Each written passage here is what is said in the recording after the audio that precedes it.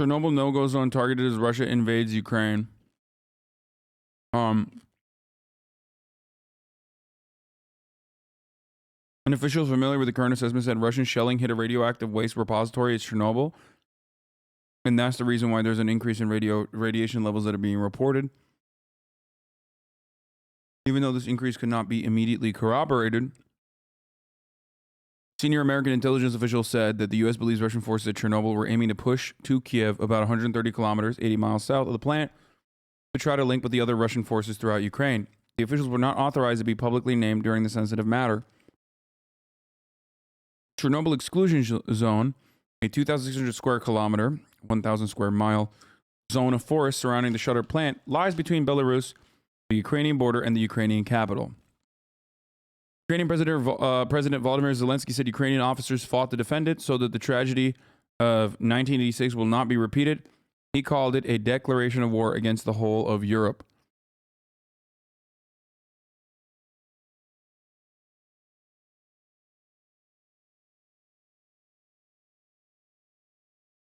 What is this?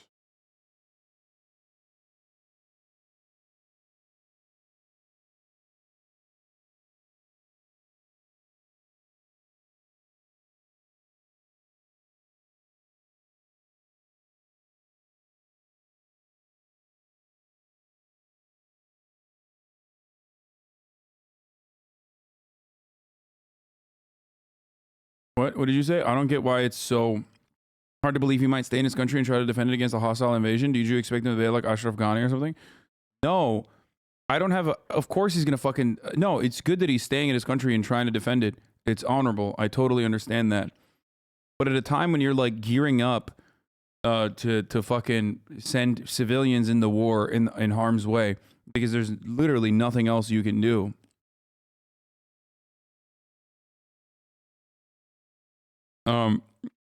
Trying to ask NATO to like allow you to join while you are literally being invaded by the one country that can't join NATO and the one country that NATO is designed against.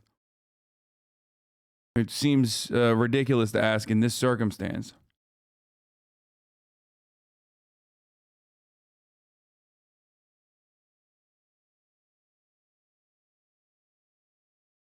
A country that could potentially join NATO, however, is Finland. That's who could potentially join NATO. Now, after all this.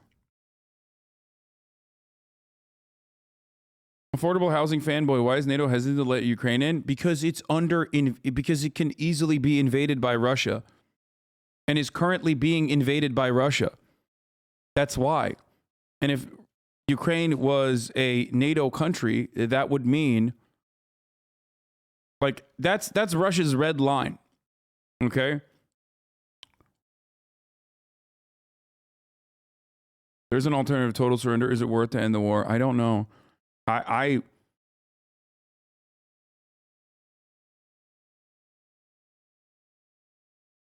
Poland is accepting all those seeking refuge visa-free. They've set up help points, providing medical shelter, food, etc. Ukraine has a neo-Nazi government. No, it doesn't. Shut the fuck up. There are actual neo-Nazis in Ukraine, but the Ukrainian government is not neo-Nazi. You're a fucking psycho.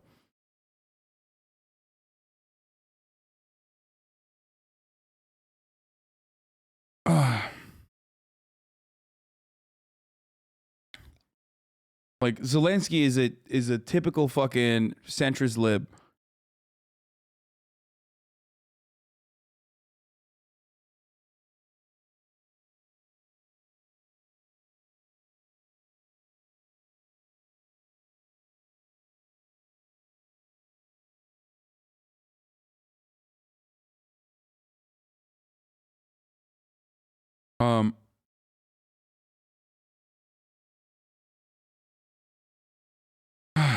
Anyway, let's watch the one thing that I... Demilitarization of the country.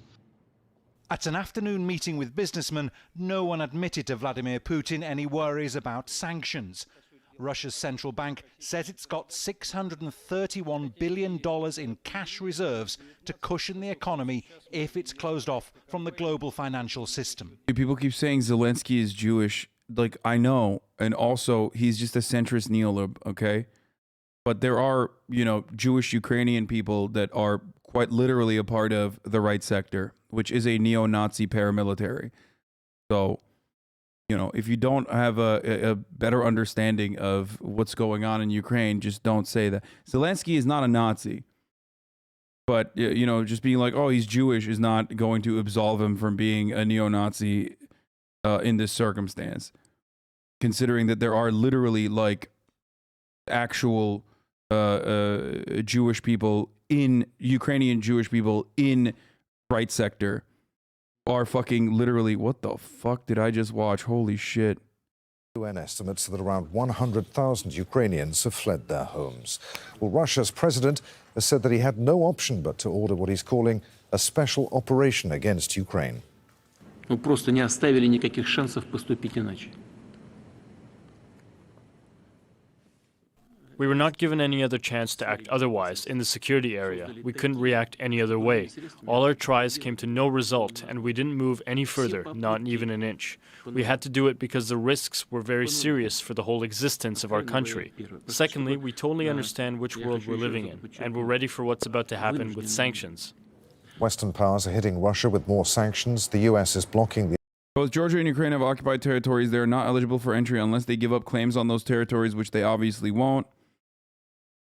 Yeah. Part of the reason is so that they can't, the part of the fucking land grab is to strategically make sure that they can't as well. Putin chose this war.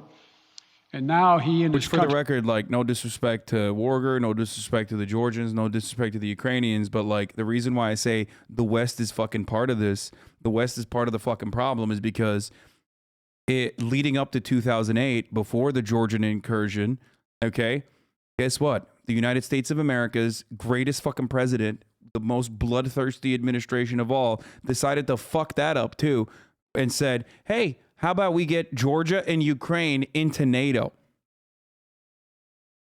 That is literally that in the aftermath of the GWB administration, which was bloodthirsty and psychotic in fucking Iraq, Afghanistan, war on terror, all of that.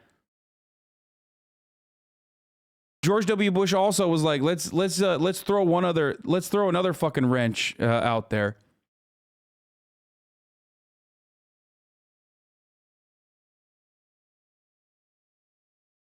What an impactful president. Look at what Biden's CIA director said at the time about that. Oh, this is from WikiLeaks, yeah. Ukraine and Georgia's NATO aspirations not only touch a raw nerve in Russia, they engender serious concerns about the consequences for stability in the region. Not only does Russia perceive encirclement and efforts to undermine Russia's influence in the region, but it also fears unpredictable and uncontrolled consequences which would seriously affect Russian security interests. Experts tell us that Russia is particularly worried that the strong divisions in Ukraine over NATO membership, with much of the ethnic Russian community against membership, could lead to a major split involving violence or, at worst, civil war. Oh man, that's such a crazy thing. This is, by the way, this is in 2008. In that eventuality, Russia would have to decide whether to intervene, a decision Russia does not want to have to face.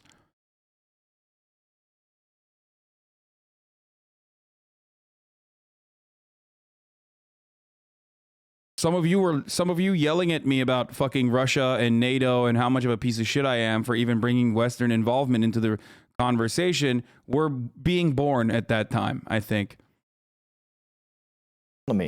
Some Ukrainians are fleeing to neighboring Poland. Just shattered, not for myself, I don't care about my own safety. I care about Ukraine. She has family. And Ukrainians. I'm of Ukrainian heritage, and to see this happening to the country is just devastating. I just can't believe someone could be so evil. President Vladimir Putin announced the invasion on a televised, pre-recorded address. Here it is. U.S. President George W. Bush vowed on Tuesday to press for Ukraine and Georgia to be allowed to start the process of joining NATO despite resistance from Russia and skepticism from the alliance's European members. Bush in Kyiv on his way to his farewell NATO summit in Romania said Moscow had no right to veto bids by the two ex-Soviet states. There was no link between their ambitions and a planned U.S. missile defense system in Europe, he added. Washington has long lobbied for Ukraine and Georgia to be granted membership action plans at the Bucharest summit. Russia announces the bids on grounds that NATO is intruding on its sphere of influence, and France said it would oppose granting the membership action plans to the two ex-Soviet states. This motherfucker literally ruined, he ruined the planet in every way that he could. Incredible stuff. Except this didn't happen, so it means, oh, so I guess it just it just was an accident that then all of a sudden, literally what you are watching in front of your eyes unfold happened exactly in fucking Georgia. Georgia first, and then Ukraine now. Well, in 2014, and then once again now.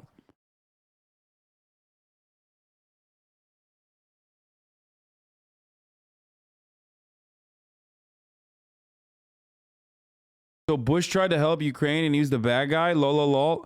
Dude, I feel like chatters fucking hear this and they literally go, hey, Russia does not have a red line. Like, there is just no red line. They just do not have the capacity. It's not right or wrong, okay? What Russia is doing in this situation is not right or wrong. I'm not ascribing like a moral value to it. I'm just simply showing you what their reasoning is and why they're operating in the way that they do, if you want to understand why they operate the way that they do.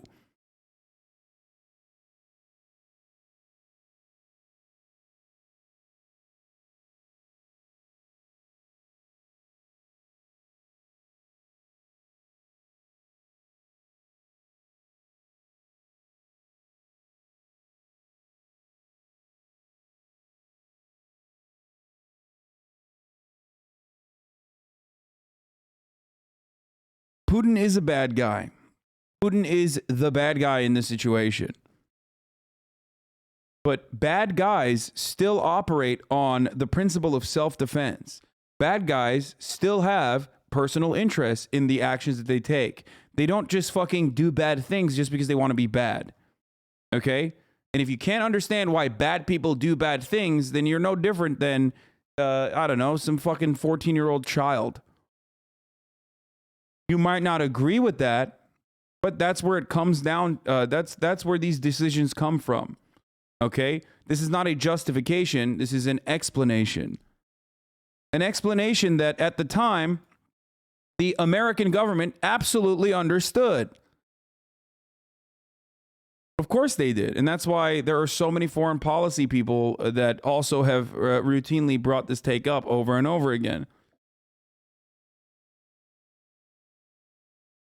But what Putin did goes even beyond the red line, like bombing Western Ukraine and all this other shit. Like, is a complete psychopathic way to fucking deal with this. Like, it's full scale. It goes way beyond what is necessary. Like, it's like he threw the kitchen sink.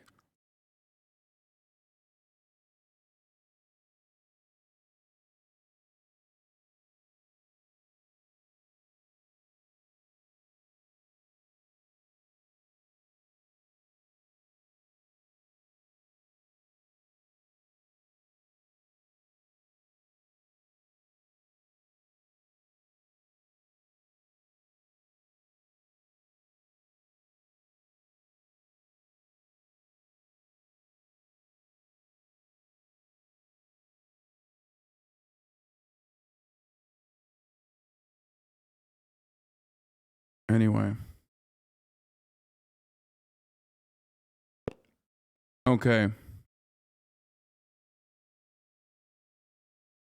It's, if I understand correctly, that Russia is going to threaten the Eastern Europe. So answering your question, I think that I have to pee. I'll be back. demilitarization of Ukraine could be done when all the military units, I mean, military units who are shelling the peaceful citizens of Donetsk and Lugansk Republic will be eliminated, and when there will be a situation that nothing would be dangerous for the citizens of Donetsk and Lugansk republics. So the suggestion seems to be then, are you saying, Vladimir, in your understanding, that Putin simply wants to eliminate Ukraine's military abilities? That seems a very difficult thing. I'm not contemplating that. I mean, I don't know actually. I'm not a state employee. Understood. No, I don't know. I'm just asking in your understanding or analysis of the situation. This is just my understanding. That's right. Right. Let's bring Lawrence Corbyn. Lawrence, how long? You're always ignoring people from the region in chat because it ruins your discourse. No, I'm not. We know why Russia operates like this, and U.S. involvement is of minimal importance. That's what you do not understand. We have dealt with this for 7 decades. If it wasn't for NATO, it would have been EU. Russia does not want us to live like we want. Dude, I don't know why you keep fucking bringing this up. Like, if you're at a moment's notice, if you're about to be fucking invaded by Russia, why are you defending the sanctity of the United States? Like, it's a very strange fucking take to just be like, I know that like my country is being shelled by Russia right now, but what I need to do is defend American interests, even though you're showing Americans who are comprehending that saber rattling in this way is 1000% going to be used as a justification by Russia. Like, what a weird thing, dude. That's why I don't believe that you're like actually who you say you are.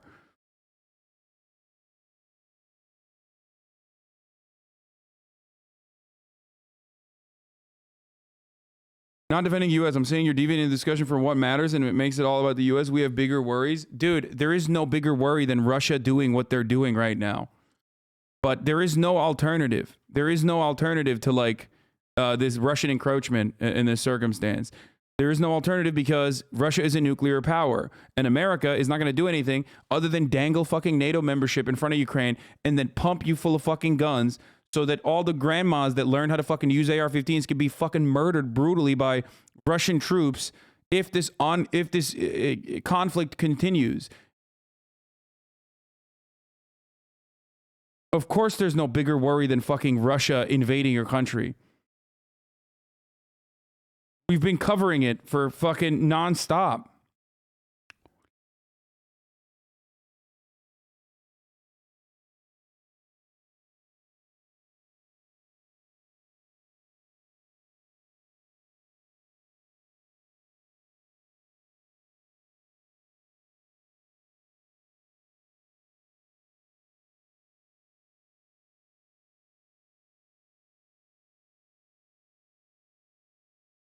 Anyway, is rise is the Russian Federation, and the president of Russian Federation and his militant friends, they should be put to international tribunal as criminals against criminal things that they do. Why would the U.S. want grandmas to die? You know, and no, dude, the United States is indifferent to grandmas dying. That's the point. They don't give a shit if grandmas fucking die or not. That's the issue. Jesus Christ. I don't know why you don't see this. They don't give a fuck. Also, potential Kyiv bombing is going to happen in 15 minutes. And this is what he was trying to do at the time. So this is very similar what President Putin doing now. And only 1 year after 1938, the Second World War began. So this is what the whole world needs to remember now. So we are very close. We are on the brink of something similar. So they need to back down.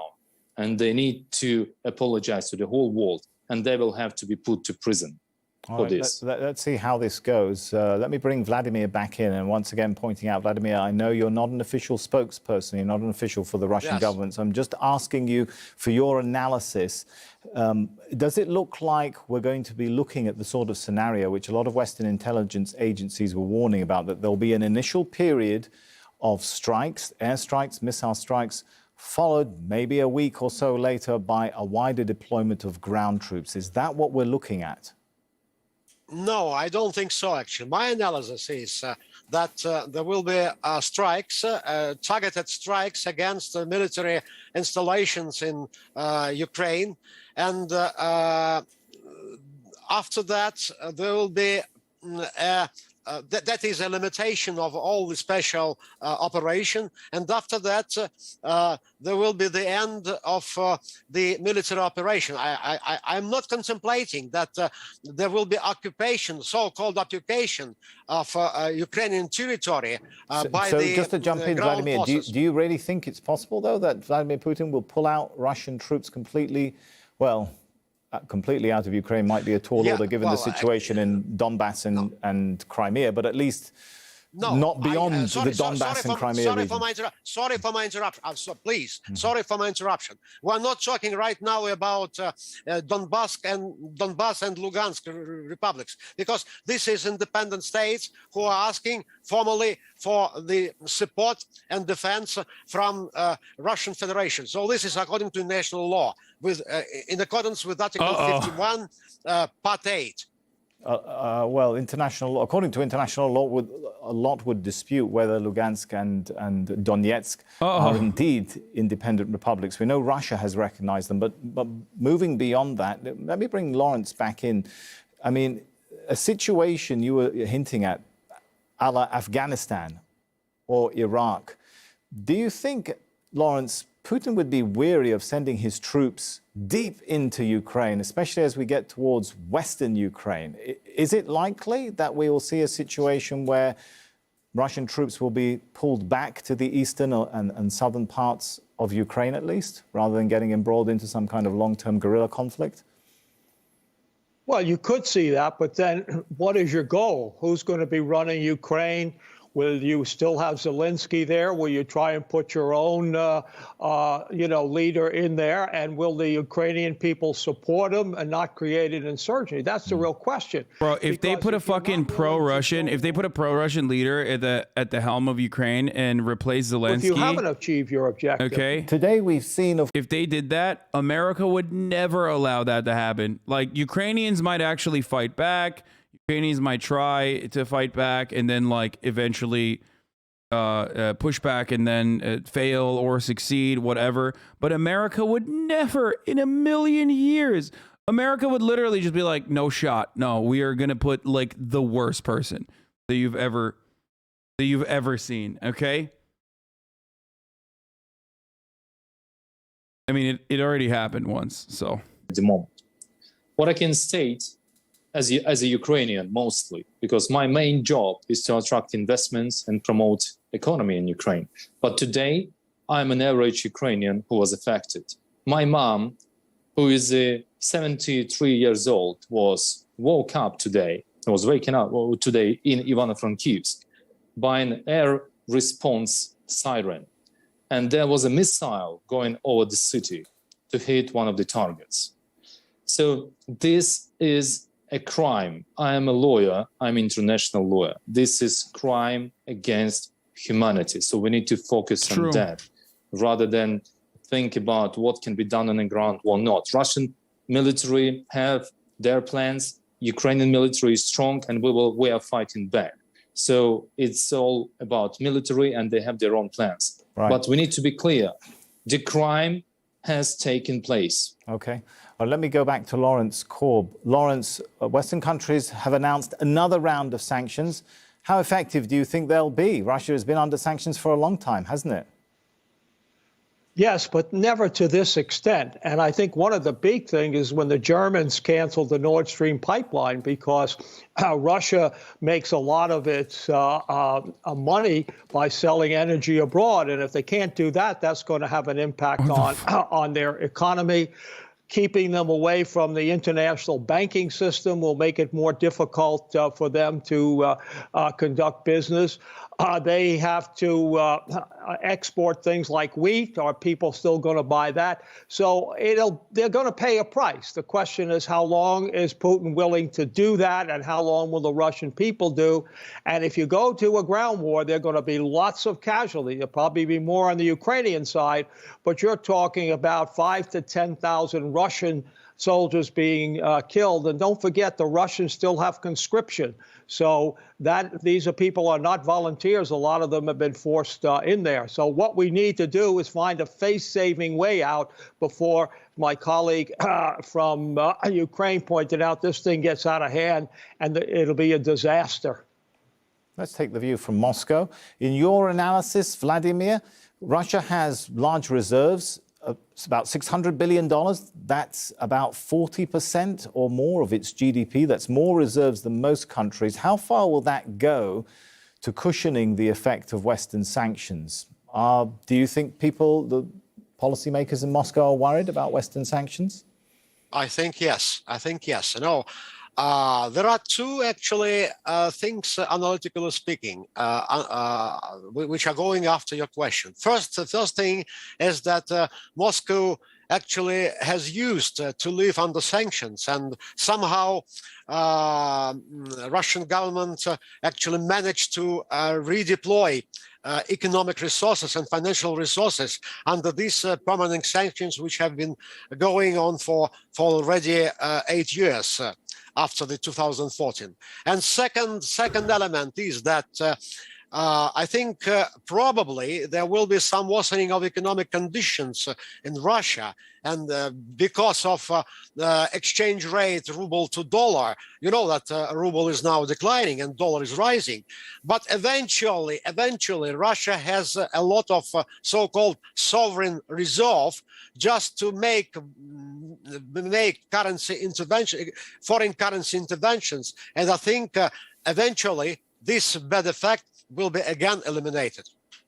Let's get the view This is from my Kyiv. analysis. All right, let's get Sergei from Kyiv. So, Sergei, it sounds like the leaders in Ukraine are not entirely... America left the conversation. And they think Western countries... How analogous to what's going on currently. We are thankful to all leaders for what has been done so far. We're thankful to our neighbors. America was like, yeah, I'm done. Lithuania, I already Latvia, fucked the shit up. I'm out. Other countries that provided weapons to Ukraine. We're also thankful to European Union and American friends for sanctions.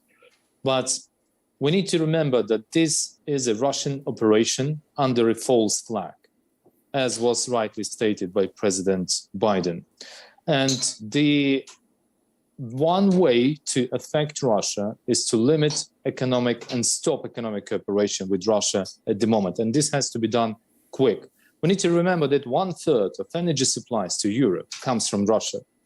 And all this money... I like how his analysis of Russia is good and will win. It's important to hear from the Russian side, no matter how fucking psychotic it sounds. To act as a tyrant, in the 21st century, and to make a war in the center of Europe. So this is unacceptable. So, as I said, we want to see very strong international response and very quick international response. What kind of international response do you think most Ukrainians would like to see, Sergei, beyond what the West has already done? Well, we, of course, would be keen to see some military support. But as we have... You mean beyond simply supplying weapons? Because it's unlikely, any Western leaders have already said they're not sending their troops to Ukraine, right? We understand that this is unlikely. The reason that guy's teeth is fucked up is because he's poor. But we also want to see real serious sanctions on Ukraine to break down their economy. Not sanctions for the sake on Russia, you mean, just to correct that?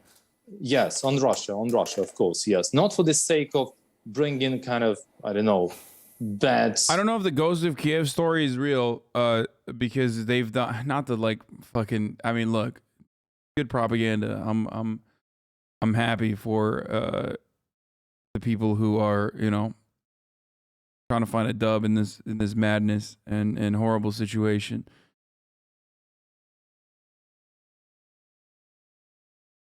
Okay, yeah, 6 minutes. I think the tactical unit that surrendered is also Konstantin Buchanev, head of RU tactical unit, surrendered together with his comrades. We didn't want to kill anyone. The jet plane videos of an old air show. Yeah, I think so too, right?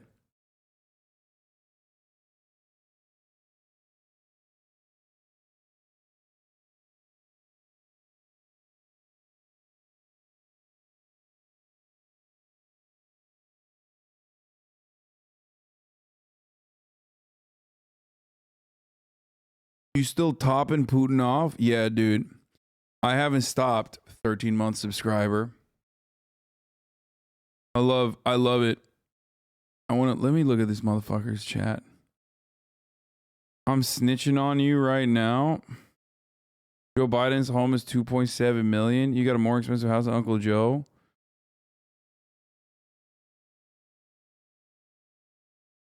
What happened to this guy?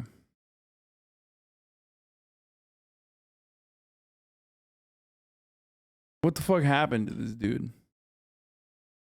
Easy snipe. Man, shut the fuck up, dude. Kind of sad that you're just like looking for attention. You know, we had stumbled upon and we all right, here's that forward group of Russian special forces that CNN video at the airport just a few hours before by helicopter, had engaged in fierce fighting and were now facing a counterattack from the Ukrainian military. At that point, we stepped away and witnessed this.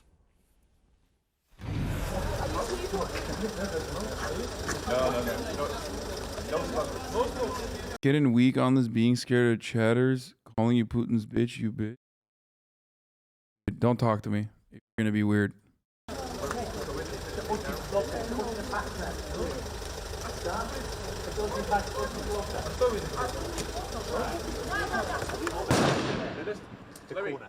Keep inside, keep inside. In here, against the How wall. can I find it? Oh my god. Jesus fucking Christ, dude. That is so fucked up.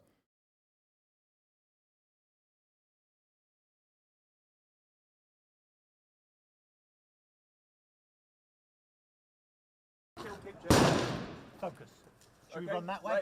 We've got to be mindful for the driver as well, okay? Let's move down this way against the wall. So those are Russian troops that like allowed these guys to film them while they were, I think, while they were like controlling the airport. I need to check keep down. I need you to check IFB. It's okay, keep chill.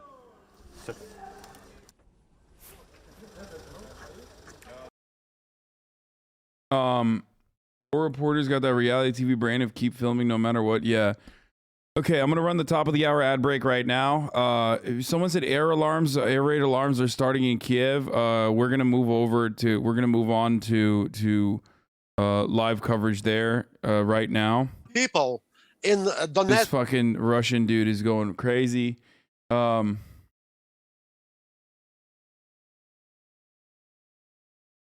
We're gonna move on to live coverage right now to see if there's any updates. But here I have a live view of the Maidan Square in Kyiv up. But like I said, if you no longer want to see those ads, all you need to do is subscribe. You can do that for $5, or you can do that for free if you don't have $5 with the Twitch Prime. Here for the ad-free broadcasting experience. Here's the 1 minute ad break now. You can also get gifted a sub if you're lucky. I ran the ad already. Okay. Russian strategic bombers are up. Remember, they earlier in the day, they said, or Ukrainian intelligence stated that there was going to be another bombing campaign that occurs tonight. And they timed it at right now. Hopefully it doesn't happen.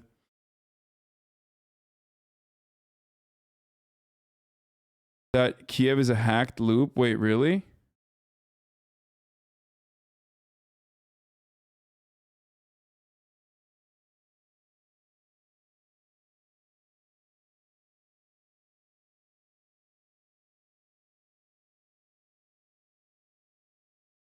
Wait, didn't they say it was oh shit, what the fuck? It is the same car. Yeah, this Kyiv is not, this is like looping.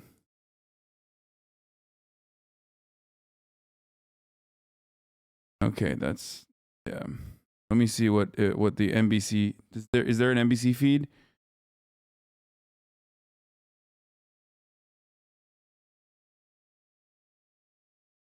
Multicam view of Kyiv.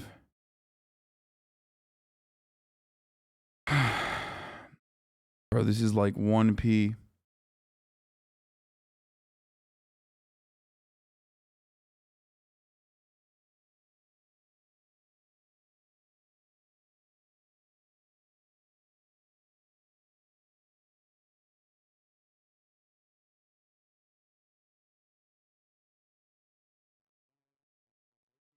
I mean, here, this is not exactly great quality. Oh wait, you can improve it. Never mind.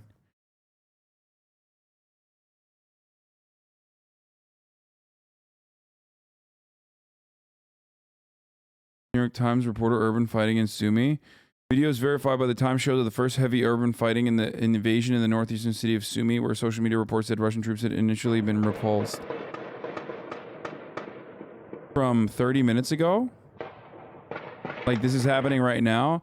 Possible use of banned cluster munitions, weapon remnants from a strike near a hospital in Volodar that killed 4 people and injured 10 shows what analysts say are remains of a Tochka short-range ballistic missile.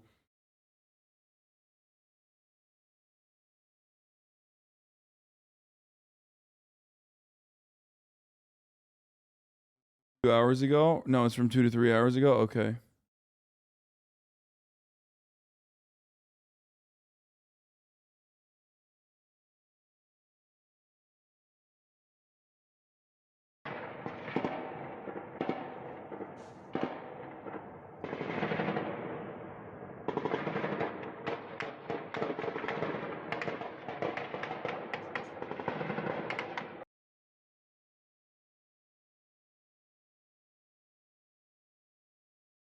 How surreal that people can, from the safety of their homes, look at war 4K. We're in the future. Latest, Ukraine calls general mobilization. That happened earlier today. Zelensky said Russians have entered Kyiv. Kyiv bombardment is imminent, says CNN. People sheltering in train stations. Ukraine says they destroyed 30 Russian tanks, 6 helicopters. 137 Ukrainians have died. 100,000 have been displaced so far, according to UN.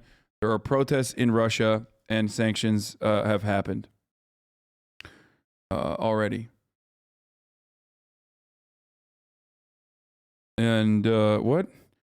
Russia has complete air superiority over Ukraine, says Western intel official. Yeah, they do, because they fucking destroyed their they destroyed any chance that the Ukrainians had at air defense, right?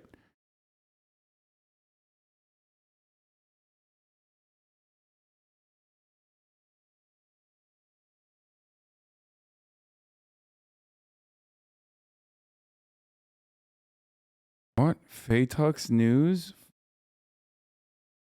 Collaborator? What? Oh, it's from Fox News. Fox News says Russian strategic bombers are up. Okay. Go to the CNN live feed.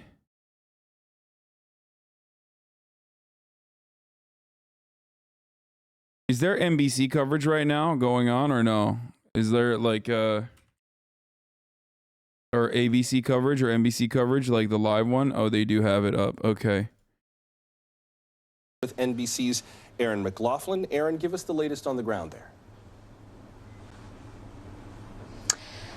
Hey, Joshua. Well, in that address you just mentioned, Ukrainian President Volodymyr Zelensky also urged Ukrainians to adhere to the curfew now in place. It's set to last until 7 a.m., part of the martial law order now people here are subject to. And I can tell you, it's looking out at the Capitol, the streets are completely empty. People are listening. It is eerily calm here after a chaotic day in which we heard explosion after explosion after explosion, and then siren sounds starting at 5 a.m. yesterday morning. The attack lasted through the day into the evening hours. A number of military installations were hit, including airfields. Russian soldiers crossed the Belarusian border, and there was a firefight in their Chernobyl area between Russian soldiers and Ukrainian military. Russian soldiers having seized the Chernobyl nuclear reactor plant. This as people here in Kyiv tried to flee by the thousands. There was a traffic jam leaving the city, going in the westward direction, widely seen to be the safest place to be here in Ukraine. There were long lines at gas stations, long lines at ATMs, as people were also hunkering down for their lives inside metro stations and bomb shelters. People here are absolutely terrified. They are urging, though, people to take up arms to... Watching these oligarchs escaping Russia in charter jets on Flight Radar 24, this is just sad. Bro, Putin literally fucking pulled his mega yacht off of the coast of Germany. These motherfuckers are all so goddamn rich. They don't give a fuck. They are going to see none of the consequences. They already have so much cash that is like comfortably offshored anyway, right? All these sanctions are like, oh yeah, it's terrible for my businesses, but ultimately it's not even a fucking, not even a thing. Why take Chernobyl? It's an entry point into Kyiv. That's why they're taking Chernobyl. Like they're moving through Chernobyl. Officials that they do believe Russian forces are closing in on Kyiv. So people here, again, still bracing for the worst, Josh. We heard from a number of our viewers in terms of their feelings about what's happening on the ground. So you think it's better to do nothing? Wait, what do you mean? What, for the fucking Russian oligarchs? I don't give a fuck what they do. Fuck them. I mean, what are you talking about, dude? Oh, dude, are you telling me that Putin shouldn't pull his fucking mega yacht off the coast of Germany? You're telling me he shouldn't do that? Yeah, dude, that's what I'm saying. I mean, fuck that yacht, okay? What do you mean?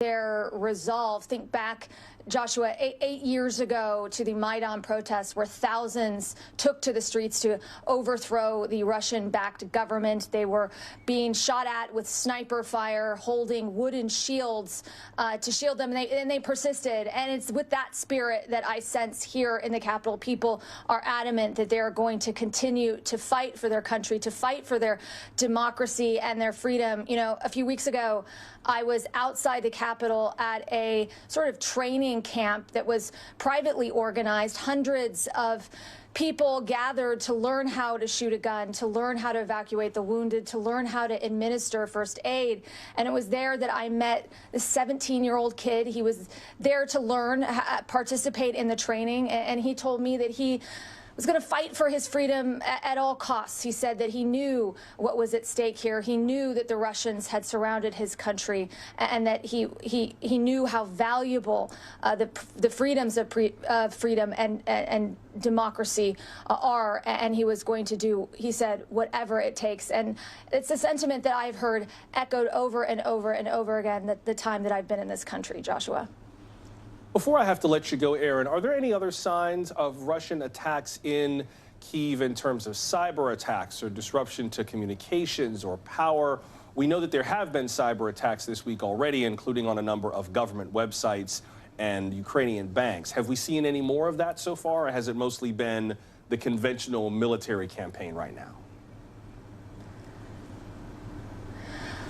Well, there have still been ongoing cyber attacks here in Ukraine, but frankly, not at the level of what had been expected, warned by Western officials. It was thought that this military assault would be preceded by, say, the power being cut, the internet going down, the cell phones going down. Even one warning had satellite phones were going to go down. But as you can see, I'm talking to you right now. I'm still getting my emails. I'm still getting phone calls. That has not happened. I wouldn't speculate as to why that has not happened. But, you know, I've heard some U.S. military officials say that perhaps they don't want to anger the population too much. So far, the targets have been primarily military installations, and there's this thinking that perhaps President Putin feels that the people of Ukraine would welcome this kind of military activity, that perhaps that they feel that they are being kept captive in some way. One of the more delusional theories that you hear with respect to the Kremlin. But again, we simply do not know. All we do know is that the bombs fell starting in the early hours of yesterday morning, and we expect more to follow. Joshua. Thank you, Aaron. That's NBC's Aaron McLaughlin reporting live for us from Kyiv. And since Aaron was talking about the view from the Kremlin, that's a good place for us to continue. Let's head now to Moscow and NBC's Matt Bodner. Matt, what is the latest word from the Kremlin and from Vladimir Putin? Thank you, Josh. Well, we saw Vladimir Putin show up later this after, I guess yesterday evening now, in the Kremlin. He actually summoned the leaders of Russia's business community. You could perhaps say that these are the modern oligarchs here in Russia. And he told them, he essentially warned them that sanctions were coming, and he kind of explained to them that he really had no choice. He had to do this move. He had I clicked to launch, on the wrong thing. This large-scale military operation against Ukraine, and I want to note the wording here before I move on here. He's not calling it a war. It is a special military operation. So he explained to the business community that it had to be done. He had no other choice because there was no other way to ensure Russia's national security interests on the world stage after basically several months of playing a very high-stakes game of brinksmanship with the West. We've spent a lot of time on our networks talking about those Russian security demands, those ones from back in December where Russia demanded essentially that NATO dismantle its eastern flank, guarantee that Ukraine would never join NATO, for example. So he was basically saying, sorry, you're going to get hit with sanctions, but I had no choice. How are Russians responding to this? I mean, we've already seen protests across Russia, particularly in St. Petersburg. We've heard of hundreds of people who've gotten arrested. Is that the mainstream of what Russians are expressing? Is that more on the fringe? What's the response been like from the street? First boom heard in Kyiv.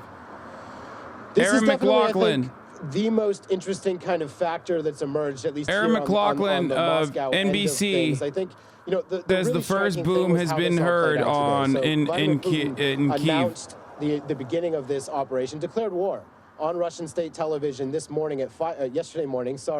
Explosion just went off on the stream. Where? Sleeping. Of course, Russia has a lot of time zones, so there was plenty of the country still awake already. But in Moscow, people woke up to the news that their country had invaded a nation that they consider to be a brotherly nation. And I have to say, this very dark sense of bewilderment very quickly set in. And I kind of spent the morning working my social networks, my extended social networks, kind of talking to people wherever I could to try to get a sense of, does anyone want this? And I have not found a single person. And I'm not saying they don't exist. Obviously, there is a certain demographic in Russia that will want to see this, that is supportive of this thing, this kind of action in Ukraine. But I think people are in shock. Wait, this is the Putin speech, right? From earlier today. Коллеги, друзья, добрый день. То, что происходит, вынужденная мера. Everything that's happening is a desperate measure. They left us no other option. Bullshit. They've created such security risks that we couldn't react differently.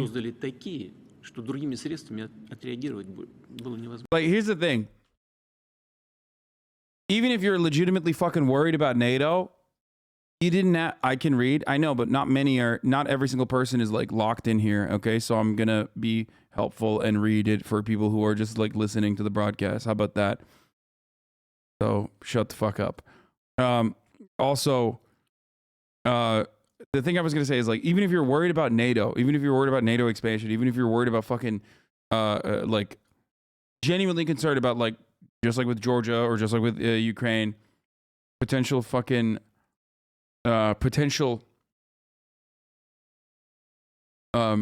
NATO expansion into these territories.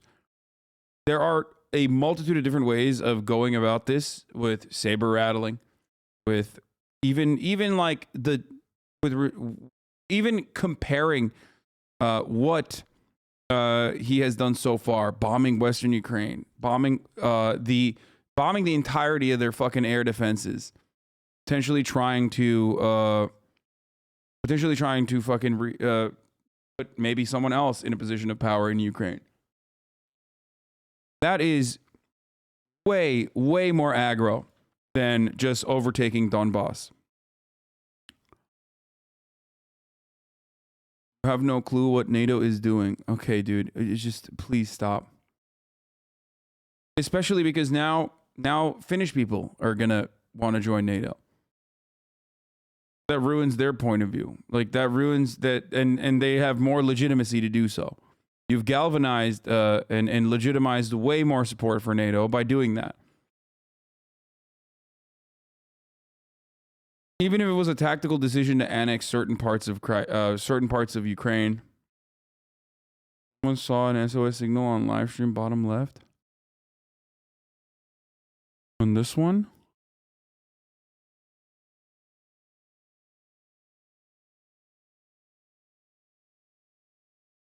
GGX gang member 304 wrong on all accounts. I wonder what GGX gang member has to say about this. Откровенно говоря, честно говоря, даже удивлен. Ну, не на миллиметр. Я хочу еще раз это подчеркнуть. Вынужденные меры.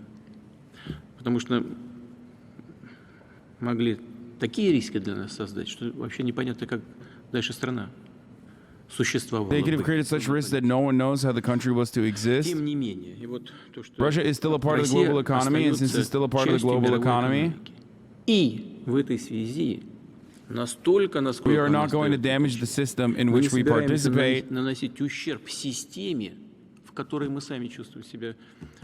I think our partners should understand it and stop trying to push us out from the Мне кажется, и system. наши партнеры должны это понять и не ставить перед собой задачу выталкивать нас из этой But still, they will impose those restrictions, sanctions for political reasons. Эти рестрикции будут. Условия функционирования этих активов по сравнению с другими видами финансовых активов. Что касается Со стороны правительства, Government authorities in general should provide you necessary conditions. Конечно, задачу вижу в том, чтобы обеспечить вам условия хорошие. Обеспечить больше свободы. To give more freedoms to business, but definitely within certain limits to have certain. Предпринимательской деятельности. Конечно, в известных рамках с тем, чтобы Certain limits to give more freedom to businesses, but certain limits to have certain predictability from both government and the business. Правительство, но мы ожидаем, что и предсказуемость со стороны бизнеса должна быть. Obviously, we cannot forecast geopolitical risks. Ясно, что мы не можем полностью. He's a commie though, lol. Bro, Vladimir Putin is not a fucking communist. Are you insane? He is literally an anti-communist. Like, there is not, like, people just say, people out here saying anything, bro. You just see, like, you hear motherfucker, one of the richest men alive, okay? One of the literal richest men on the planet. And you're just like, bro, this guy's a communist, actually.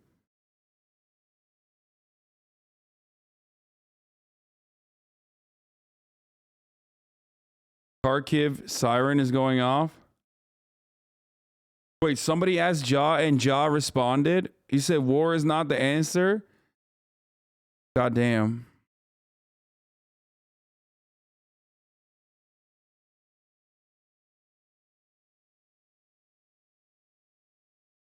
Typical communist is fucking, you know, soothing the interests of the other oligarchs in the room that control the Russian economy. Откровенно говоря, честно говоря, даже удивлен. Ну, ни на миллиметр не сдвинулись.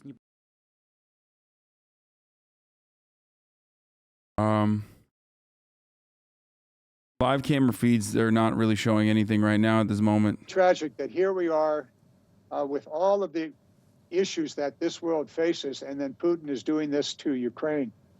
You know, I would think that the world should just... Thank you, Evie, everything, for the I don't know subs. how we could possibly express such anger and dismay, but we have to do it. So you were about to ask me a question about the unclassified hearing that we just had. Yes, sir, it was indeed. And just to the point that you made in terms of how the world expresses its response to this, I wonder if you heard anything. Wait, this is Ukrainian. Ukrainian woman confronts Russian soldiers in Henchek, Kherson region, asks them why they came to our land, and urges to put sunflower seeds in their pockets so that flowers grow and they die on Ukrainian land. Jesus Christ, that's poetic. Holy fuck.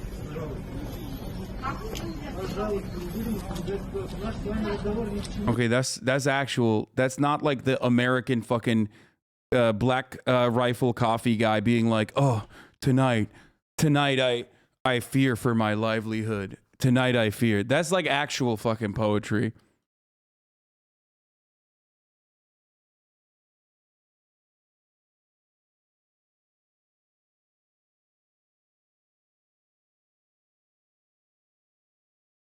Remember that fucking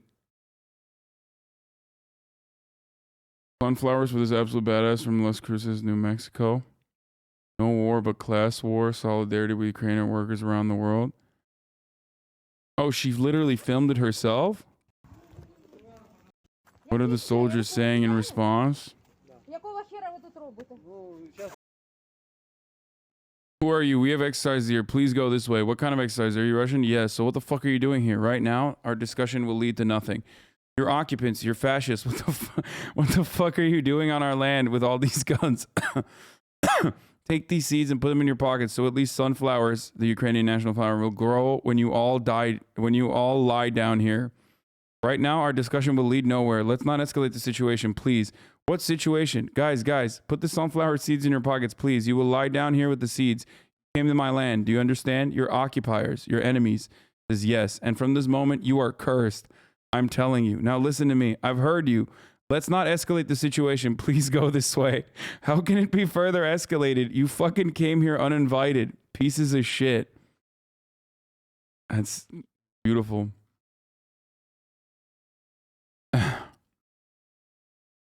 She fucking cursed him, dude.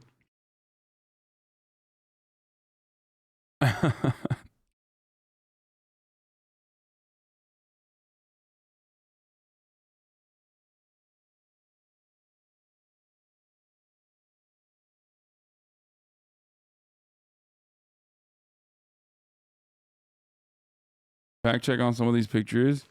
Photos show airstrike in Gaza Strip, not Russian invasion of Ukraine. Oh, Jesus Christ. Following week's attention, Russia invaded eastern Ukraine. World War III, Russia just attacked Ukraine, reads the caption. Photo from Gaza, not Ukraine. Yeah, isn't that shocking? Look at that.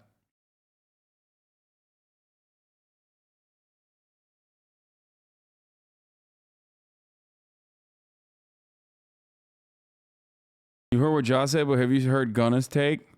We push in peace.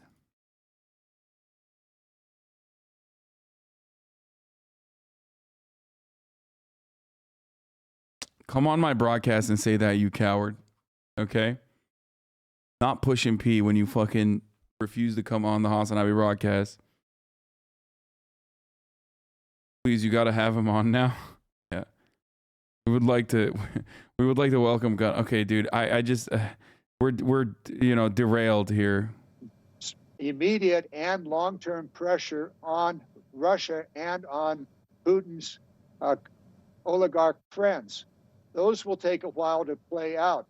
The freezing of assets, that has taken place. The freezing of bank accounts of the Russian banks, that has taken place. What effect will that have on the Russian economy? It will be an effect that will take place in the days and weeks ahead. But each week that goes by, those sanctions will have a further impact on the Russian economy. And those men and women that were in the streets of Russia yesterday morning will be back, and this time, I believe, with a vengeance, because their own personal situation has been significantly impacted by what Putin is doing to Ukraine. So the sanctions are designed to take place over a longer period of time. Congressman, briefly, before I have to let you go, I have to ask you about NATO. You met with a number of NATO officials. I know that President Zelensky has been kind of musing as to why more nations haven't helped. He gave a speech tonight saying that NATO is afraid. He asked everyone to take them to NATO, and they didn't. What is your sense of NATO's response to this based on your most recent conversations with them before we go? NATO is unified. Keep in mind that Trump spent 4 years trying to destroy NATO. Oh my fucking God, what a lib take. NATO's unified in not allowing Ukraine to be a part of NATO. Parliamentarians from all 30 countries, they were going every which way. Now that this attack is underway and the buildup to it, NATO came together, 100% together, 100% Thank God, man. To put in place all the deterrents necessary to keep... Bro, thank God NATO is unified, bro. Unified and also not going to do anything. The European Union has also unified. They couldn't even agree on milk prices, but they surely now have agreed on how to push back. Yeah, again, the European Union unified on not offering stricter sanctions to Russia that would truly hurt the Russian economy because of their over-reliance on Russian oil and gas. And other Pacific countries to stand in solidarity, to do what is ever necessary to make the sanctions really hurt Russia.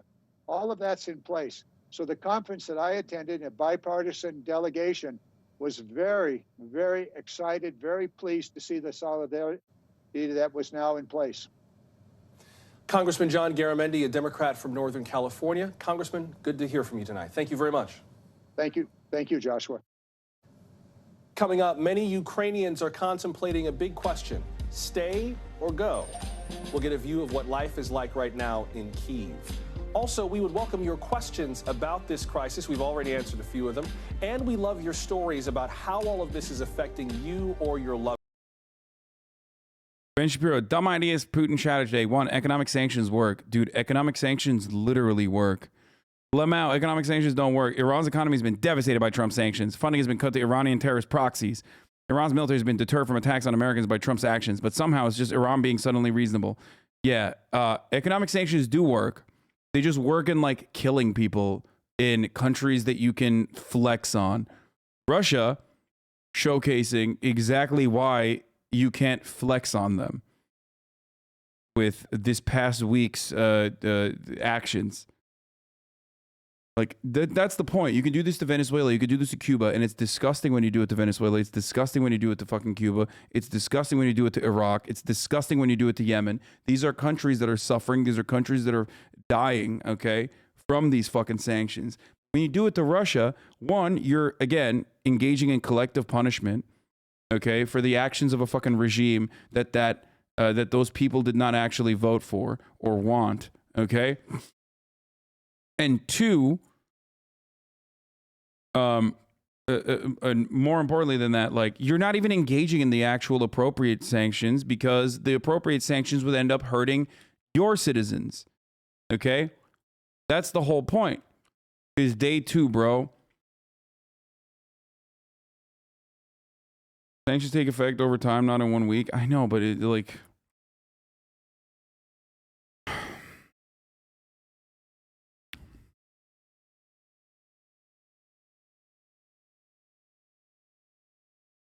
Russia has already been fucking getting throat fucked by sanctions leading up to this, or numerous other things. Obviously, never to this degree. International law exists, though. No, it doesn't. International law is bullshit. Shut the fuck up. Trade ties with tyrannical regimes. Moderate those regimes. The UN is a useful institution. The non. Is he being serious? What?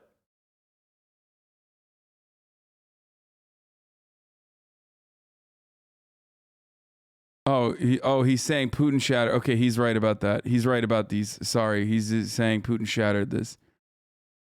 Economic sanctions do work if your goal is to fucking kill people. But he is right. The UN is a useful institution. He is right. Putin did shatter that. Non-treaty promises by major nations are trustworthy. Non-treaty promises by major nations are trustworthy. Putin destroyed that. International law exists. Yeah, I agree with Ben Shapiro on this. I'm not even kidding. Holy fuck, this is a good take from Ben. I was so ready to fucking disagree with what he was saying because it's Ben Shapiro and he usually has a fucking horrible take. But I do agree. But it's not Vladimir Putin that destroyed the concept of international law.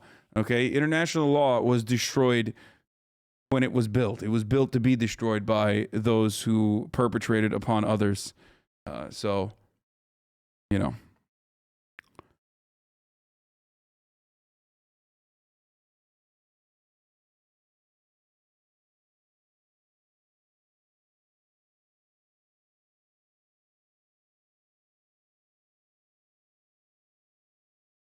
Broken clock. International law exists. There is no international law only exists for smaller countries, okay? International law, in the way that it works, only exists for America to uphold for other countries while consistently violating those exact same rules. Many of you, there's 124,000 people in here right now, so it's a good time to repeat something that many people don't know and are always shocked. Whenever people come in here and tell me, Hasan, what are you talking about? International law is incredibly important to me. It's incredibly important to you. It's how the world goes around. And I tell them, have you ever heard of a little rule called the Invasion of the Hague Act? Okay?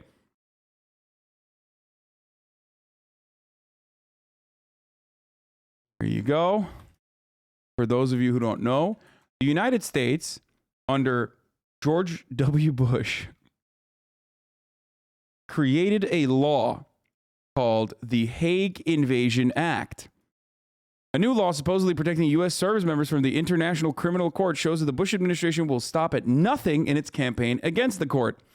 U.S. President George Bush signed today into law the American Service Members Protection Act of 2002, which is intended to intimidate countries that ratify the Treaty for the International Criminal Court, which authorizes the use of military force to liberate any American or citizen of a U.S. allied country being held by the court, which is located in The Hague. So when America and American service members, or even allies of America, engage in war crimes that we have sanctioned off, which we do many of, we have the legal right to be able to go and invade The Hague. So talk to me more about how you think international law exists.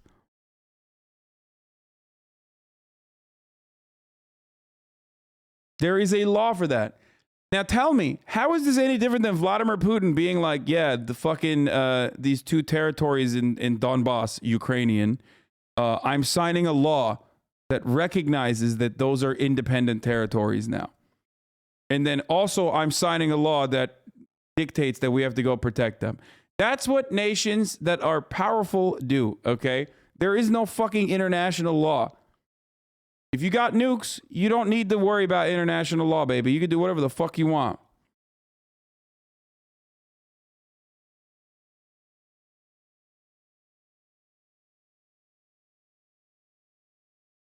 That Hague Law is precisely what is used to prevent Israel from having any accountability to. Well, that too. I mean, I don't know if you guys know this, but Israel also annexed territory. And it wasn't even like, it was true, pure colonialist, imperialist territory expansion. Whether it was settler terrorism in lands that were not even allotted to the Israeli government, or whether it be the annexation of Golan Heights. Okay, that's just straight up a violation of international law. What punishments has happened in that situation? Here's another violation of international law: an artificially induced famine upon the people of Yemen. This is done by Saudi Arabia, our other incredibly important ally in the Middle East or in the Gulf region, okay, in the MENA region, right? They are currently doing a genocide in Yemen, straight up, okay? They're doing that with our weapons. Where is the international law there? Where is the fucking anger for any of that? There isn't one. No one gives a shit. Because, again, and by the way, this isn't to like take attention away from Ukraine or anything like that. This isn't to do like, what about us and what about us and what about us, which is why I love, you know, weirdo American defenders will always come in here and be like, what about us and what about us and what about us? But like, this isn't doing that, okay? I'm simply stating that like international law is not a real thing. It's not a real concept. It's a concept that like Western superpowers created specifically to force other countries into abiding so they can justify violating international law on their own. Macron is talking now. All right, let's go to that.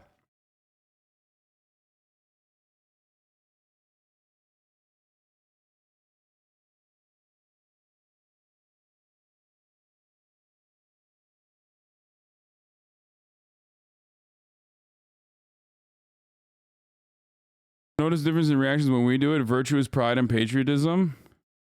Oh, this was shots being fired now in Baghdad. Yeah, I mean, this was shock and awe. Yeah, of course. This was shock and awe in Baghdad. 72% of Americans supported doing the Iraq what Putin is starting to do to Ukraine. Hundreds of thousands killed, millions displaced, all based on lies. Less people support Vladimir Putin doing this to Ukraine, and that is tempered in comparison to what is still unacceptable, still gross, still disgusting, but tempered in comparison to what America did to Iraq. Spare a thought for Somalia this week as the U.S. bombs it for the first time in 2022, and the latest time in a 15-year-old war that never received enough attention for it to qualify as a forgotten war.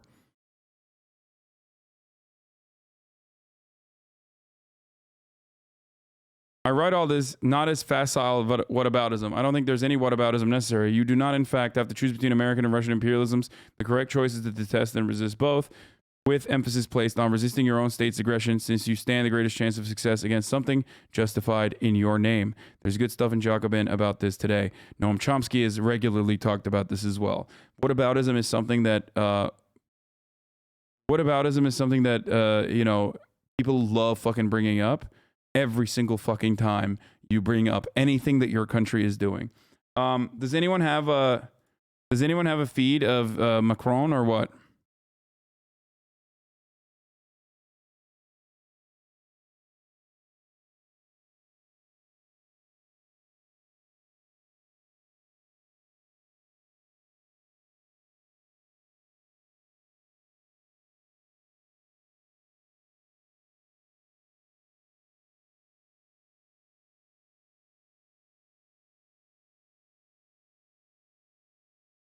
To the Arabs, to the Muslims, people watching me in other parts of the planet where your relatives get bombed on a daily basis, because there are some people I keep hearing, they say, why is there's so much attention on Ukraine? Unfortunately, the sad reality is that your pain is not unaddressed on this broadcast. I talk about this all the time. But the reason why you don't hear about it and this kind of coverage does not exist is because, unfortunately, the people that are oppressing you and the people that are bombing you are considered to be America's allies, and in some instances, Americans. Okay? And in a lot of instances, Americans. The reason why we get this level of attention on Ukraine is, of course, it's still incredibly important. Do not misunderstand me. Okay? But the reason why it gets a lot of attention here is because it's America's greatest foreign adversary engaging in this brutal action. Okay? That's it. That's the difference. I'm Syrian myself, and you're the only one that covers what happens in the Middle East. Thanks for what you do. Yeah.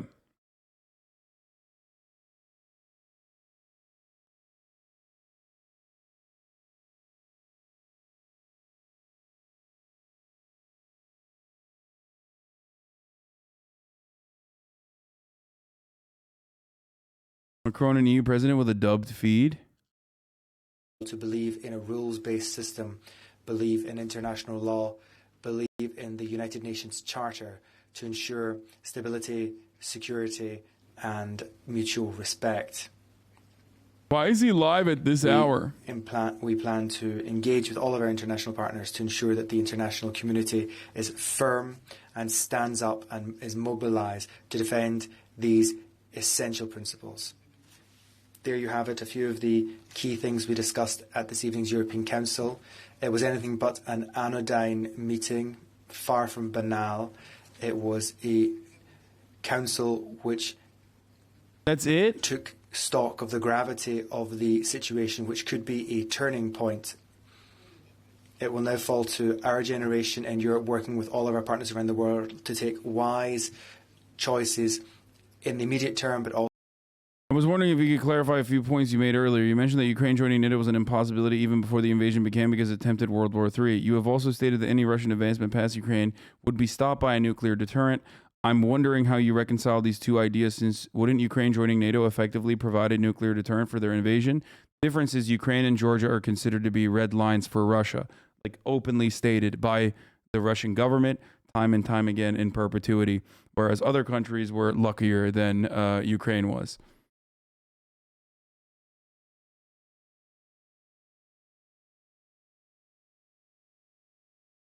That's it.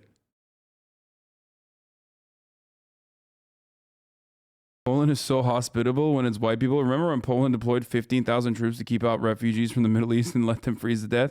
I'm sad for people in Ukraine under attack right now, but this conflict is another stark reminder what kind of lives really matter to Europeans and Americans. I mean, it's true. That is also sad, but it's the truth. Straight the fuck up. I mean, I'm glad that like Poland is opening and welcoming I'm glad that Poland is welcoming people into their country, you know? Well, they are neighbors. Yeah, okay, dude. They're still humans, you know? It doesn't matter if they're fucking neighbors. Poland and Ukraine are historic enemies. Lots of bloodshed over what land belongs to who. And they'll still unblinkingly give Ukrainians preferential treatment over brown people. Do a bunch of races. Just search the word Poland all day to reply to this shit. Don't you have a light bulb to screw in? Okay, dude.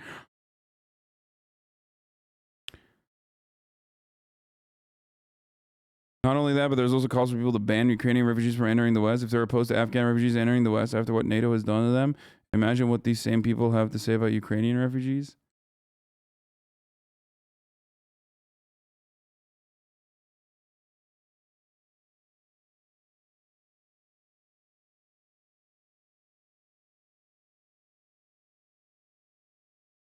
But they crossed the border of Poland and Ukraine legally, just saying, dude, legality in that circumstance is a piece of paper that you can wipe your fucking ass with. What do you mean, dude? Oh, legally? Don't come to me with like Donald Trump level fucking arguments, okay? We don't respect that shit around these parts. Come on, dude. I don't know why. This is the funniest thing. Maybe because I'm Turkish and I always have like a more international perspective on these matters. But it's always funny whenever like you see progressive people, right? You say that, but you don't pay for it. Yeah, totally. I live in America. I could pay for it. I pay for a lot more. Shut the fuck up. And yet the government doesn't spend it in the way that I would want it to. Okay. One of the funniest fucking things is legally because the Polish government stated you are Ukrainian, you can come in, but Afghan and Syrian, get the fuck out. So legal for Ukrainians, illegal for Middle Easterners. Yes. So here's the other thing. The other thing I was going to mention is like a lot of progressive people, whenever they talk about like international politics, they forget that like the same principles apply in other countries too. That's why you see this like inherent contradiction with like a lot of progressive people who then will totally forget about those exact same principles when it comes to Israel, or a lot of progressive people who then forget those exact same principles when it comes to other countries that they feel like they have a they're first generation, second generation immigrants from, oftentimes European countries. It's a very strange. Which, by the way, the fact that it's illegal for one group of people to join and it not illegal, you're not a U.S. citizen. Yes, I am. Why are you telling me what my citizenship is? What is going on right now in the chat? I mean, I guess there's a lot of new people, so like the what?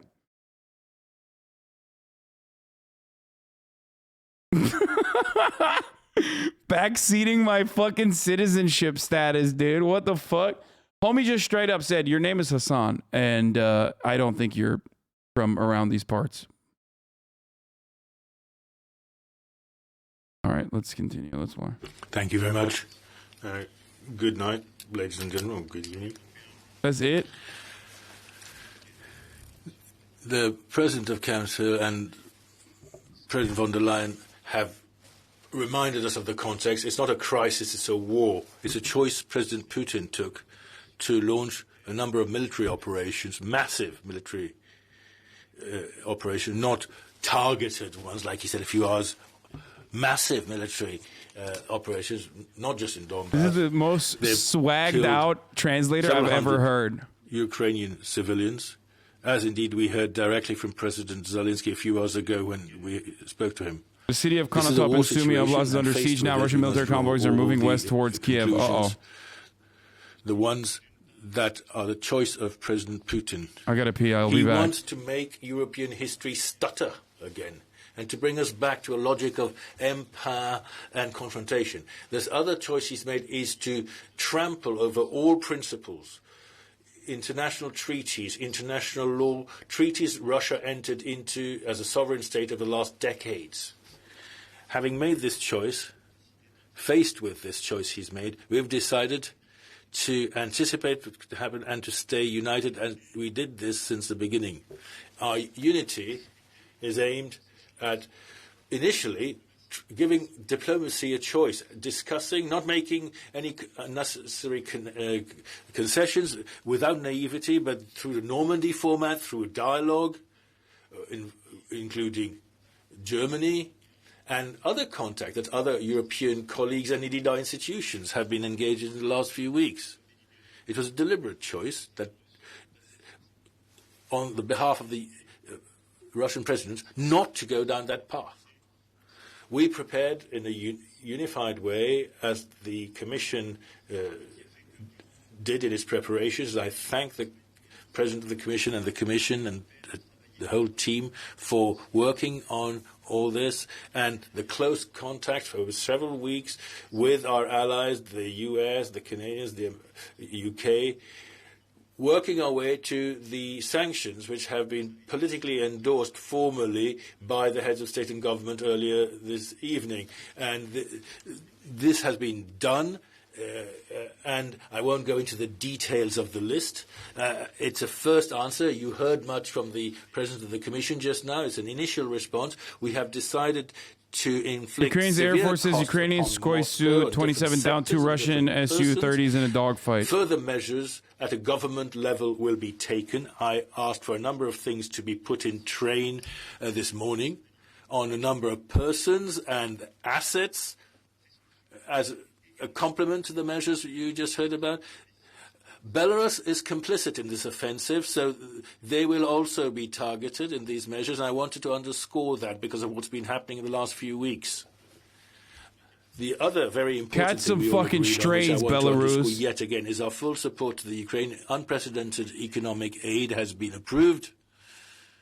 We have adopted a macro financial aid package of 1.2 billion euros.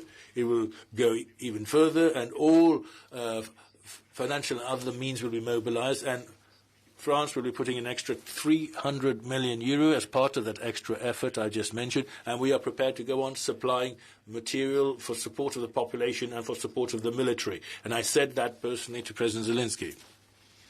Thirdly, protection for European citizens and of all nations and people. That starts with military protection. As I confirmed today, and we notified NATO, and tomorrow there's the NATO summit, and I'll be confirming the detail there. France will continue to play the reassurance role that she plays with our allies. We're going to be sending a new group of troops to Estonia as part of the advanced force presence. We will continue to be policing the Baltic airspace as of March, and our deployment in Romania will continue and be expanded. We also VGTF as the framework nation, and we will continue to hold our place there. We stand with our allies infallibly. Also, rapid measures to deal with the crisis on another front, particularly the energy price front. Measures to help citizens of Europe, our businesses, to protect them and help them.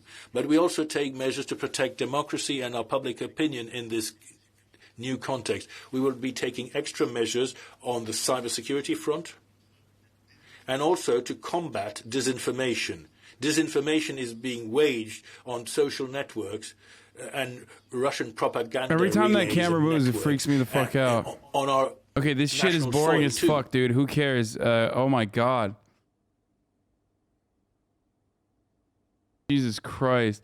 What are your thoughts about these little updates about Ukraine troops holding Russia back? Is this just cope? I imagine Russia's pretty caked out and Ukraine isn't going to match Russia's forces.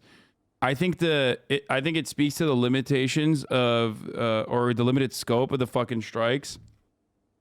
And I hope that it doesn't fucking urge Russia into.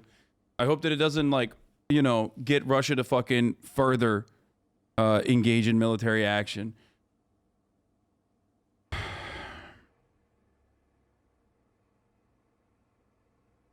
Like, I think that they have any fucking capacity to hold Russia back militarily? No, of course not. Even right now, even with 200,000 people, they don't.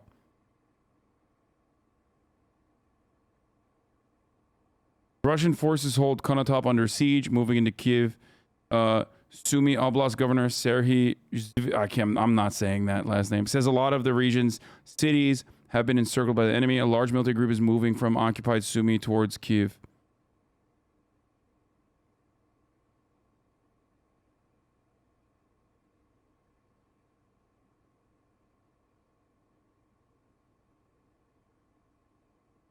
Kamala tweet, why is she involved? As the president made clear from the beginning, if Russians were to take aggressive action against Ukraine, our response will be swift and certain. These actions will have a direct impact on Russia's economy. Yeah, no, she's talking about the sanctions. Also, nobody needs to hear from Kamala Harris right now, okay? Let's be real. Mayor of Kyiv will take up arms. Breaking. Mayor of Kyiv, Vitaly Klitschko, a former heavyweight boxing champion, says he plans to take up arms to defend the country. Uh-oh.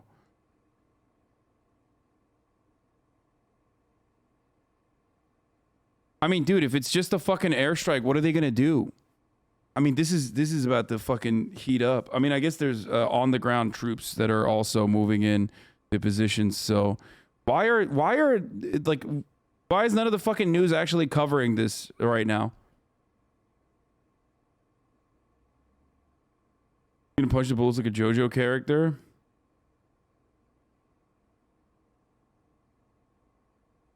And he stood up in court and denounced the war.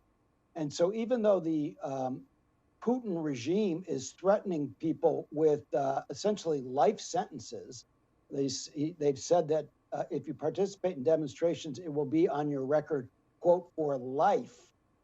Nonetheless, thousands and thousands of people are demonstrating.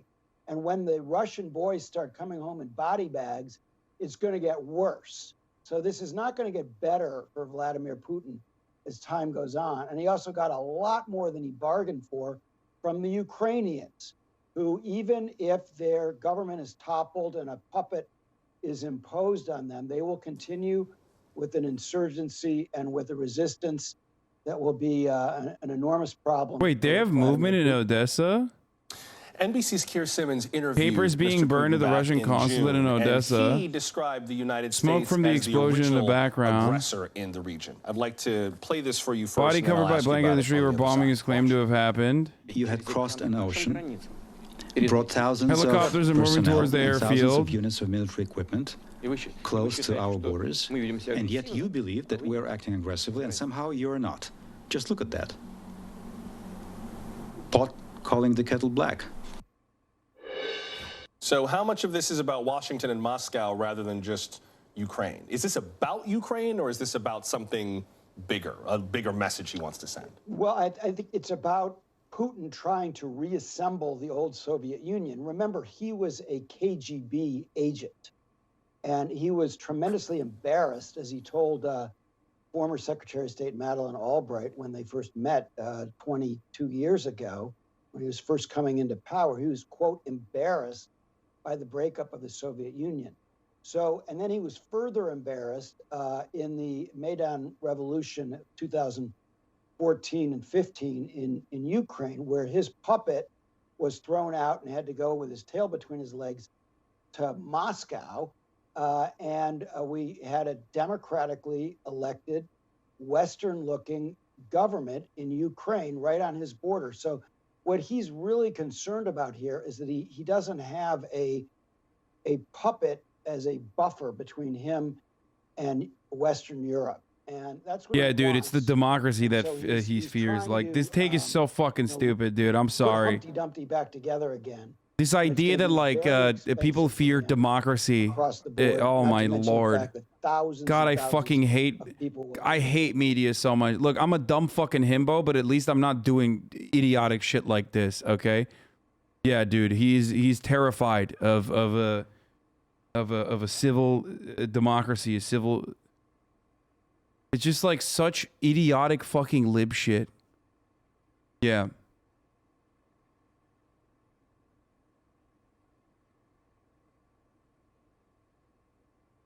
On the left has the worst cut ever. Yeah, it's not great. Done sucking Putin dick yet? People love coming in here with the exact same take when I've never sucked Putin's dick.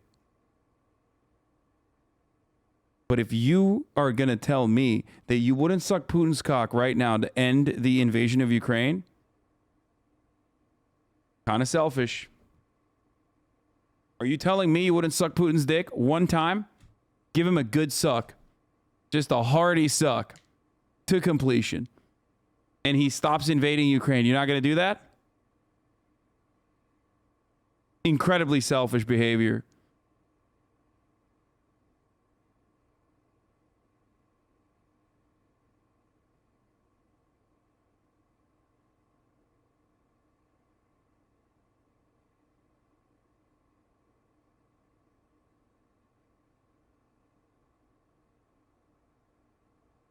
I can't believe this is the biggest stream on the platform right now. It's the greatest commentary you're ever gonna get. I'm serious. Like, this is what differentiates. This is what separates me from MSNBC and NBC and CNN. Okay, I'm here to say things that they're afraid to say. That I would suck Putin's cock if it meant ending the invasion of Ukraine. Okay. Yeah, they fucking said it, dude. I'd suck it so good, you don't even know.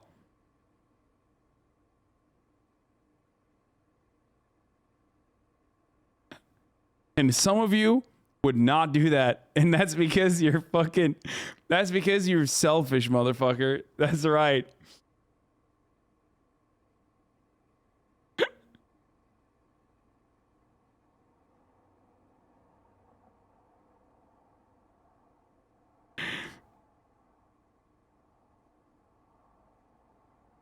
As they prepare for what's next.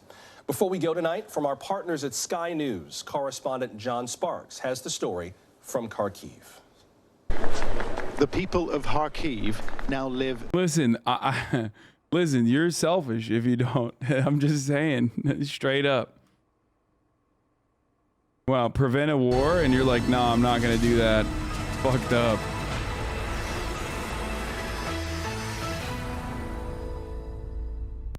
It was an extraordinary story. Dude, this sucks. Why is there no live coverage right now? I don't understand.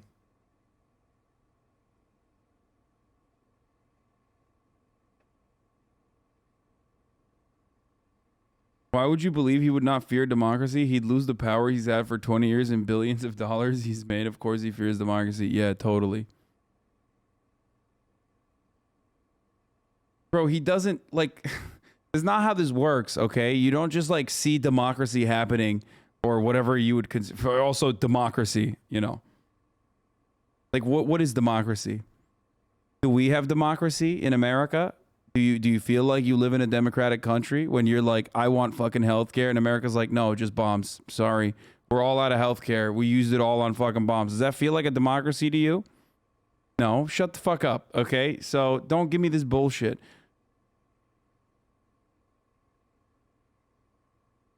And secondly, like, that's not how this works. People aren't like, oh man, I really fucking did not know how good democracy was until I saw it in Ukraine, right across the border. Fuck, now I want it too, suka blyat. Like, what is the implication that, like, the Russians were simply too stupid to recognize that democracy is a more favorable way of governance than whatever the fuck they have right now? Or do you think it's controlled by by mechanisms beyond your comprehension with your puny fucking brain for, you know, for a very long time, with all of these people having absolutely zero fucking power to do anything about it?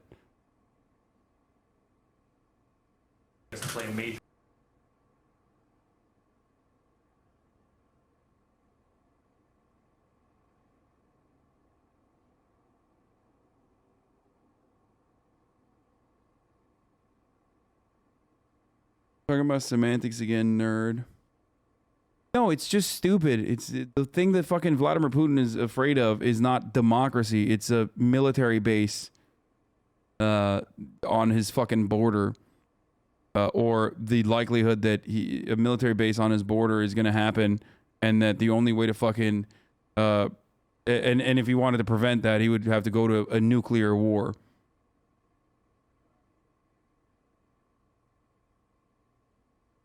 Your favorite Rachel Maddow has coverage? Oh, Jesus Christ.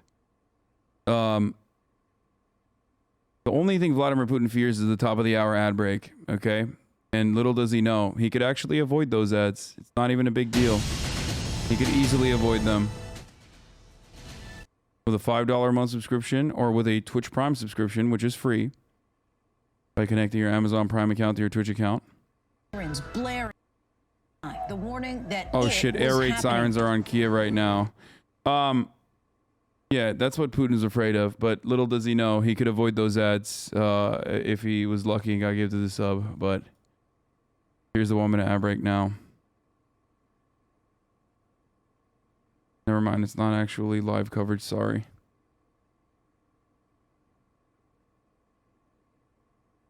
Last time Russians were brought democracy at the end of the USSR, their life expectancy dropped 15 years. Yeah.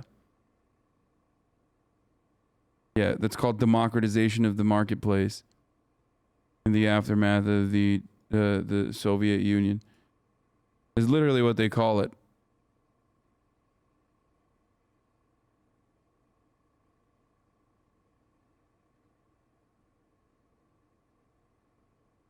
That's the other part of the argument, the base and the democracy. It's both. You're being ridiculous, discrediting one reason for another. Dude, you're... No, the democracy thing is not real, okay? Like, first of all, what do you think? Ukraine is a fucking perfect democracy? What are you, insane? What are you talking about? Like, the Ukrainian democracy is what? Like, okay, Ukrainian oligarchs are running the country. Like, I mean, it's still more democratic than Russian oligarchs running the country. But, like, what take is this?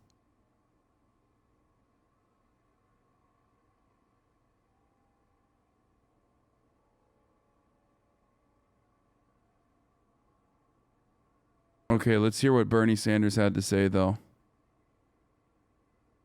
Okay. Bernie Sanders had a take. I'm sure it's brilliant. Let's hear it. Bernie wrote a piece for The Guardian that was like 100% in agreement with the thing. It was very similar to my summarization of events leading up to this. Good evening. Right now, as we speak, invading Russian military forces are moving across Ukraine. We are witnessing the most massive military operation in Europe since World War II. There must be no ambiguity in acknowledging that what the whole world is seeing today is nothing less than a blatant violation of international law and of basic human decency. This war will likely kill thousands of people and create millions of refugees. At a time when the global community is already struggling with the COVID pandemic and climate change, this war could plunge Europe into long-term economic and political instability. Make no mistake about it. The effects of this war will be felt here in the United States and countries throughout the world. Russian President Vladimir Putin has justified this war in various ways, including by claiming in a recent speech that Ukraine is not a real country, but simply a part of Russia.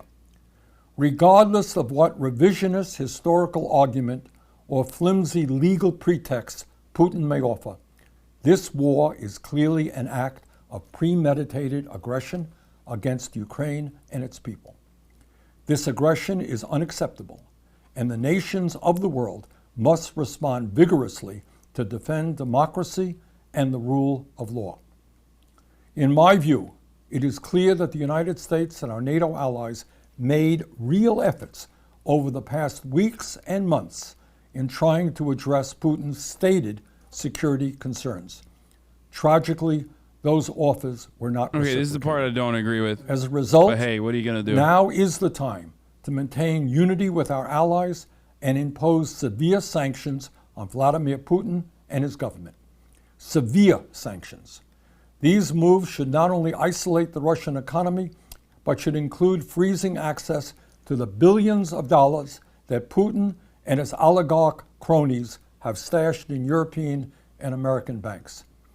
At a time when he is inflicting enormous suffering and destruction on the world, Putin, one of the wealthiest people on earth, should not be allowed to enjoy the billions he has stolen from the people of Russia. This man hates billionaires so much, even during conflict, he's like, bro, I'm just going to tackle this issue from the point of view of Putin being a billionaire.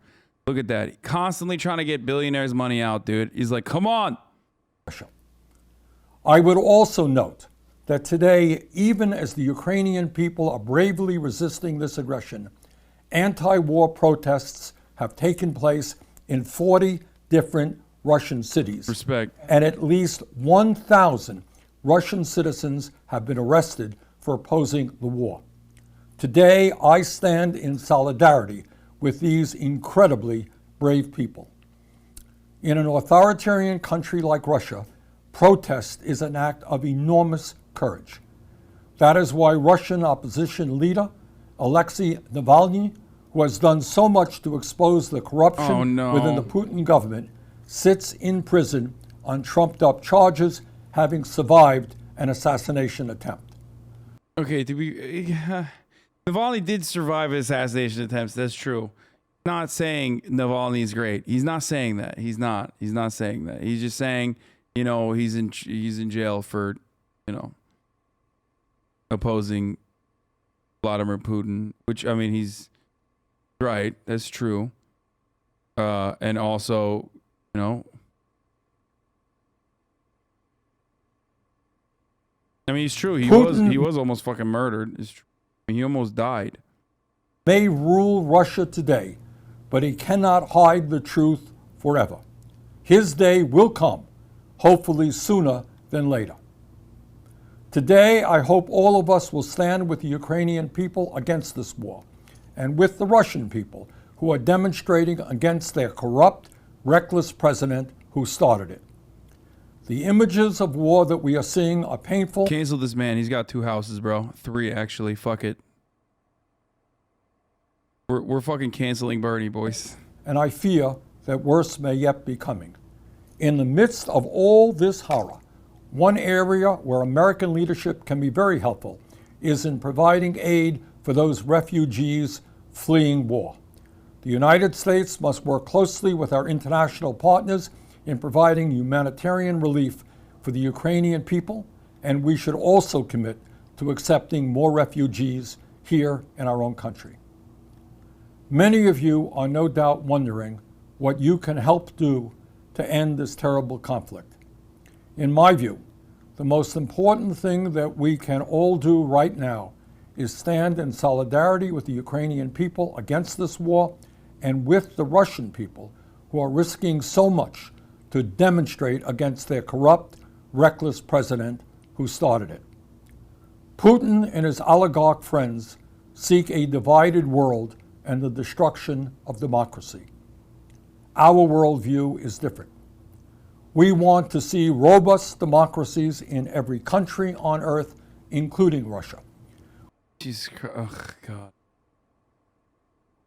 Bernie used to have really good, I mean, the energy I understand and agree with. Also, he literally fucking talked extensively on the Guardian article that he wrote about like the build up to this situation, about the lead up to like, you know, Western involvement and whatnot. This is just the exact same fucking take that you hear from every single fucking liberal when he's like, oh yeah, you know, he's fearful of democracy, yada yada yada, like completely not addressing any of the other concerns. It's just basically just like DNC. Any other fucking politician would say this exact same thing. Corbyn did attack NATO and got shit for it. He's too scared to attack NATO. I mean, yeah, Corbyn got ass clapped. I think again, most of the BBC adjacent Andes in the UK were most of these people were literally like they were using this as an opportunity to attack Jeremy Corbyn the other day. We want a world in which people come together to address the enormous problems facing us all. At the end of the day, it will be that common humanity based on the principles of justice that brings us together and enables us to prevail. Thank you very much.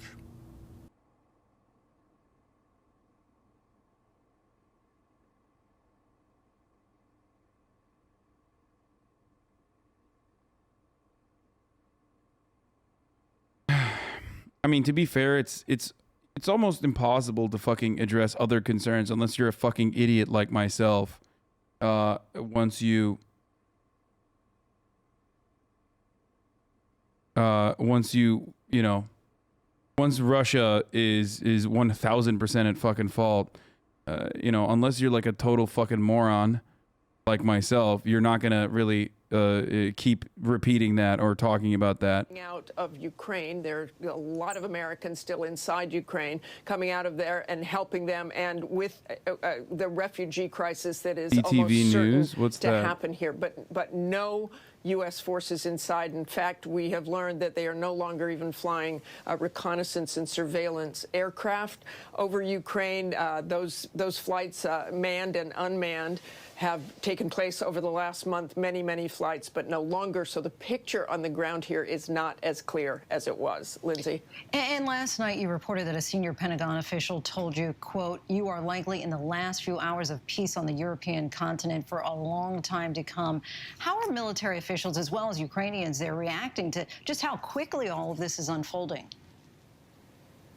That was such a sobering text for me, for all of us last night to read that. The official captured it so well about what is happening. For military officials, this is an incredible UK Ministry of tragedy, Defense says Russia did not achieve its day one objectives. To look at the What does that even significance mean? of what has happened here on the European continent. For regular Ukrainians, we talked to several people this morning. They're lining up at banks. They're lining up to get water. They're lining up at pharmacies. There is no sense of panic, certainly here, but wait, is this? They're lining up to get water. They're lining up at pharmacies. There is no sense of panic, certainly here, but they are worried. I mean, they were stocking up on sleeping bags. They talk about arming themselves. But I also was in touch with a U.S. official tonight, and their fear is people who are talking very bravely today may get injured in trying to fight Russian troops, but most likely they will lay down their weapons. Lindsay? All right, Martha Raddatz once again on the ground for us in Ukraine. Thanks so much, Martha. You bet, Lindsay. Let's bring in our chief White House correspondent, Yeah, Cecilia we already Vega. talked about Cecilia, this. you pressed President Biden at the White House today. If those sanctions are working, let's take a listen. Sir, sanctions clearly have not been enough to deter Vladimir Putin to this point. What is Anthony Blinken on ABC Tonight. Oh, shit. This is from tonight? All right. 20 miles from the capital of Kyiv. Do we know who's in control of that airfield tonight? And is it possible Kyiv falls in the next 24 hours? I'm not in a position to comment on exactly what's going on the ground at this moment. But what we do know, and part of the Russian plan has been to put Kyiv in danger, to assault the capital, to go after other major cities. We're seeing forces come in from the north, from the east, from the south, and that's all part of the plan that we've laid out for the world in recent weeks. You're convinced Putin's going to overthrow this government? I'm convinced he's going to try to do that. I want to ask you about the fight. They're starting a blitz invasion on Belarus right now. Or, I mean, from Lindsay, the world Belarus. watches What? and waits, and in the meantime, as you've been saying, all of these lives, these millions of lives are on the line. Look, the politics of all of this and the reality here on the ground at the White House, President Biden is saying two competing things. He's saying if Putin isn't stopped, he could be emboldened enough to move beyond Ukraine. What is that But at noise? the same time, you heard him repeatedly. He says that, on the other hand, these sanctions issued today aren't going to stop Vladimir Putin overnight. The White House says they concede they don't know how to stop Vladimir Putin. They cannot control what his next move is going to be. That is out of the realm of the possibilities of everything they can do from this White House. But they say these sanctions that they've issued today are going to isolate Moscow over time, and that will hurt Putin's bottom line. They hope that is enough to stop him. They say that these are the most significant and impactful sanctions ever issued. But Lindsay, the reality is you also heard President Biden clearly say today, check back with me in a month and we'll see how they're working. Yeah, we'll see how it goes. Cecilia Vega Watch reporting this in clip from of the White House. Ukrainian being Thanks so much, forced as to always. leave. Joining us now is Louisiana Republican Senator Bill Cassidy. I'll just drive to my family and I will see if I can do any streams from them, or I will keep you updated, at least in text or in Discord, guys. Holy shit. Yeah, you got Discord, Bob. You're good. I will be able catch to you around, leave man. compound in 10 minutes. It's 6 a.m. morning, so the military hours is finishing. Guys, stay safe. Stay safe, Bobby. I love you guys. Thank you for whatever you've done to me, for every single one of you, all of you. And I just wish it will not spread from here to everyone else. Hey, Bob. I none love of you this is- guys. None of this is in your hands, dude. Don't blame Watching your yourself. stream and I noticed you're hopping off. I just wanted to wish you good luck in everything, safe. brother. Best wishes, Bob. Thanks, brother. To all of you, thank you very much. Good luck, bother. Keep them safe. See you later, guys. We'll see you soon, Bob. Don't even Stay sweat it. safe. We gotcha. Fuck.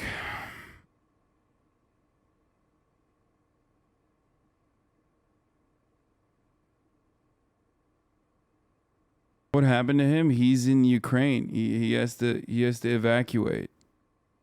Streamer in Ukraine who has to fucking evacuate. My man just wants to play Escape from Tarkov, and now he's fucking, you know, having to do that in real life. The world with cheap oil. That's why the Soviet Union fell. They didn't have the revenue to maintain their war machine. Now they're supplying 40% of the world's natural gas. Wait, I hope he's not. It might be conscription as well. I don't know.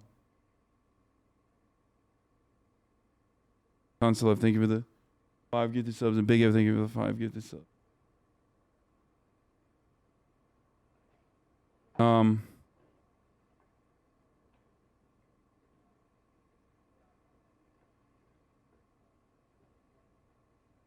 Does the West actually care in any meaningful capacity? They seem resigned to this loss. I'm not banging the war drum, but what will NATO do? Russia has slated itself from sanctions. Germany is largely dependent on Russia's exported energy. What will the West do? I mean, they also are, like I said, they bought up $700 million worth of fucking oil, gas, and commodities leading up to the sanctions. So, that's where they're at right now. Conscription 60 and under, yes, 16 to 60.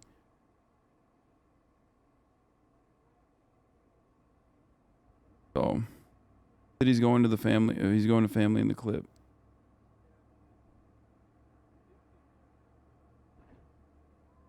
I don't think Ukrainian border patrol or whatever is going to be able to stop fucking every single person that's trying to escape into Poland and shit. Because from what I understand, they are, you know, Poland is welcoming all of the Ukrainians that are escaping, all the refugees. Or not 16 to 60, 18 to 60. Sorry.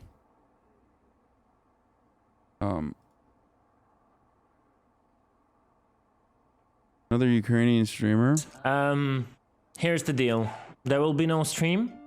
The situation is pretty bad, judging from unofficial sources. I just probably will use this opportunity to let you know. We're packing up. It's unknown when we're gonna leave. We might leave now or in the morning, but I thought it would be a bit stale, so I could just chill and stream, and then decide in the morning. But that's my face, and yeah, we'll be doing emergency preparations, and This my buddy. He's literally stuck at the border right now. deciding our next moves. Dude, thank you, dude. Yeah, we'll try to stay safe, and I'll catch you all. Not tomorrow, probably. All right, I love you all, dudes.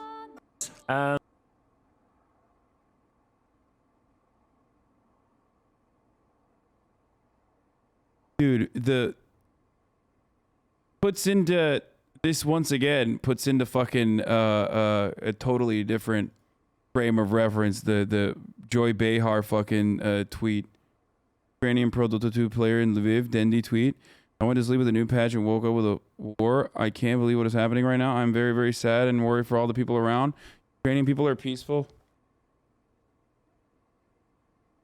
And we don't want this war. Stay safe, everybody.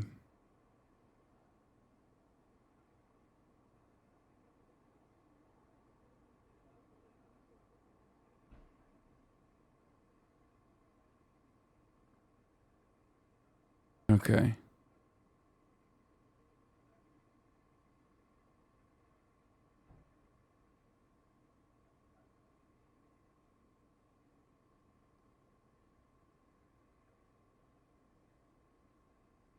Think about Joy Behar fucking talking about, you know, Joy Behar talking about her Italian fucking, you know, her Italian vacation being ruined as a consequence of this. Help you understand what it's like in the real world.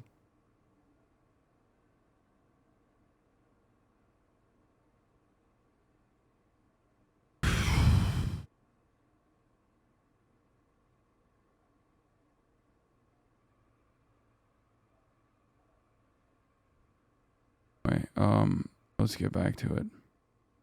Controlled media, but for these mostly young people here, it takes a special kind of bravery to protest in Vladimir Putin's Russia, especially on the day that he goes to war.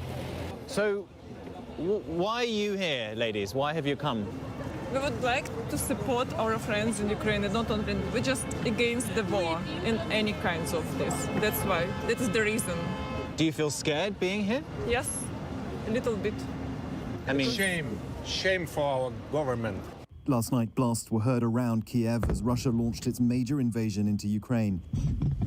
It came after Putin addressed the nation, announcing a special military operation against Ukraine, saying there was no other option.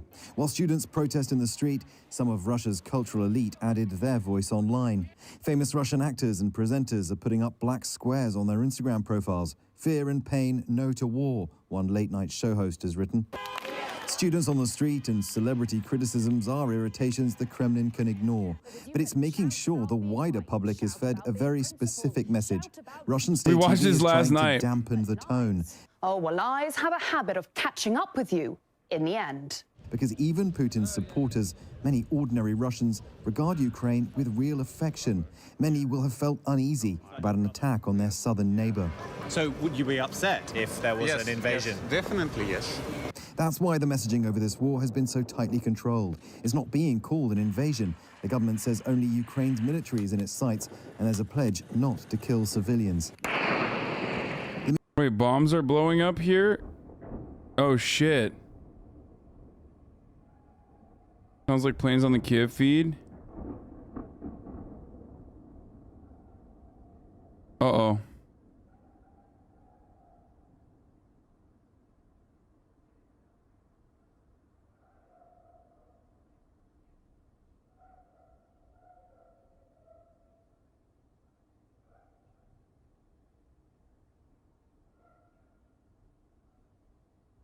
It's the Maidan Square audio.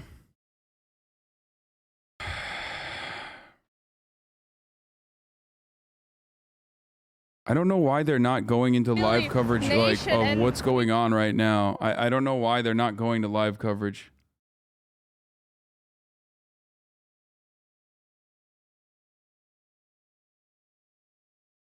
Of a, quote, large-scale invasion. To help us understand what's happening now and what could happen next is ABC News contributor and retired Colonel Steve Ganyard. Steve, thanks as always. Why the fuck are they like, why are they putting, I don't get it. Like, who gives a fuck about the ABC contributor, retired colonel? If there's like literally ongoing, if there's like active fucking bombing happening in Kiev, I don't know why the fuck they're not like, is there a CNN live broadcast, chat?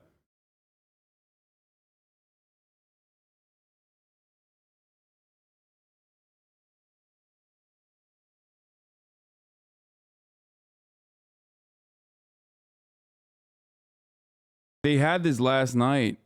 Wait, is that live? Shoots on their light vehicles. So the Ukrainians are worried about this next wave about to start. Some of the good news we did hear, the Ukrainians retook the Antonov airport, which is one of the major airports right outside of Kyiv. So that's good. They're coming back. They had lost it earlier in the day, and they've taken it back. We do know, though, that there's heavy fighting going on north of Kyiv, that the infamous Chernobyl nuclear plant apparently has been overrun by the Russians. So about only 60 miles away from Kyiv now. So we'll see if the Ukrainians are able to sort of fall back and begin to Look at this defend bomb caught on a girls stream. What? The outskirts of Kyiv. And in the south, we know that the Ukrainian defenses were quite weak. And so when those forces came up from Crimea up to is this like fucking TOS or what the I mean, it's still up on Twitch, so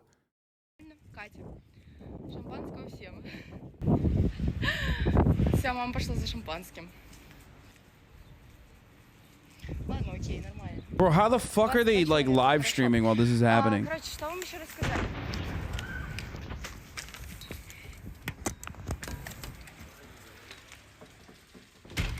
Здравствуйте. Мамочка.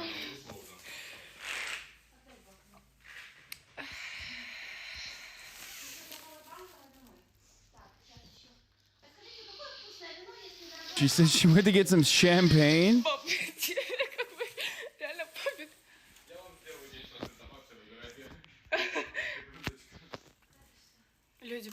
остались окон. Вон те, кто живут. Прям, это прям над нами было. Это прям над нами было. Да. Нормально, нормально. Катя. What is happening right now? Explosions are happening in Kyiv. I mean, is that...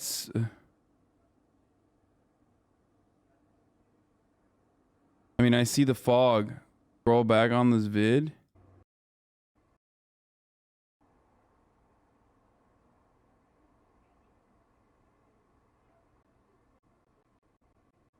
.420 bottom right camera. Okay, I'm going.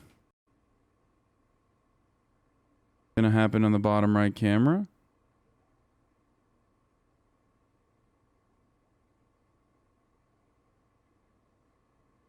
Whoa. What the fuck is that, dude? What is that? What is going on, dude? What the fuck is that? What is that?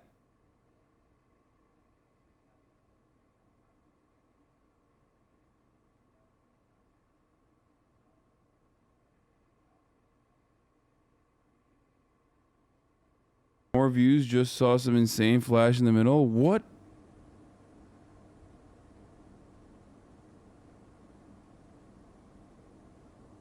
What is that? Like a fucking tactical nuke? What the fuck was that? Could have been a flare defense system.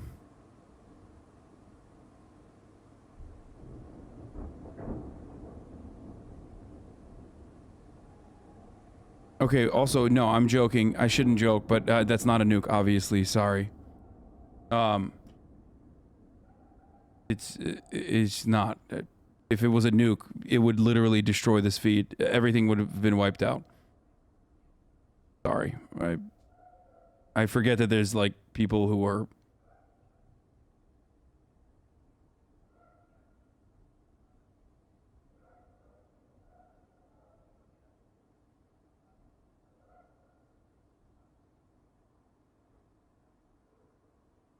Missile flew past Ukrainian streamer while he was streaming.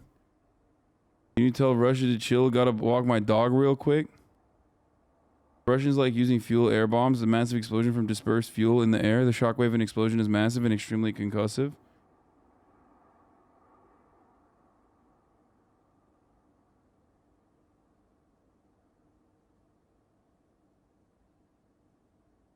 Streaming Ukrainian attack points live for Russia. Bro, anyone who thinks that your favorite fucking YouTuber or Twitch streamer or your fucking OSINT Andy is actually exposing tactical positions of the Ukrainian military or the Russian military is a self-involved idiotic baboon, okay? Straight up. If you think that they don't have satellite imagery and they're not like getting literally all of the details that they need to target these like surgical fucking attacks, I don't know what to tell you, okay? Like these people that are you know, filming this shit or streams He's compelling are firsthand. not like you know, they're not exposing strategic positions for Russia to attack. They know where everything is, okay? Trust me. Heavy explosions in Kyiv. We saw that.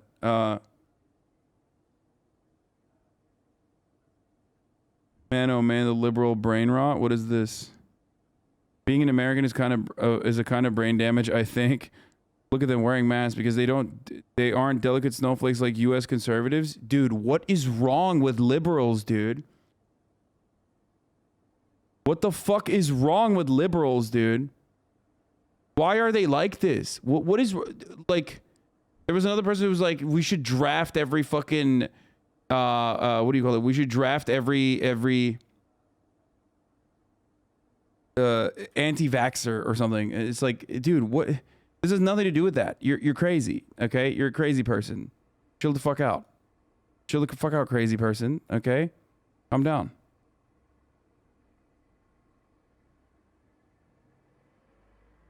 The National.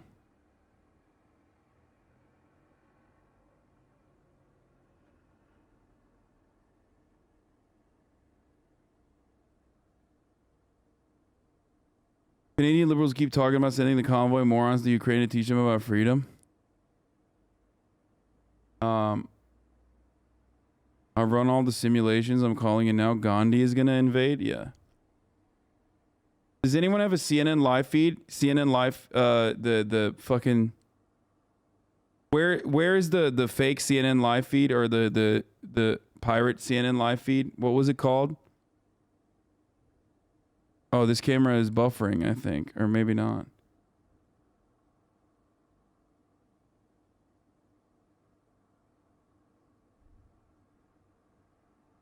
Boom. Thank you.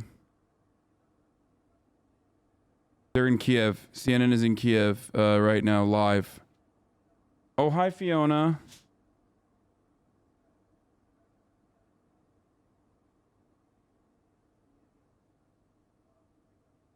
But it's not working.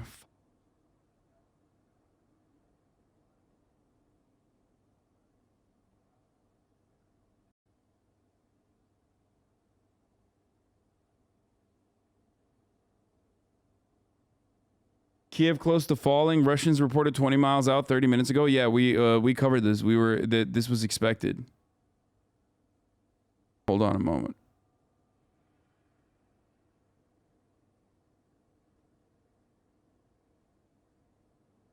Another one, live news world, right? This is in the okay.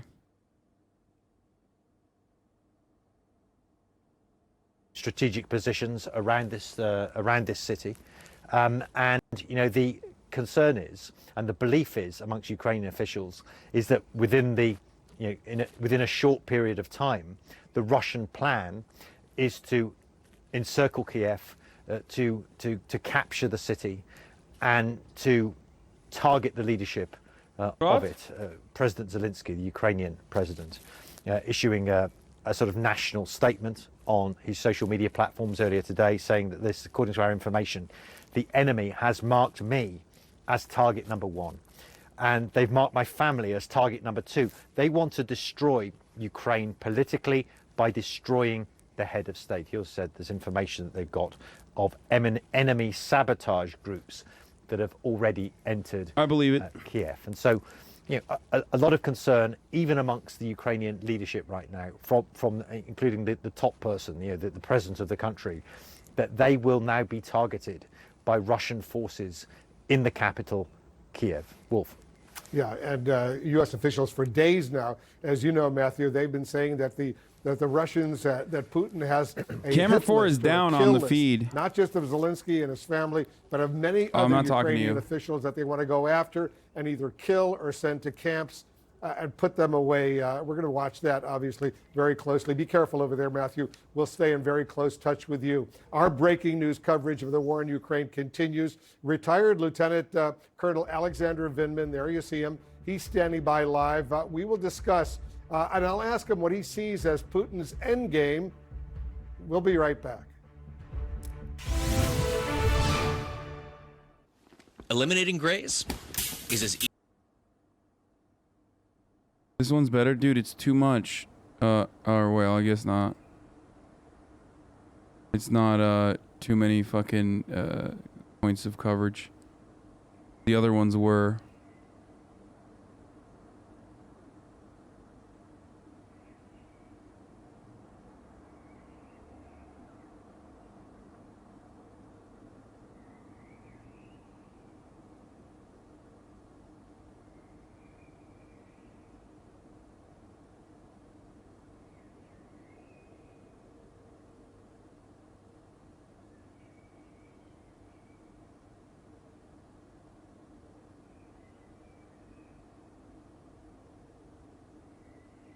Oh, damn. Biden's Supreme Court nominee has been chosen. Breaking news.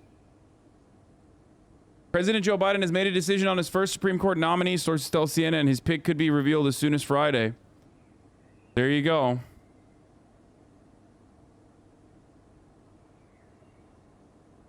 There you have it, folks. And for the chatter who said running an ad during war, yeah. Speaking of fucking running ads, I think I forgot to run it at 6, so I'm gonna run one right now. I apologize, but Oh no, I did run it. Never mind. No, we're good. We're good. We're good. We're good. I just looked it up. I ran it. Thank God. Okay.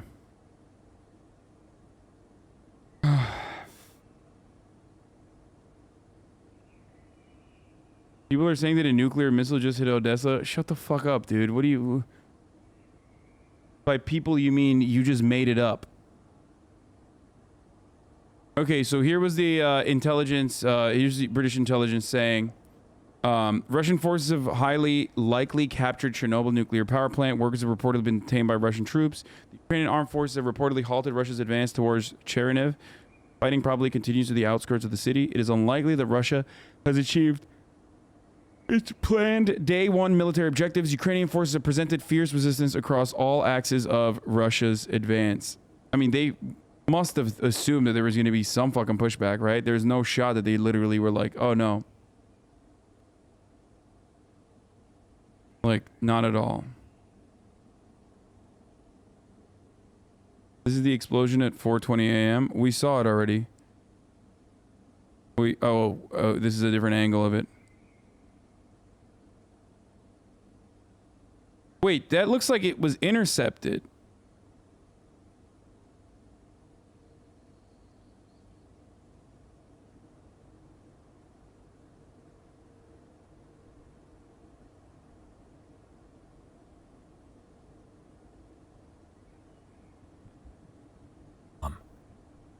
We are. The internet is not back on.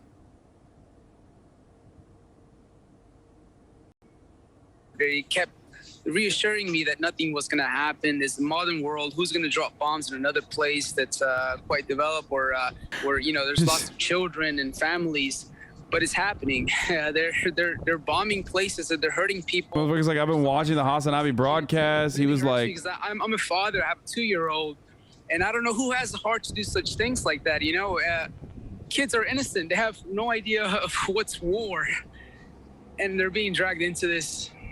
And it just I'm joking about this because like really that was the Ukrainian government's position as well. That was the position of Ukrainians and also the position of people in like the analysts in Russia as well. I can say yes. I can't complain. They did warn us several times. They gave us I would receive like that's an American in fucking Ukraine saying that. And as far as I'm concerned, there's a welcome center at the border in Poland. And they also updated us with information on how to cross the borders, all from Romania, Moldova, Slovakia, and Poland. So they were doing a good job keeping us informed. They were doing what they could.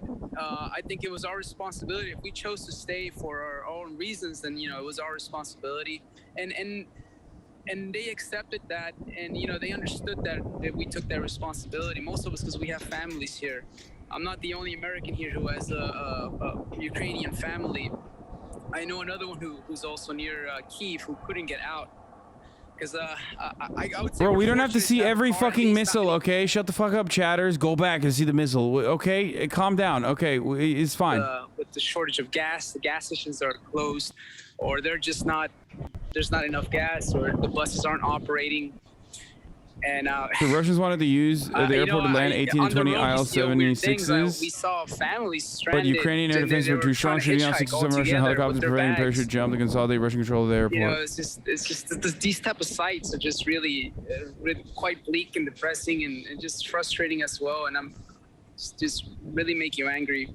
Do you have enough gas to make it to Poland, do you think? I kept the tank full for over a week and a half, ever since I was concerned. So it was ready, it was full, and I just filled it up again not too long ago. And now I'm back down to half a tank because all the traffic, the gas just runs out really fast. So I might just make a line here and get some more gas, actually, since this traffic is not going anywhere. Just to be sure, because the last thing I want to do is run out of gas. I've seen several cars that are stranded. And I'm assuming they either run out of gas, they have engine problems, but you don't want to be stranded when it's cold outside and cars are just passing by. What do you say to your fellow Americans who say, look, this conflict is in Ukraine, it's not our problem? I think we're all humans, and if you have sympathy for people who are just trying to live a regular life, want to have a family, who want the basic things like security and a future and leisure time, and just basic human needs. I think this is everybody's war, to be honest. This is a violation of human basic rights.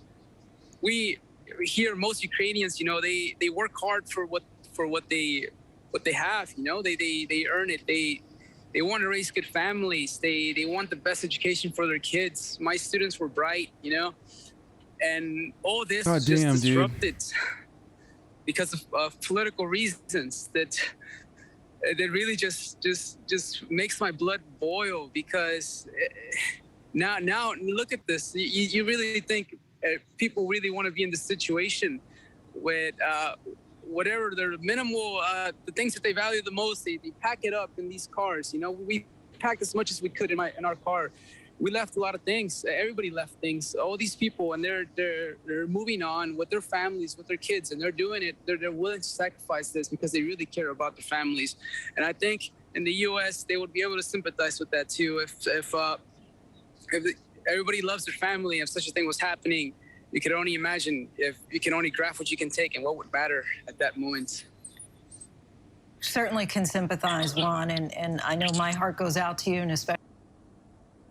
At the National Police Headquarters, a line of people. I gotta pee. I want to hear what Ukrainians are saying about whether to flee or fight. Encouraging all Ukrainians to take up arms and fight. This man leaves with 2 AK-47s, even though he's never fired a gun. Do you know how to use that? To tell the truth, I am not good at it, but I understand. I just need to find some quiet place and figure out how it works. A nation known for its resolve, now fighting for its future. And Aaron McLaughlin joins us now live from Kyiv. Aaron, just 24 hours ago, there were so many questions about whether President Putin would actually be bold enough to send troops to the capital city. Well, right now it's again the middle of the night in Kyiv, right where you are. What's the situation like there on the ground tonight? We just heard from the Ukrainian President Volodymyr Zelensky. He gave the death toll to the country: 137 soldiers killed, 316 injured in yesterday's violence. He says he's still in the capital of Kyiv. He's still here, and he's urging people to adhere to the curfew, which is in place until 7 in the morning. I can tell you, it looks that people are listening. The streets are completely empty as people here are bracing for more violence. U.S. officials say that Russian troops are on the way to the capital. Gabe. Aaron, sadly, the death toll keeps rising there by the hour. Stay safe. Aaron McLaughlin in Kyiv for us.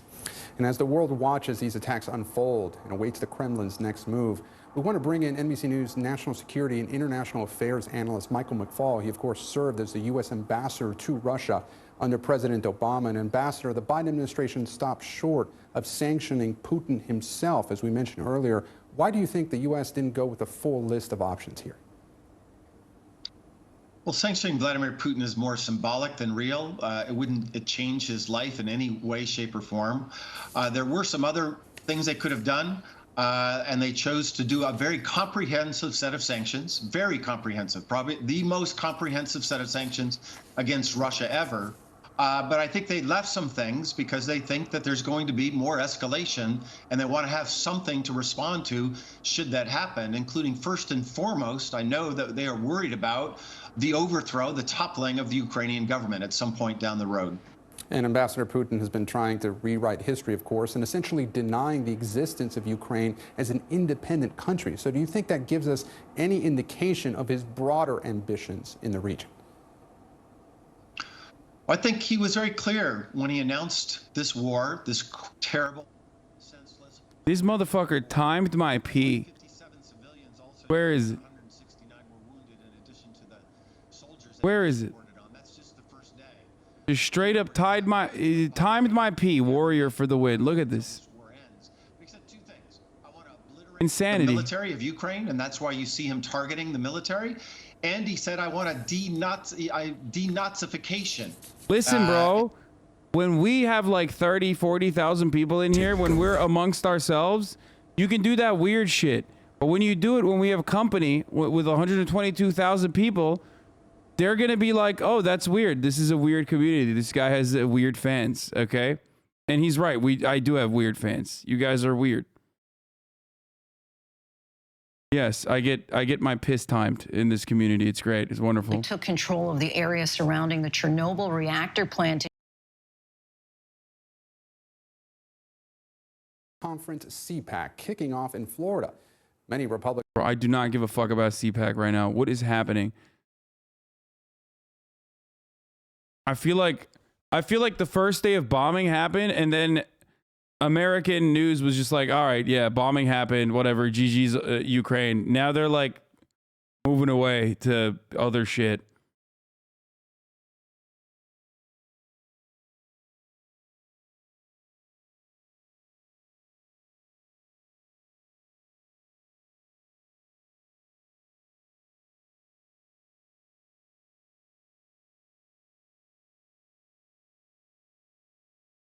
That was a plane explosion, right? Yeah. The second, the other one made it seem like it was a plane explosion. In this moment, I don't know whether I'd call it a risk. I think we have to appreciate that while in Canada we imagine that the United States is the center of the world post-pandemic is China, whether we like it or not. China is the biggest country in demographic terms, and Russia is the biggest country in territorial terms. Thanks, man.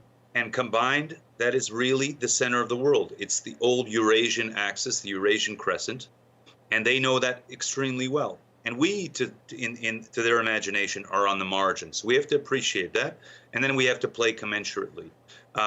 They're very pragmatic between the two. They're less ideological than we might imagine. They have a history of bloodshed and conflict and opportunistic friendship. They have huge borders. Russia, in my view, is the most complex country in the world with 14 land borders and 3 maritime borders. And China is the most... Doesn't Russia have like 10 time zones or 11 time zones or something? Out of the pandemic. So combined... Like something insane. I don't know how many time zones it has. To take them at face value. in a way, though, could China also be potentially useful to pulling Putin back? Absolutely. I think 2 segments ago on the National, I called for Asian intervention. That Asian intervention would be, I think, well received both in Kyiv and in Moscow because it is less ideological than we are in the West. Yeah, they are respected by both capitals, and they have cards to play. They have economic cards, they have diplomatic cards. So here I'm thinking about Beijing, New Delhi, South Korea, Pyongyang, Seoul, Pyongyang, and Israel. So those are key Asian countries, East and West, that have cards to play that we don't. Okay. All right. Thank you for sticking with us tonight. Irvin Student, editor-in-chief of Global Brief magazine. Now, the invasion of Ukraine could hit the global economy hard at a time when the cost of living is already going up. Central bankers are going to be more concerned about this further price pressure. Coming up, what it could mean for rising prices here in Canada.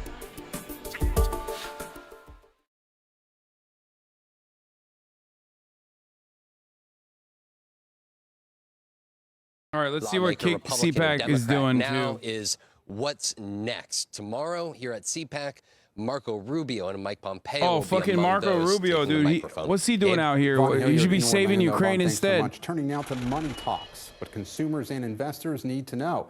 The crisis in Ukraine will, of course, be felt in American households. Oil prices surging above $100 a barrel for the first time since 2014. And it will send already high energy prices here in the U.S. soaring. Dasha Burns is in upstate New York with this story. As explosions and troop movements rock Ukraine, the impact of the now years-long crisis already being felt closer to home. The uncertainty in the region threatening to catapult already steep energy prices sky high. Families owe about $21 billion right now on their utility bills.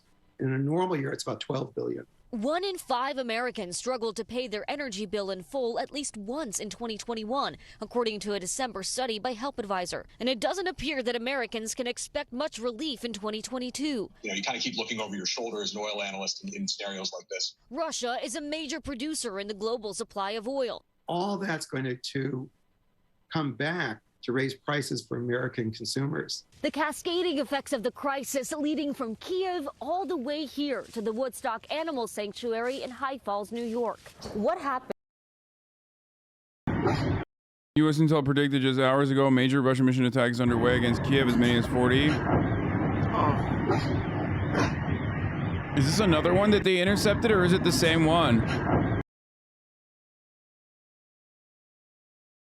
It's another thing that they shot down, right? Whatever was shot down over Kyiv was pretty big. Самолет, ёпта.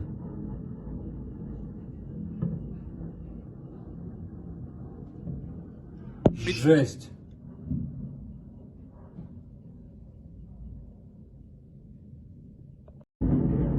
Жесть.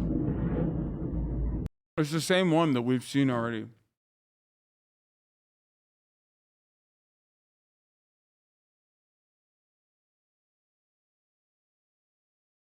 I wonder if it was a fucking bomber.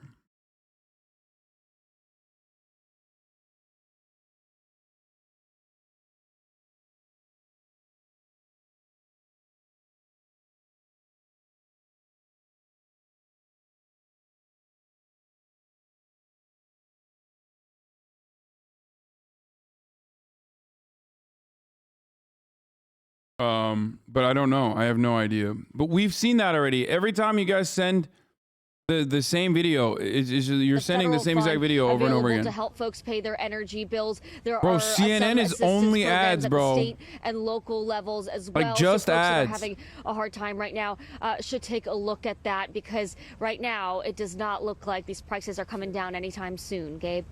Dasha Burns in upstate New York. Dasha, thank you. Now to Top Stories news feed. 2 assistant vice principals at a California high school have been arrested for failing to report sex assaults on campus. The 2 administrators were arrested at the high. You have residents post videos of multiple large explosions. The Russian Silovik Telegram channels boast of over 40 ballistic missiles launched at the city. Началось, сука, машина. Ну ебать, началось, сука, машина, блядь, паникует. Ну ебать, началось, сука. Oh, that one.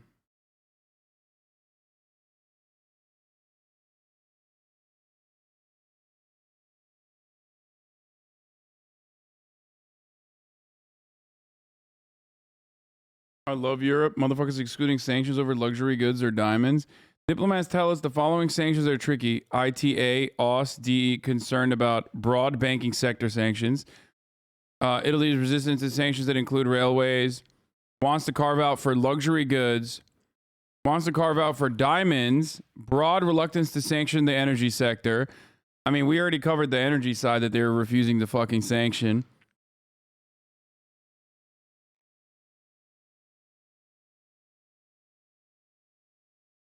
Record, that's how little they give a shit about the Ukrainians, for the record. I just want to once again point out that they like, oh man, these guys, like, they truly care about Ukraine. That's why they wanted to do fucking NATO or all this shit. No.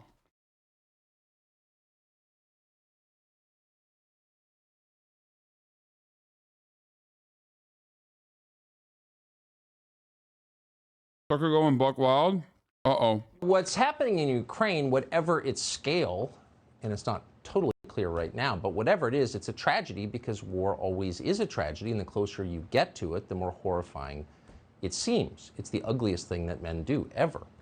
Vladimir Putin started this war, so whatever the context of the decision that he made, he did it. He fired the first shots.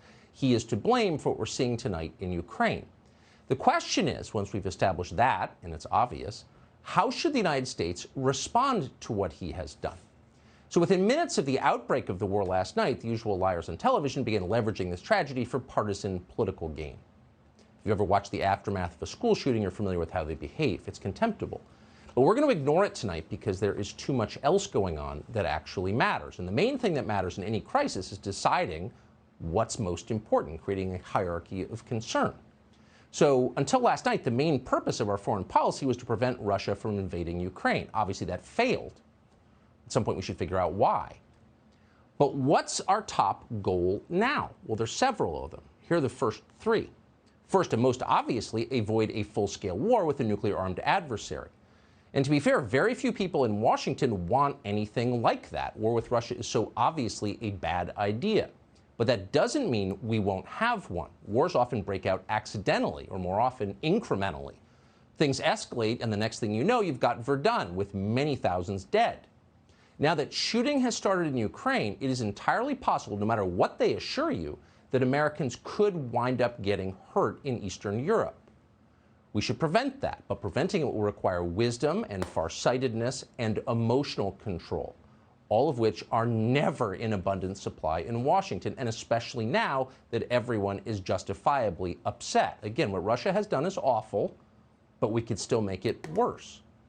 Mark Warner, the head of the Senate Intelligence Committee, just announced that Russia could be potentially close to triggering what's known as Article 5 of the NATO alliance. That's a collective defense principle.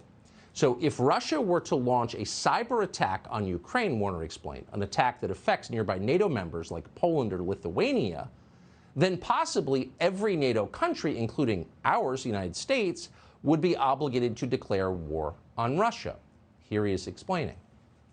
One of the things that I'm gravely concerned about is if Russia unleashes its full cyber power against Ukraine, once you put malware into the wild, in a sense, it knows no geographic boundaries. So if the Russians decide they're going to try to turn off the power. I fucking hate that Tucker Carlson. This is his bread and butter, okay? This is where Tucker Carlson is at his best, where he can posture as a populist, as though he's like anti-fucking war.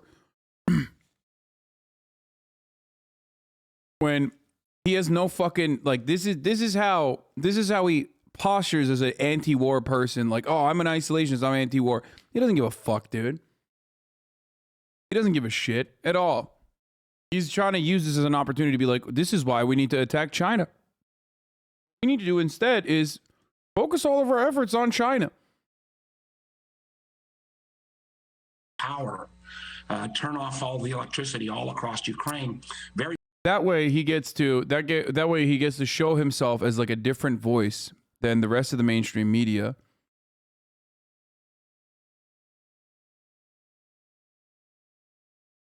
This dude Mark Warner got caught wearing women's underwear in a mall. Yeah. We know how he feels about war. We've heard him say Iraqis are primitive apes that deserve to be fucking glassed. Okay?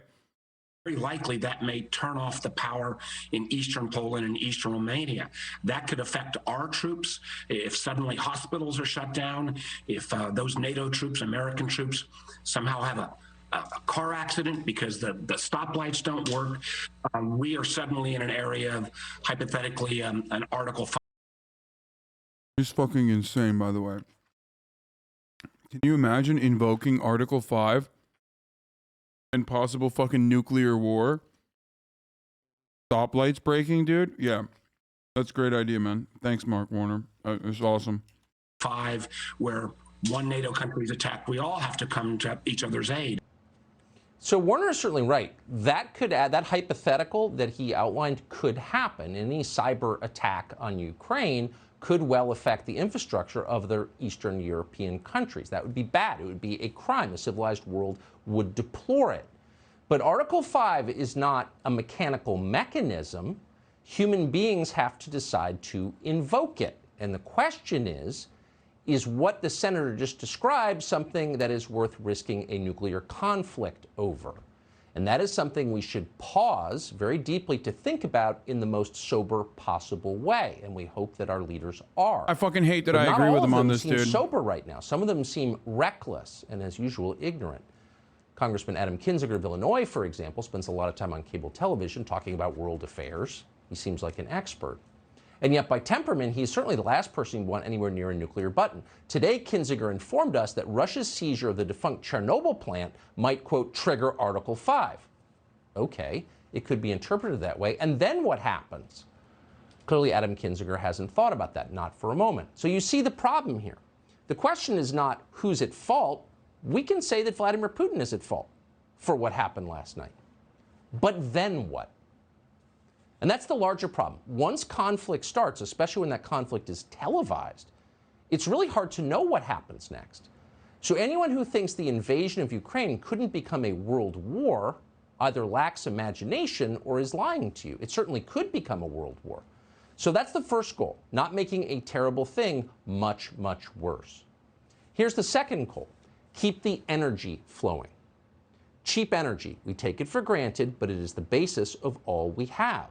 No energy, no civilization. Unfortunately, a huge percentage of Europe's energy now comes from Russia and Ukraine. The European Union relies on Russia for roughly 40% of its natural gas.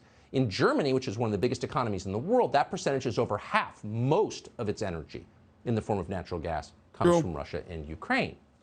So you don't hear that very often on television. This debate is framed exclusively in moral terms, and those are important. We shouldn't ignore them. But they're not the only terms we should consider. The fact is that Vladimir Putin has the power to send Europe, and for that matter, potentially the United States, into an economic depression. Putin has the power to turn off the lights. So where did Vladimir Putin get this power? Well, there are a lot of reasons, but a big reason is the climate people gave him this power. Thanks to pressure from zealots like John Kerry, Europe has been shutting down nuclear power plants. Oh, there it is. Okay. I was like looking for where the angle is. Like, what is the, because he's not like a fucking, he doesn't have like a moral standpoint against like imperialism or anything like that. And I was wondering, like, why is he talking about like this? And there it is.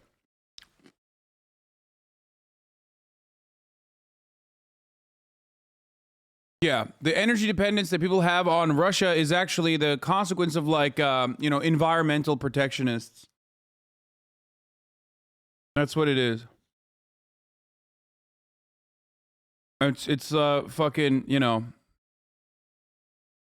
it's the people that are, it's the fucking SJWs. They did that.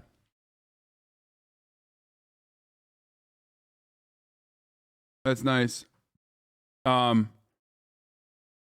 only that, but also I don't agree with him talking about like Russia's, I mean, he, of course, once again, is not he's not wrong about nuclear power though. Dude, nuclear boys, shut the fuck up, dude.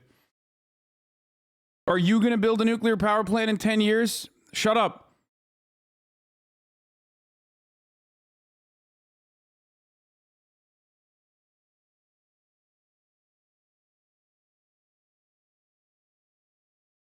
For years.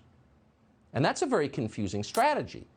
If you're worried about climate, nuclear energy is not the problem. Nuclear energy is the solution. It's reliable, it's domestically produced, it emits no carbon. So if you were genuinely worried about temperature rises, new video, they shot down a Russian jet, telegrams are coping. Опять летит? Не, эта машина едет, не летит. А вот сейчас, да, летит уже, слышите, да? Назад летит. Слышите, да? А вот пролетел, видите, вот над нами.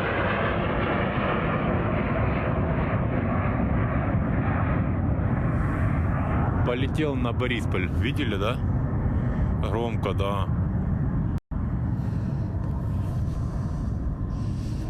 Ну, на Борисполь. Я сказал на Борисполь, он не на Борисполь полетел. Ну, надо что-то же говорить.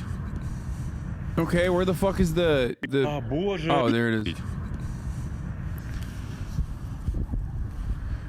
Боже, вот это взрыв только что был. Смотрите, смотрите, ребята, боже. Смотрите, атакуют. Видите, да? Смотрите, ребята, взрывы. Господи, начали атаковать Киев. Вот. Начали бомбить. What did he say? What did he say? Does anyone know what the fuck he's saying?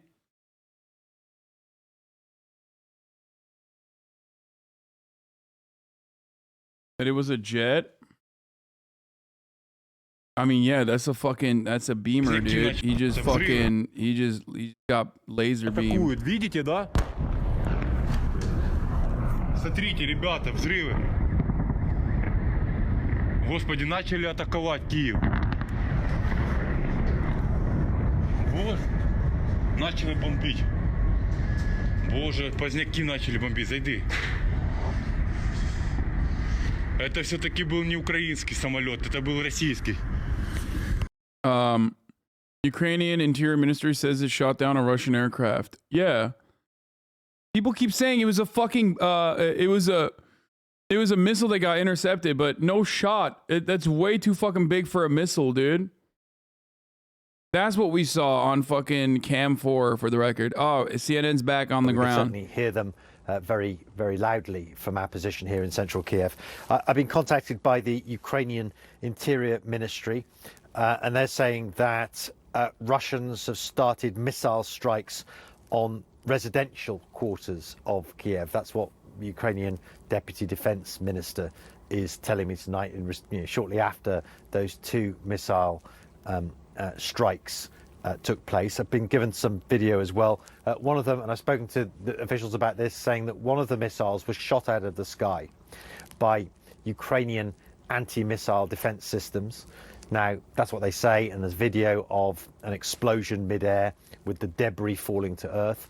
The other one of the missiles apparently struck what is being described as a residential building in Kiev. Obviously, we're trying to get verification on that, but it all comes, of course, as the city braces itself for what will be the next stage of this Russian operation, this Russian invasion of the country. We've been witnessing coming into contact with Russian special forces that have been deployed on the outskirts of the city in preparation, we think, of bringing in even more forces. The concern in the Ukrainian capital tonight amongst the normal residents and among officials as well is that Russia intends to encircle the city. It intends to decapitate the leadership of the country and install a pro-Moscow regime here. Already President Zelensky has posted on social media in a video, as we just saw, that he sees himself as the #1 target. He believes that's how the enemy see him, and his family as the #2 target. So it is a very ominous development indeed. Matthew, what do we know about reports of hostages at Chernobyl? Yeah, I mean, that's interesting, isn't it? Because the whole idea that Chernobyl, the site of the world's worst nuclear catastrophe back in 1986, is now under Russian control is in itself quite worrying, quite extraordinary. The fact that there's military operations taking place in that heavily contaminated region is worrying. But then there's that additional development as well, which it seems that the technical staff, the people who look after the reactor that exploded back in 1986 and the take care of the sort of concrete sarcophagus that's over the top of it to make sure no more radiation leaks out, they've all been kept in place as well, and they're being described by Ukrainian officials as hostages.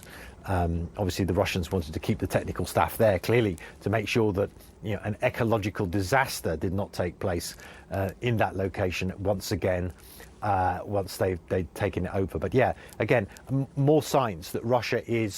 I mean, if we're being real, that's like not a bad thing. ...territorial integrity of this country from every direction. Sam Connolly, let's bring you in now. President Zelensky says that 137 Ukrainian soldiers... Like, I'd rather have them fucking keep those dudes there than, I mean, maybe not, maybe don't take it over, but like, I'd rather have them be there than some fucking random idiots. I think they are, Dom. I think, Don, a large number of people that we've spoken to, and I've been here for more than a month now here in Ukraine, including here in Kyiv and in Kharkiv, the second largest city. There are significant numbers of people with training, with small arms, not just men, but women too, young women, old women, young men, older men. Clearly, this national mobilization is a warning off order to people to pick up arms. But also earlier on, the president also issued a plea yesterday when he said that he wanted to see ordinary civilians report for duty and they would be given weapons and simply take them out and take the enemy on. This has rapidly been falling away from his control, particularly as Matthew's been reporting there, with that concentration of Russian firepower on the capital, Kyiv. Here in Kharkiv, there's also deep concerns that a significant number of tanks are amassing just inside the border. The border's only 20 miles away, about 25 minutes drive, a bit longer for a tank. Very large numbers of tanks we're seeing crossing from Russia into Ukraine, just north of where I'm standing. There are reports that the town of Sumy has been the scene of very heavy fighting, may now have fallen to the Russians. That is a border town about 100 kilometers from here, about 60 miles. And at the same time, the authorities here have blown 2 bridges to the east to try to slow down any effort to have a pincer movement of tanks brought to bear against this city that has the advantage perhaps of being encircled by a road. It's got a ring road around it, but that may be used to lay siege to it. It is 1.5 million people. They would need a lot of soldiers to take it over completely. Well, let's talk about also the residents there. Kharkiv is Ukraine's second largest city, as you said. We saw residents seeking shelter in subway stations. Clarissa Ward spoke to one family. Listen to this, Sam. What will you do now? Will you stay here tonight? Yes, I think yes. Yes. Do you have food? Do you have everything you need? This is what you have. Yes, and water. That's all. You seem remarkably strong, given how scary the situation is. We try be brave because we have children and we don't want to show them that we are scared. This is a big city and now under siege. That's a lot of folks, Sam. It is an awful lot of people, at least 1.5 million. 75% of them speak Russian as a mother tongue, at least. This is not, though, a place that is supportive at all of Vladimir Putin's agenda here. His stated agenda is to try to help protect those eastern enclaves that whose independence he recognized just a few days ago, but simultaneously announced that he recognized their suzerainty, their sovereignty over a large chunk of territory that is undoubtedly Ukrainian government land. Now that becomes academic now that we've got major cities like Kyiv, the capital, Kharkiv, the center of the intellectual and a lot of the technical life of the whole country, now threatened with an imminent invasion. As we go from this phase, which is clearly the Russian playbook is to knock out communications, airfields, air defenses, and to use multiple rocket launching systems to try to soften the ground in advance of a tank invasion. The second phase is the one that really is going to be most problematic for civilian populations here, because that's going to involve ground troops, and there could well be an increased level of resistance from Ukrainian armed forces. This is the moment where they really may show their mettle, Don. Yeah, and as we say, this is all happening in the moment. This is war. I'm going to get back to Matthew Chance. Matthew, take a look at this. Video of that explosion that you just witnessed. We'll listen, we'll watch, and then we'll discuss. Here it is.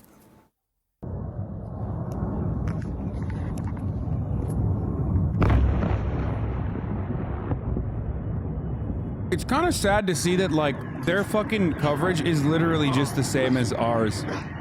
Like, they literally go after open source intelligence info and they just post that on fucking CNN.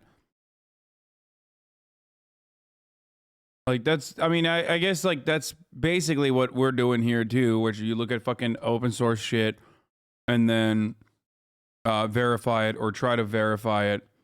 And that's basically the same as what they're doing here.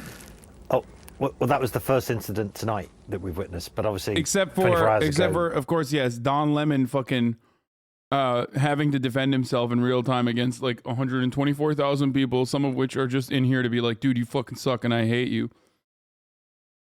Also, none of them will ever demonstrate the bravery to tell you that I would suck Putin's cock if it meant stopping this invasion. Okay? You know, that's the reality. Like, that's the HasanAbi broadcast guarantee, is that I will tell you. I'll tell you how it is. Okay?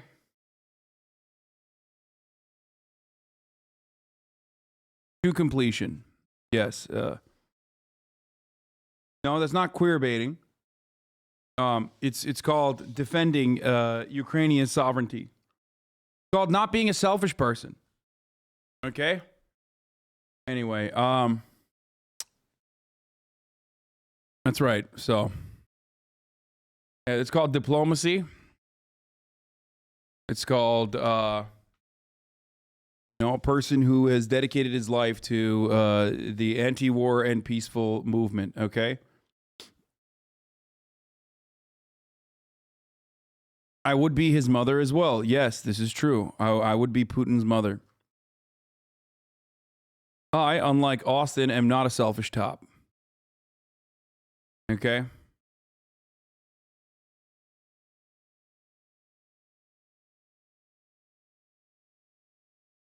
I don't know. Yeah.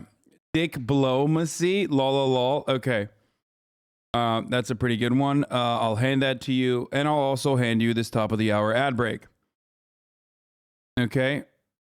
I'll hand you the top of the hour ad break because that's what's coming right now. At 7:15, 15 minutes into the top of the hour, I forgot to run it. But if you no longer want to see those ads, all you need to do is subscribe. You can do that for $5. You can do that for free with a Twitch Prime. By connecting your Amazon Prime account to your Twitch account, you get one free Prime subscription. Or if you're lucky, you can get gifted a sub. Here's the 1 minute ad break now. I was forced to quit my country, and I didn't want it. So I'm not sure if it will be safe to stay in Poland and even anywhere in Europe. Our ABC team on both sides of the Ukrainian-Polish border tonight. This is one of the main border crossings in and out of Poland. Now they serve about 3,000. Hi, dude. New here. Wonder how many people have a different take. I really can't agree with a lot of stuff that's being said. Do you ever do live discussions with people? No. 123,684 people in here, dude. You think I'm going to stop everything to just talk to you individually? I mean, I just did, but like, no. Other than that, no. Freaking weirdo. For civilians fleeing all-out war. Hundreds gathering in this town square, singing a Ukrainian song called War That's Not Yours. They chant in support of their homeland, not surprised Ukraine is under attack, but stunned nonetheless as Russian aggression engulfs their nation. These women with a message for the world. Their town was bombed today. That was kind of scary because I woke up because of the news that my town was bombed and the whole Ukraine was under the fire. Where is your town? In the eastern part? Yeah, like Donbass. Oh, it's in the Donbass region? Yeah. So it's basically like... So you've been dealing with this for all these 8 years we were... Right, but did you ever think Vladimir Putin would bring his people in and claim the territory? Well, everyone expected that, to be honest. It was just a matter of time. As their voices rise in defiance, their hearts, they say, are broken. This woman from Volyn in western Ukraine, struggling through tears, speaking the language of the very country attacking hers. She tells us the world must see what's happening and come to help. Baja Sosnowska tells us she's studying and living here in Lublin. She doesn't think anyone can stop Vladimir Putin. In fact, she's considering leaving Poland, as she thinks the NATO ally could be next on Putin's list. You think? Yeah, Poland's he's next? mentioned it before. Oh, maybe not directly next, but he's mentioned that he wants to get Poland. I mean, Poland and Russia have never been on good terms, I don't think. Russia took over Poland ages ago. They're going to come... We might not need a NATO invasion to get pulled into war. There's British and American volunteers helping repel Russian forces in Ukraine. Dude, if you think that implies active duty service members, you're out of your mind. Okay? No fucking shot.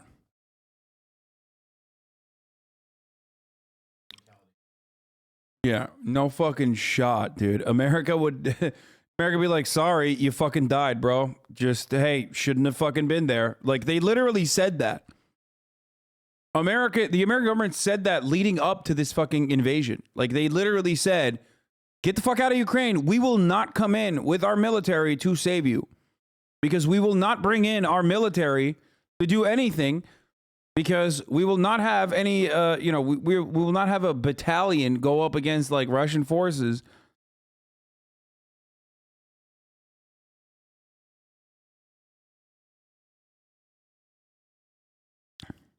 A lot of Ukrainians who either live here or just come here on a daily basis. This is a really nice, quaint town, and there's a downtown area where tonight there are bustling restaurants and even nightclubs. So there are Ukrainians here who are worrying about their families there. I spoke to one family today, young family from Ukraine. They live in Lviv, and last night they came here. They were worried about a potential attack. They came here with their one-year-old son, Marco. They spent the night. They woke up this morning, and they realized there was the attack. Last night, they didn't know that the Russians were all around Lviv. Today, they learned that and realized they can't go back. So they're here. They're one of the first refugee families here, and they didn't even know they were going to be. They can't go back. They said, I don't know if it's going to be a day, a week, a month, a year. Lindsay, they just don't know. They just don't know. Phil Lipoff reporting in from Lublin, Poland tonight. Thanks so much, Phil. And for more context and analysis, we bring in ABC News contributor and retired General Robert Abrams. General Abrams was an advisor. Oh, this is my favorite, dude. I love this guy. He's like, at nighttime, they strike because everyone goes bye-bye, sleepy time. You like to wear pajamas at nighttime and you go sleepy time. That is why the tactical advantage in that situation is to attack in the dark. My eyes no see good in the dark. We're on this exact show. You asked me what's the indicator of the imminence of this attack, and I told you it was the closure of the airspace in eastern Ukraine. And since that moment, we have seen a massive offensive operation broadly from 3 general areas by Russian forces into Ukraine, with really 2 objectives as stated by President Putin. One is to demilitarize Ukraine, which I read to be destroy or disarm the entire Ukrainian military, and to denazify Ukraine, which I read to be to remove the free, democratically elected government of Ukraine. And what they have done, what we've seen over 24 hours is a systematic military operation, first with massive missile strikes to give Russia air support. I love that guy, dude. Another bomb in Kyiv at 5:21. Oh wait, where's the fucking the quad cam? Does anyone have a link to the quad cam?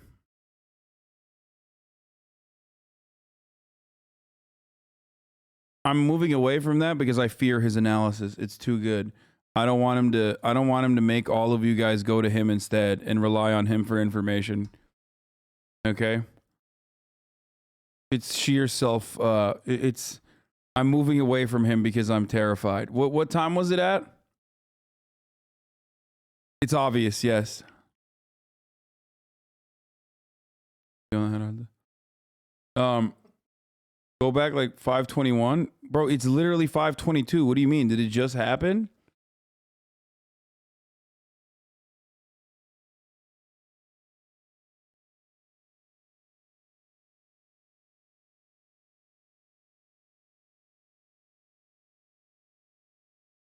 Close the YouTube chat. Yeah.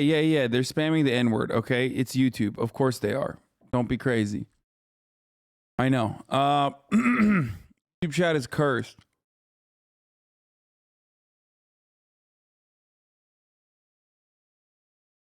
New footage damaged a residential building from Kyiv from downed missile aircraft. We saw that. No, 420 we already saw. We already saw a 420 explosion. This is another one. I guess it's just an hour interval or something. Is it in the bottom right here? Is that it?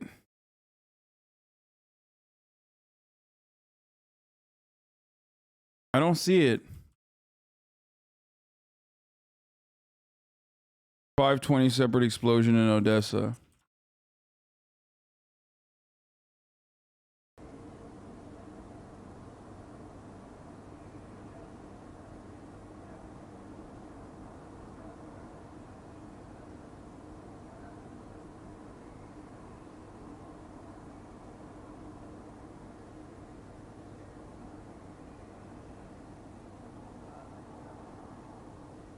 Yeah, how about Putin denazify YouTube, bro? Like, if you're gonna fucking denazify something, you know, come do it in America or YouTube at least. Started with YouTube, motherfucker. They can't stop spamming the N-word out here. Look at that. Racism is evil, and then everyone else is spamming the N-word.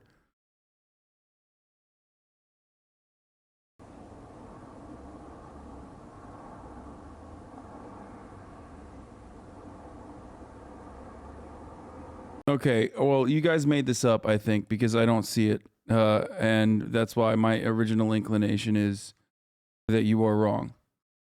Okay?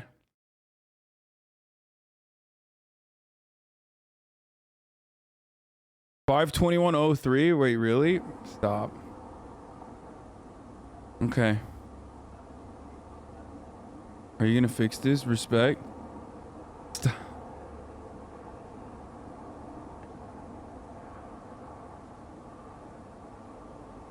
$520.53.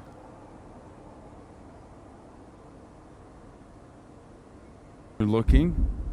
You hear it. And that's it. You don't see it. That was it.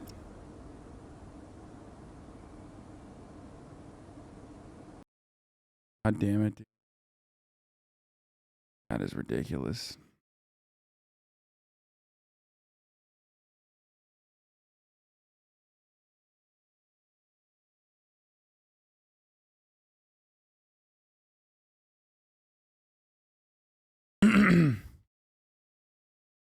Bro, you don't have to fucking lose your shit every time like something pops off. Okay, let's hear the war expert.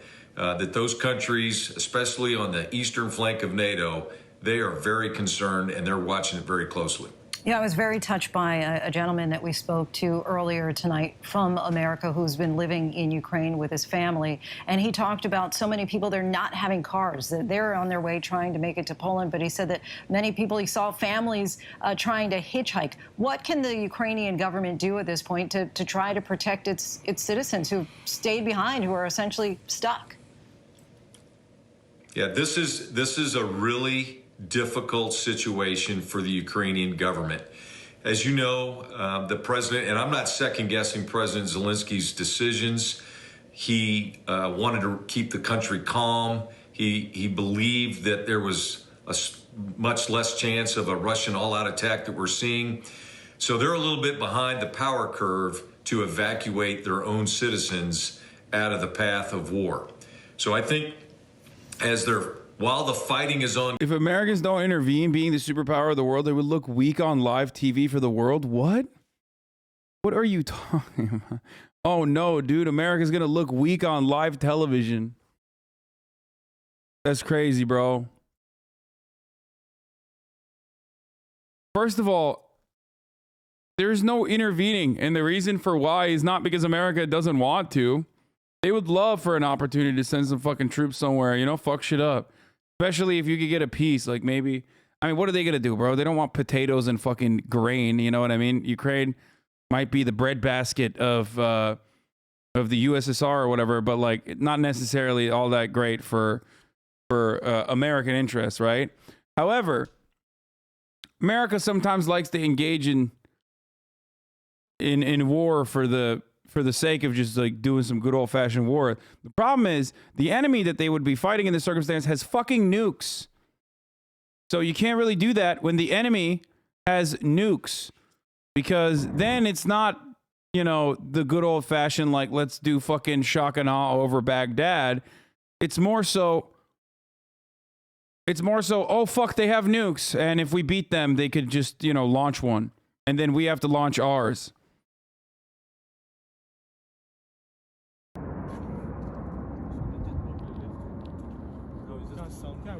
What are those? Are they attacking or are they defending? The man is running. Fuck! Holy shit! Bro, what are they doing outside, dude? I don't understand. Like, what the fuck is up with Ukrainians, dude? Homies are out here fucking walking their dogs, like the dogs are peeing. I mean, I have, but like, you know, Marat's asking me, have you literally never met a Ukrainian person? It's just fucking insane, dude. I mean, there is something very strange with the way that like Eastern Europeans operate. I don't understand it. They're just like, fuck it, you know, bombs are exploding. Shut the fuck up, you piece of shit. Take a look at what other comments this person said. Also, they killed 2 Greeks in Ukraine. Fun fact. Wait, what? The fuck?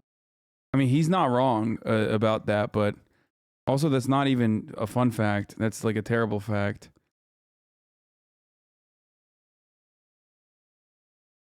I think he was also, he wouldn't bring that up.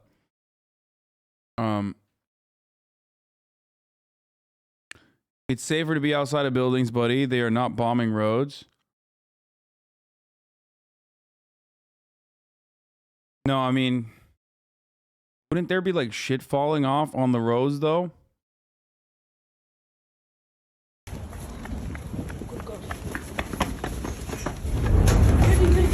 Like there was another Ukrainian who was like on her way to grab fucking champagne and a bomb blew up and then she ran into the champagne store.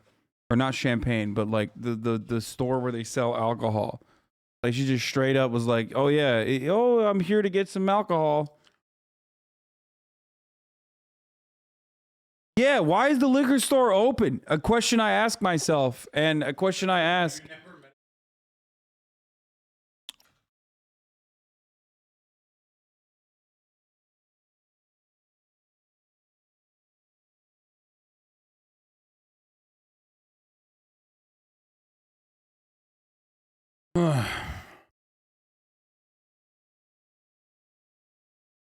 Based. Evo Morales condemns the United States for pushing Ukraine and Russia into conflict. War is never the solution. We are from the culture of peace. Bolivia is pacifist and anti-imperialist. We condemn U.S. interventionism that has pushed Russia and Ukraine into confrontation. Europe cannot become the theater of U.S. operations against sovereign countries. Oh, people are going to be so fucking mad at this. They're going to eat him up in the QRTs, dude. Listen, Evo, I'm going to tell you right now, brother, you can't be saying stuff like that. There's a lot of America defenders out there who literally are like refusing to admit that America 1000% one, dangled NATO membership in front of Ukraine, 2, goaded them into saying like, giving them guns and being like, come on, go do some shit. And then literally fucking got Russia to, take severe fucking actions without actually doing any sort of diplomacy. Russia is still at fault here. Russia is the main actor, the main responsible party. And then dudes will literally turn around and yell at you for mentioning that. Louis C.K. is playing an $11 show in Kyiv tomorrow. Russia is the baddie. Everybody knows this. Everybody recognizes it. Everybody understands this. I think I need to, here. Okay, I'll just put it right here.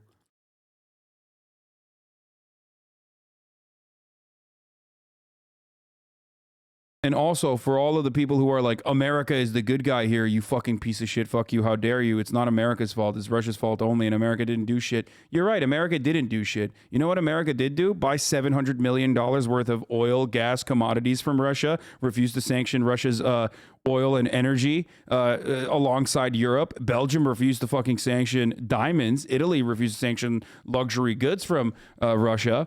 So it doesn't seem like they give a single fuck about the Ukrainians, do they? They can't even do fucking sanctions right. They were never going to allow Ukraine to be a part of NATO. So what happened? So to all the people, to all the Ukrainian defenders in here, okay? And obviously this is a pro-Ukraine chat. But I ask you, just talk to some Kurdish people to gain some different perspectives on how it works when you also have a regional sovereign nation constantly fucking up your shit, and then America comes in and is like, here, take some guns. Go ahead, go. Let's use you as a destabilizing force to whip to whip whatever fucking country we want to whip, or to go fight ISIS, only to like leave you out to the fucking dogs once again. What a bad take. That's exactly what America does. And they've always done that. And they will always continue to do that.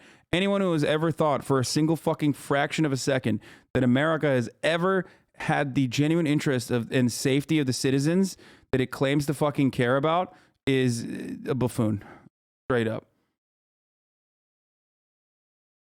They don't. They don't. They'll use you and abuse you, and then they'll fucking leave you out to dry immediately. And then you have to deal with like the other side, pissed the fuck off and and ruthless and brutal and angry. And America will stare from a side and stare from the sidelines and go, oh yeah, we're gonna do sanctions. Except they didn't even do that for Turkey because Turkey's a NATO ally. They just straight up were like, yeah, fucking go ahead, roll over the Kurds. Who gives a fuck? In the northern Syrian corridor and everywhere else you want to. That's precisely what America did with the Kurds. You know, that's exactly what happened.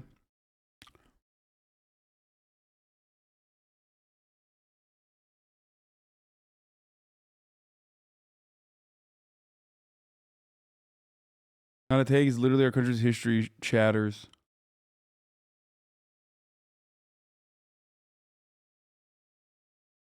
I mean, one of these days is going to come back and bite America in the ass. I mean, it has before. Blowback. You dog should take. You blaming the U.S. for arming Ukraine as a dog should take. Russia would have invaded Ukraine anyway.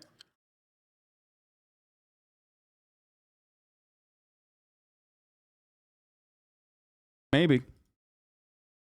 Probably. Sure. I'll give it to you. I'll say yes.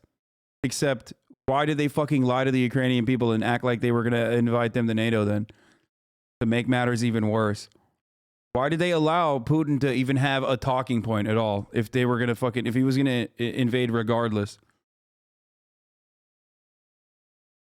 Why? Why did America even give Putin that talking point?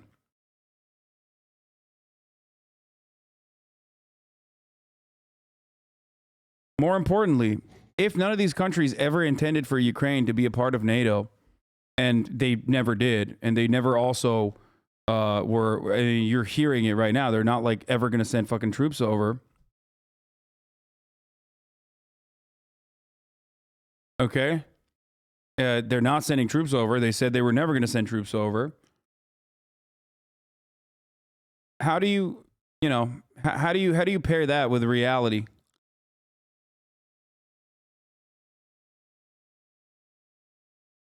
Why haven't they? Why are they just saying like, here, take a fucking gun, take some guns, you'll be fine. Another bad take from you, just like how you said they won't invade Ukraine. Yeah, I was wrong about that. Are you saying that they won't conflicting reporting on the Kyiv airspace? Are you saying that they will actually send troops into Ukraine? Is that what you're claiming? Do you think that they will do that?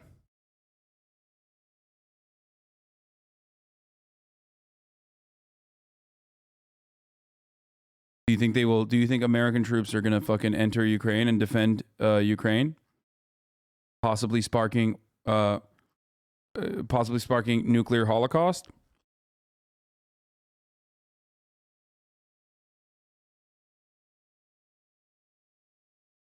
Ukrainian tacos. Honestly, I did not think it would happen as well. I'm devastated. The Ukrainians didn't think it was going to happen. The Ukrainian government didn't think it was going to happen. Analysts that operate out of Russia did not think that it was going to happen because it makes no fucking sense. It's insane. Claiming the explosion was a Ukrainian pilot now. CNN reporting now the explosion over Kyiv tonight was a Ukrainian Su-27 shot down by a Russian anti-air battery in the city suburbs. Ukraine has lost the skies over its capital. Grim. Wait, so it wasn't? The object shot down over Kyiv was a Russian caliber cruise missile, Ukrainian Deputy Minister of the Internal Affairs said. Okay, I don't know which one it is, but it did seem like a fucking...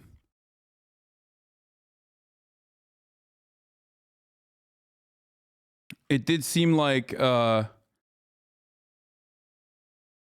It did seem large enough to be a plane, like, and not necessarily a fucking a missile. Senator Tuberville claims Putin is invading Ukraine because Russia is a communist society that needs more land. He can't feed his people, said Tuberville. It's a communist country, so he can't feed his people, so they need more farmland. 1819news.com, which is, I suspect, also the last year that Tuberville's brain operated, I guess, but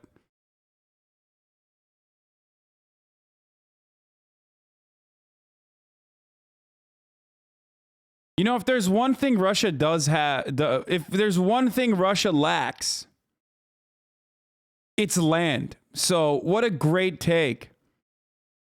If there's one thing Russia absolutely lacks, it's just land. They don't have enough land.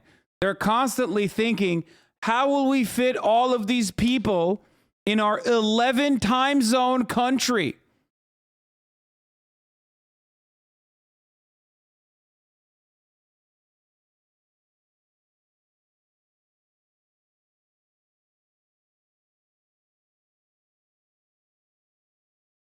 You know?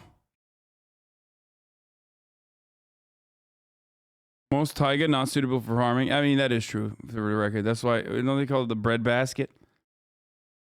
But again, that doesn't matter. It's fucking ridiculous.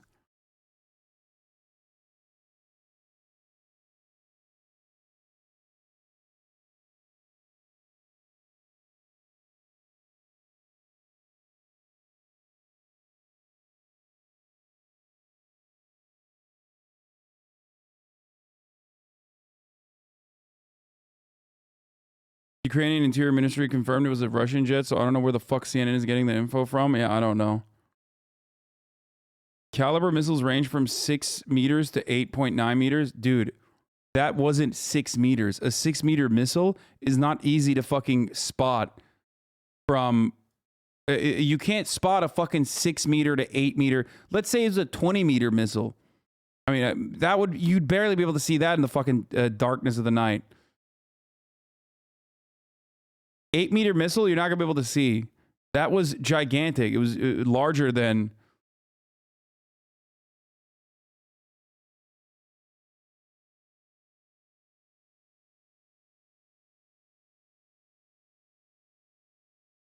Where's the article where U.S. bought oil from Russia the other day? Bloomberg.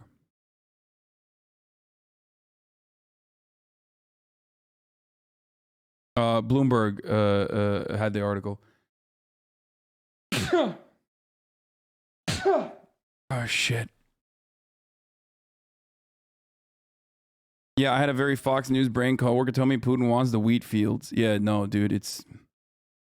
Yeah, they're gearing up.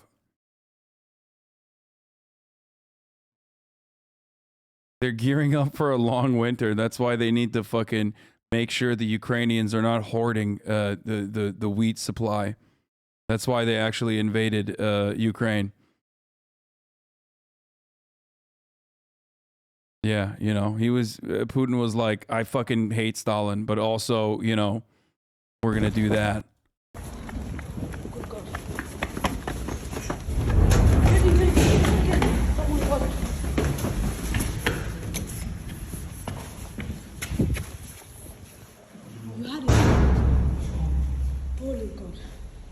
Various claims from fairly good sources in the last 15 minutes. I've heard Ukrainian surface-air missile shot down the Russian ballistic missile, Ukrainian surface-air missile shot down a Russian aircraft, Russian surface-air missile shot down Ukrainian aircraft.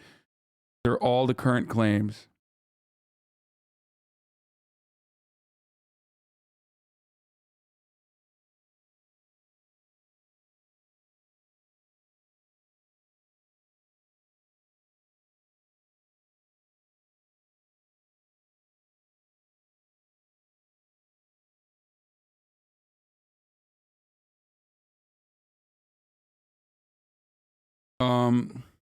I did see Louis C.K. being in Kyiv.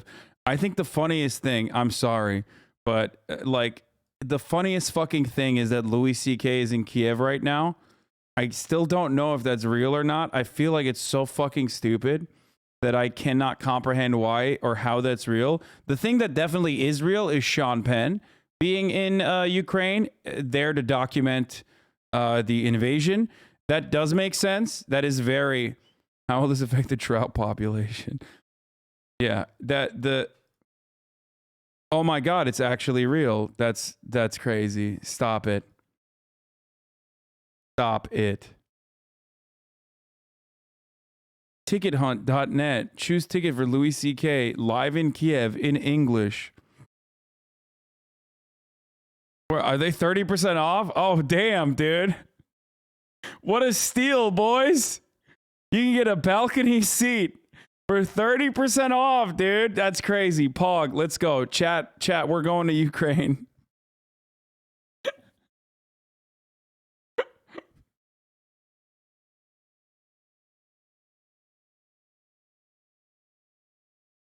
Oh my God.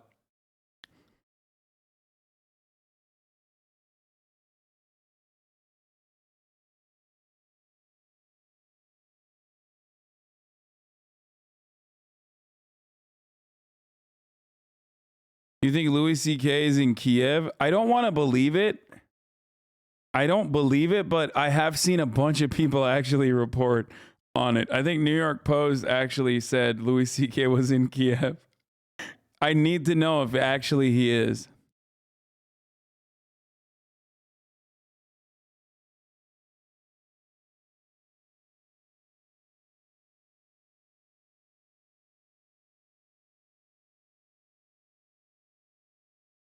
CNN saying troops are now 20 miles away or maybe less.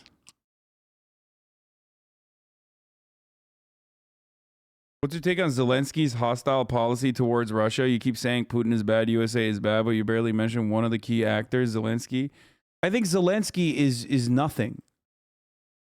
Like he's feckless, he's ineffective, he's not a thing, he's not an element. Like I don't think he's a key actor at all in this circumstance. But the tour insider tells Yahoo Entertainment that Louis C.K. is currently in Amsterdam after wrapping shows in Tel Aviv, Israel.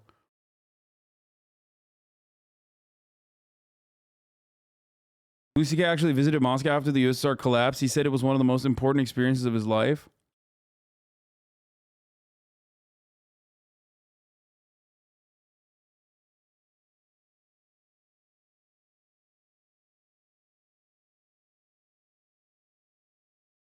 Is Bald actually in Ukraine? What the fuck's he doing?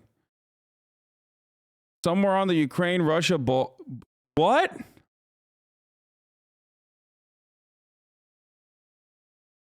Bro, there's no fucking shot he's actually... This is an old photo, probably. No shot that's recent. No fucking shot he's actually there.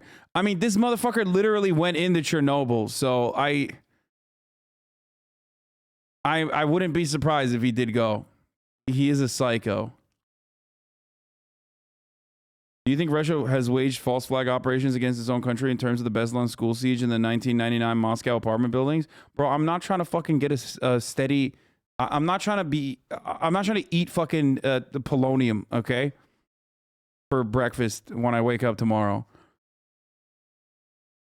He is actually there. Check his story. Shut the fuck up, dude. No way. A lot of people saying I'm praying for you, Bald, etc. I know you mean well, but this isn't about me in any way whatsoever. Stop it. I'm a wealthy Westerner who will soon leave Ukraine and go back to his normal life with a story to tell. I lose nothing here as long as I'm not stupid and try to go to the front. The people to be concerned about are the people who will be affected by this. Damn, that's like... Baldy is... Dude, COVID really changed them, I feel like.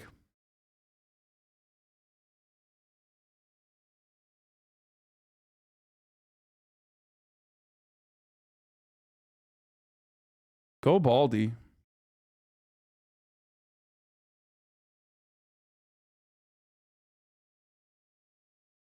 I am the dog shit take guy. Thanks for your answer. Ukraine was attempting to join NATO. NATO just postponed it to not seem as the bad guy. Letting Ukraine into NATO would instantly be war. I do agree they should have joined. The West made a bad move on that.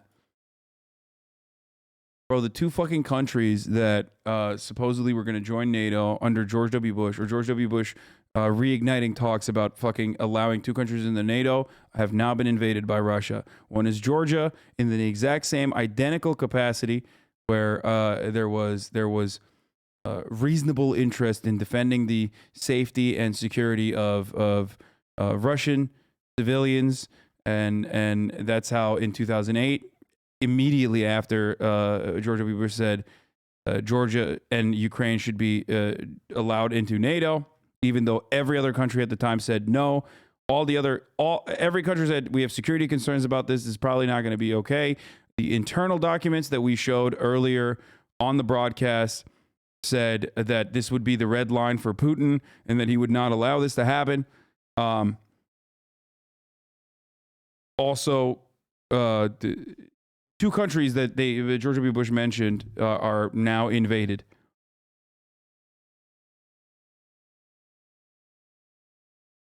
You think he's doing PUA stuff right now in Ukraine? No, I don't think he's doing PUA stuff. 2 days ago, Baldy was posting on a story that nothing was happening in Ukraine and the Western media is lying. He switched up pretty quick.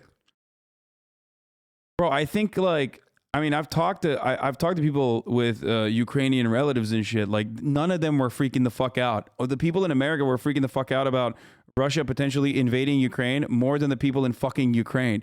We covered it already. They didn't have they weren't evacuating. They weren't there weren't long lines of fucking ATMs. There were not long lines leaving the city. It's because no one thought that this would fucking happen. Not because, and so did I, by the way, because of that. And a bunch of other reasons.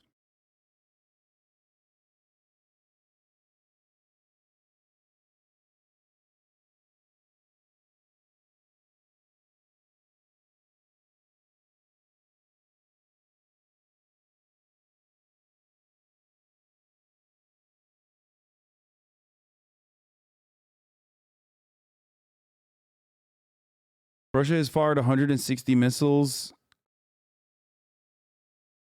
Person blocked me or something? What the fuck?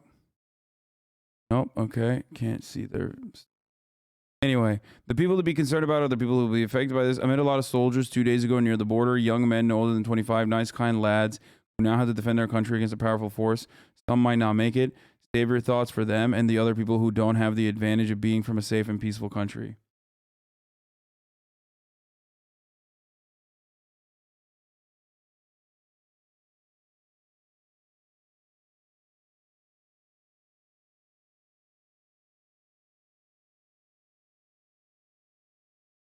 By the way, while we're talking, Russian soldiers are still advancing on Kyiv, and it was 20 miles, and now it's 15 miles out.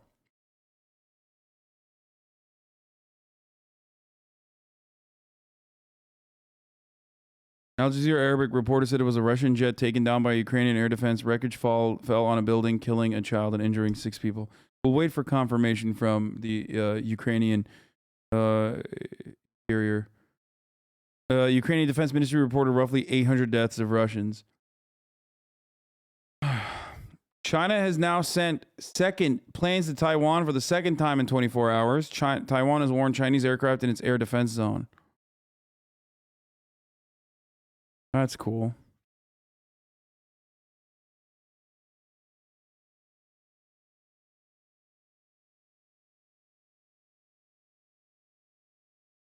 Crash site of the thing they shut down out of the air.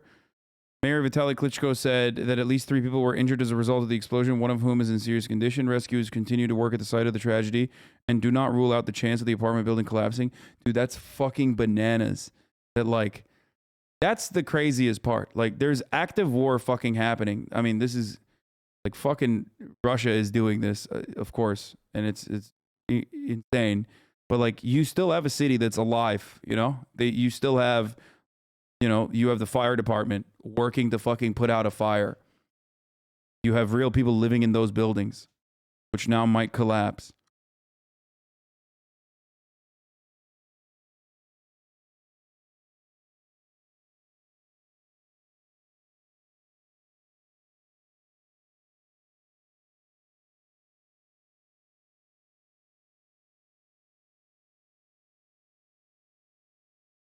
Why can't Klitschko fight Putin bare knuckle boxing style? I don't understand. And if he loses, then Putin gets to take over Kyiv if he wants.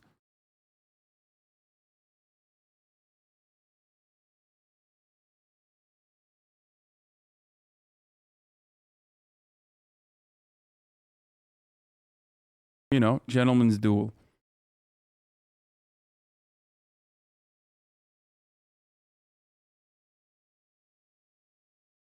Because of the prediction of this invasion, do you think the State Department deserves some level of credibility, or at least not a reaction of instinctual, confident, and complete skepticism? No, I don't. I will always and forever be skeptical of the State Department and information that the State Department brings out. Do you think I'm a fucking idiot? Why would I ever? No.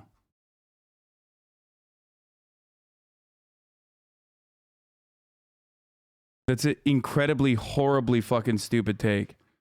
I'm sorry. That is just what the fuck, dude? Yeah, no, totally. The 900 things that they've gotten completely wrong or straight up falsified leading up to this moment are completely inconsequential because they're right this time. Sure. Like, historically, they've always lied. But hey, this time they got it right. They were right. So I think we should... Sorry if dumb question is the new just curious. No, that person is not new. That's delayed autistic guppy. He's a long-time chatter.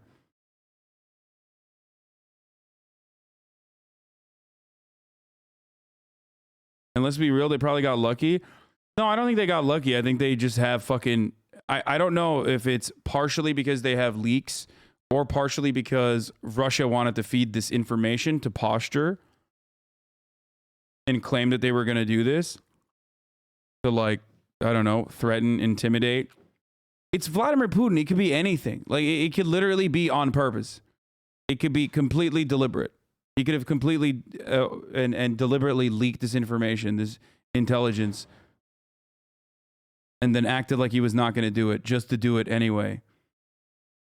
Remember the Adam Curtis video that we watched, where it talks about the propaganda dude for Vladimir Putin, saying that like all of the madness and mania that you see in his administration is completely deliberate. Like all of it. Opposition to Putin that is built up is still built by Vladimir Putin.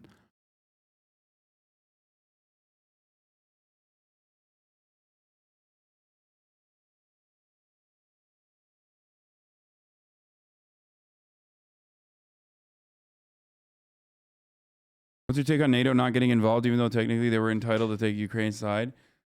Can't, like, no, there is no NATO involvement if one country without nukes is getting invaded by a country that NATO was designed to, defend against.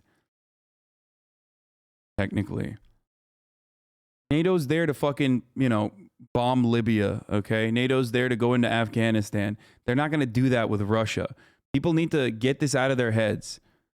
Everyone has this like attitude that Russia is some fucking tiny developing country. Okay, it's a regional superpower with its own designs, with its own goals, that has a lot of influence still especially in its own region.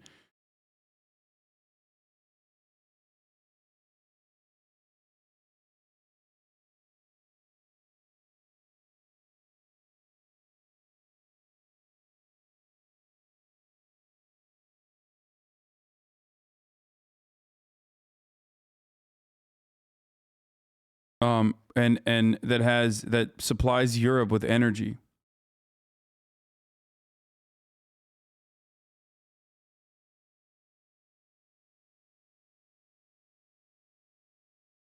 You got a huge platform, so can you spam the change.org petition link that calls for Putin to stop the war?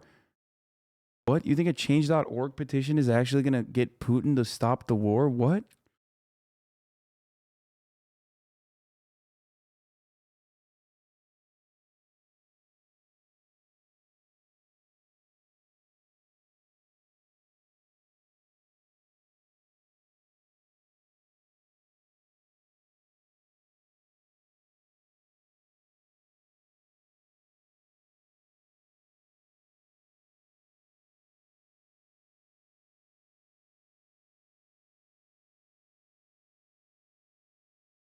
Bro, we have a better shot at literally sending David Guetta into Moscow.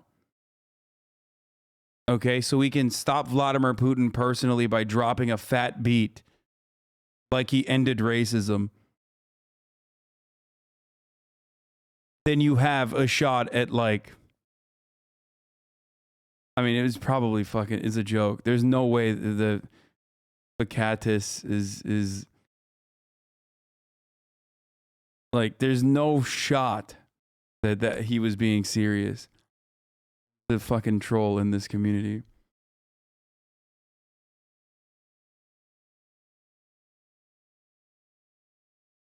No, he's a fucking troll, dude. He didn't. There's no shot that person is serious. It's a real petition. Stop it. Get the fuck out of here. Ukraine, war is madness. Stop the war in Ukraine. Oh shit, dude. 307,000 people have signed so far. Once we get to 500,000 signatures, it's over, dude. It's fucking over, dude.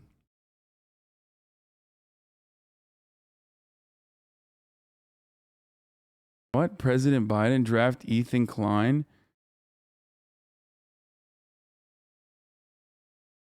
Defend Ukraine from Russia? What the fuck?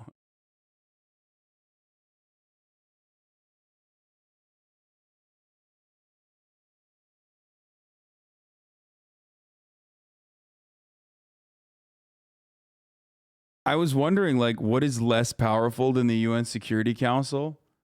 Like, talking about how, you know, Vladimir Putin needs to stop this now. And I found it. This is it. I think if there's anything that is like, that has less power than the UNSC members being like,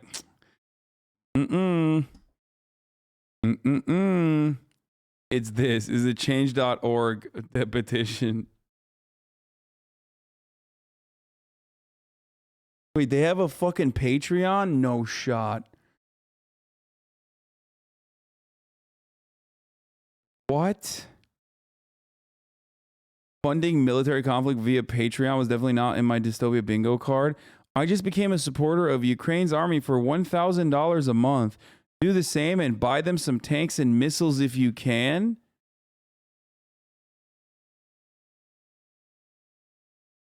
Are you joking? You just gave some random person $1,000, dude.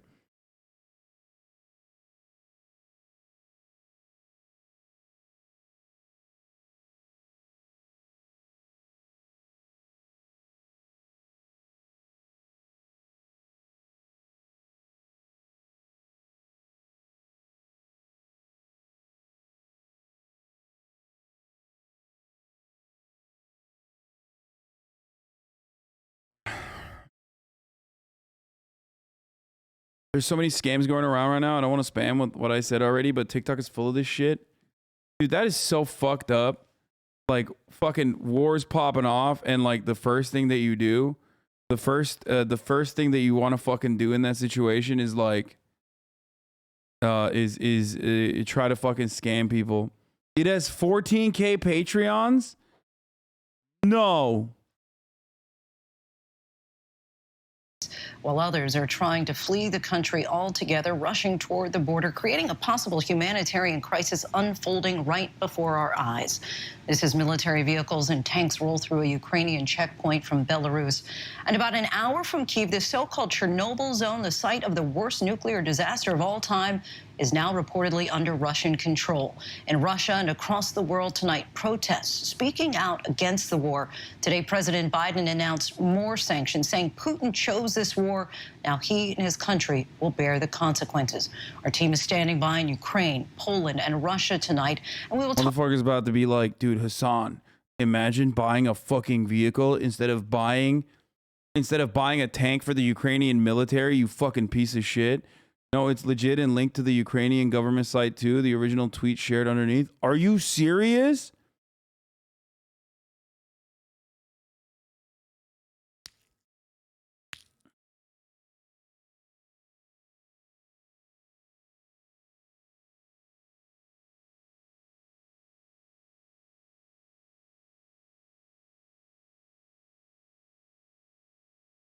(71.33% of land mass is farmable in Ukraine, largest land area in Europe, 7th in coal production in the world, 2nd in Europe's largest coal reserves in Donbass, fifth in iron production worldwide, also largest uranium reserves in Europe.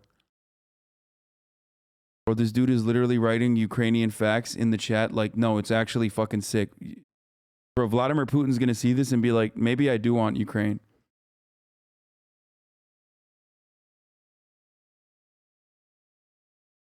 Dude, stop. Hide it, dude. Hide that information. What are you doing?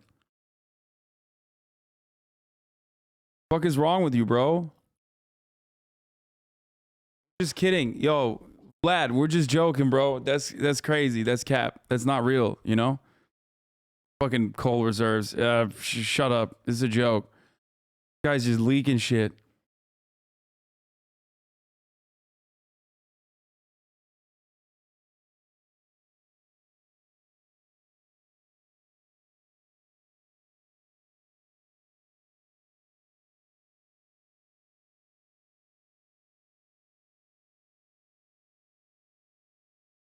It looks like it was a real Patreon, but Patreon took it down. Wait, why?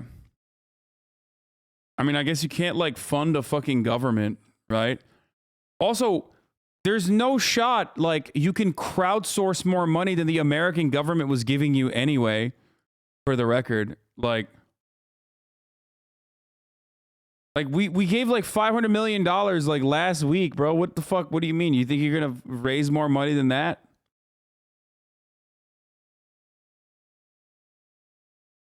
Lines at gas stations, and residents desperate for cash are lining up for hours at ATMs. Three friends, all from Donbass in eastern Ukraine, in Maidan Square, where Ukraine turned its back on Russia in its 2014 revolution, showing support for their country. We are not afraid. We are ready to defend our country. Marichka Podolko is a morning news anchor in Ukraine. Tonight, her husband's at war and her children hiding in safety in the West. I think that's the worst scenario that we could expect. I never expected it to be so bad, but I never expected Ukraine to be so calm and strong. Шановні громадяни України. Ukraine's President Zelensky trying to rally his country tonight, but acknowledging their losses. Officials say at least 40 Ukrainian service members have been killed, as well as dozens of civilians. Zelensky saying the fiercest fighting is in the south, where Russians are advancing from Crimea, adding that some Russian soldiers have been captured. Around the world, the Russian offensive is being condemned. The Pentagon tonight saying it'll now deploy 7,000 more US troops to Europe. President Biden met with his national security team this morning and said the world will hold Russia accountable. Putin is the aggressor. Putin chose this war, and now he and his country will bear the consequences. But Biden didn't sanction Putin himself, choosing instead new penalties on... It's a defensive alliance, so being in an aggressive war does not constitute Article 5. NATO's job is not to invade Libya or Syria. Thanks. Dude, what it... Okay. So? Like, you're like the guy who's literally telling me... first of all, they invoked Article 5, and also, you know, that worked in Afghanistan, and just saying that doesn't change the reality. Also,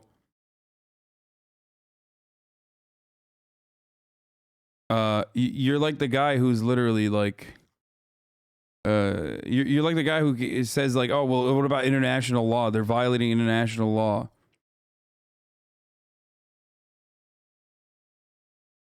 From the capital, there is this important military airfield, the Antonov airfield, which Russian special forces landed in. Then the Ukrainians took it back. Then the Russians beat them back. And tonight it's not entirely clear who's in control of this. But I think the fear is that this is about building a bridgehead into the capital itself. The Ukrainian defense minister, in a fiery speech, essentially saying that Ukrainian forces had managed to defend well, had mounted a stiff resistance in a number of places, but he also warned that the Kremlin was planning a fresh wave of attacks, including paratroopers. I really believe that although today has been difficult, there are darker, harder days ahead. Lindsay? Such a grave situation. Ian Pannell, our thanks to you. Now let's bring in our ABC's Chief Global Affairs anchor, Martha Raddatz in Lviv, Ukraine. And Martha, President Biden has been firm that no American troops will enter Ukraine, but the U.S. and NATO are now building up their presence along the border. Explain their purpose there. Well, they certainly are building them up. In fact, 7,000 new additional troops are coming here to Germany, and then they will be dispatched along NATO's eastern flank. What they are doing there is basically reinforcing NATO. It's a show of force. No. They've already got fighter jets, they've got assault or attack helicopters, and they have soldiers along those borders. I don't think that video is real. Because obviously our NATO allies are getting very, very nervous. They also might be in place to help any Americans coming out of Ukraine. There are a lot of Americans still inside Ukraine coming out of there and helping them, and with the refugee crisis that is almost certain to happen here. But no U.S. forces inside. In fact, we have learned that they are no longer even flying reconnaissance and surveillance aircraft over Ukraine. Those flights, manned and unmanned, have taken place over the last month, many, many flights, but no longer. So the picture on the ground here is not as clear as it was. Lindsay?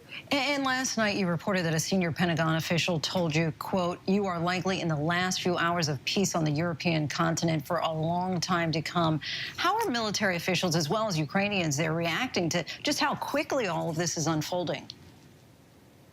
That was such a sobering text for me, for all of us last night to read that. The official captured it so well about what is happening. For military officials, this is an incredible tragedy, and for historians to look at the significance of what has happened here on the European continent. For regular Ukrainians, we talked to several people this morning. They're lining up in banks. They're lining up to get water. They're lining up at pharmacies. There is no sense of panic, certainly here, but they are worried. I mean, they were stocking up on sleeping bags. They talk about arming themselves. But I also was in touch with a U.S. official tonight, and their fear is people who are talking very bravely today may get injured in trying to fight Russian troops, but most likely they will lay down their weapons. Lindsay? All right, Martha Raddatz once again on the ground for us in Ukraine. Thanks so much, Martha. You bet, Lindsay. Is this a repeat? Let's bring in our chief White House correspondent, Cecilia Vega. Cecilia, you pressed President. Is this a fucking repeat, dude? Is this a rerun? What the fuck is going on, bro? This is literally a rerun. Oh my God, we just got duped into watching a rerun. Well, I did. Okay, that's...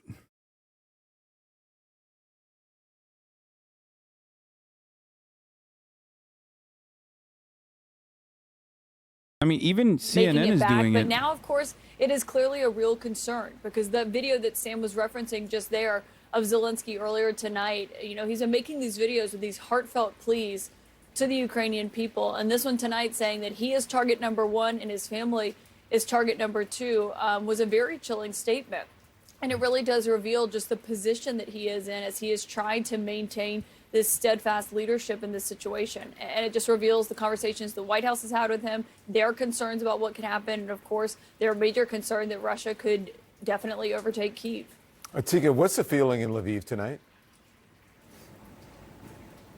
I think there's certainly nervousness, but also defiance. I mean, you mentioned those appeals by presidents. Isn't there still troops, like actual on-the-ground troops, marching towards Kyiv right now? That's what I'm waiting on at this moment. Like, that's the 15 to 60 should come up and defend the country. And we had already been hearing before that stories of people coming back to Ukraine. They're not 20 miles out. They're fucking, they're getting closer. So I think there is nervousness here, but also defiance and anger at what's happening. Oren Lieberman at the Pentagon. New satellite images show dozens of vehicles that have moved across a pontoon bridge near Ukraine, Belarus border. What does this tell us about Russia's plan of attack? Well, this is a pontoon bridge that CNN has been watching over the course of the last 10 days or so, watching it put out over the Pripyat River on the Ukrainian-Belarusian border or near that border, then taken down and put back up. Now we see forces, and now we see essentially, I believe it's tanks that we see in that imagery or some sort of vehicles on the southern side. It means, and it's a strong indicator, that the NYPD has almost 2 times the budget as the Ukrainian military, with roughly 1/8 the size and 1/5 the jurisdiction, and being a civilian force. Yeah, I mean the New York Police Department is like famously one of. I mean, it's an army in and of itself. It's like a large standing army. Miles or so, give or take. It goes right through the Chernobyl exclusion zone, which was reportedly taken over earlier in the day by Russian forces. So this builds to that weight of evidence that Russia is trying to, as the officials said, decapitate the Ukrainian government and put in, as we heard, a puppet government, one that is subservient to Russian President Vladimir Putin. And this is what we're seeing play out, and this is what we're seeing evidence of in this new satellite imagery. Joe Doherty in Moscow, we saw dramatic video in St. Petersburg of anti-war protesters being arrested. What will happen if these brave people just for speaking out? It depends. You know, some of them could be used as examples. Some may, you know, be held in prison or in jail for a while, detained, and then sent home with a warning that now they have a record and that police record will have an impact on their future. Others, you never know if they were involved in any type of hitting or even the pretense of that. No, this is not a rerun. They're just covering what happened in Russia earlier today. It's hard to say, but I can say, Don, you know, the fact that there really were people on the street, and not just young people, but kind of a mix, was really surprising to me because it is very difficult to go on the streets right now in Russia, any place, and protest anything that the government is doing. Ever since a few years ago, they've really cracked down. And these protests, at least the one we saw here in Moscow, was shut down very quickly. But that said, if you look at, you know, the numbers for Russians overall, probably most of them do support this operation. But one of the reasons they support this military operation, invasion, is because of the stream of propaganda on TV. I mean, it is massive all day long. There are pictures of, you know, Ukrainians and fascists from World War II, Ukrainians being depicted as monsters who murder people. It is all out propaganda. And so a lot of people are frightened here in Russia. They believe, in kind of this mirror image, that Russia is the one that is being threatened. It's being threatened by NATO. So, you know, that's one of the problems, that people believe it. But there are people, you can see there were some former generals who actually spoke out before this invasion began against it. And I would say some in the intellectual, you know, educated big city community are beginning to speak out. Oren Lieberman, let's bring you back. I want to ask you about, we have this audio tape that has emerged purporting to be an exchange between Ukrainian soldiers defending an island in the Black Sea, cussing at a Russian warship before being killed in battle. I want you to listen to this. Oh, this is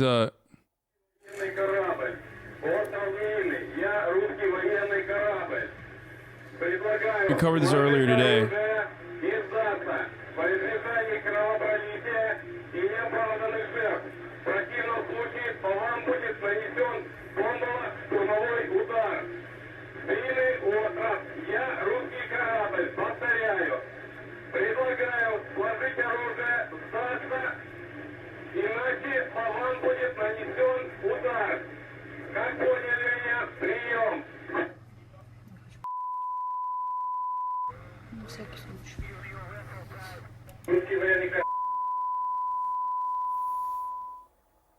Wow, the Ukrainians are defiant, Oren.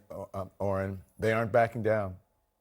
Two things were certain going into this, and this is what the U.S. had assessed. First, that Russia had the massively superior military and the armed forces built up around Ukraine, and that Ukraine's military might not be able to hold out all that long, whether that's days or weeks is unclear, and the Pentagon wasn't going to get into how this was going for the Russians. But the other thing that was clear was that if the Russians chose to become an occupying force after this invasion, the Ukrainians would put up one hell of a fight, an insurgency against a Russian occupation, perhaps against a Russian puppet government.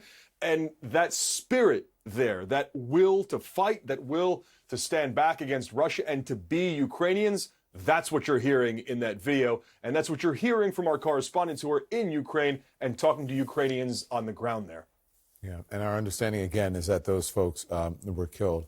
Oren, thank you. Thanks to all of our folks in Phil, Sam, Atika, Jill, Caitlin, and Oren Lieberman. We've got much more on our breaking news. Another bomb blew up on the live feed. Another bomb heard on the live feed. The sun's coming up now. Not visible, just audible. U.S. Air Force spotted in Ukraine.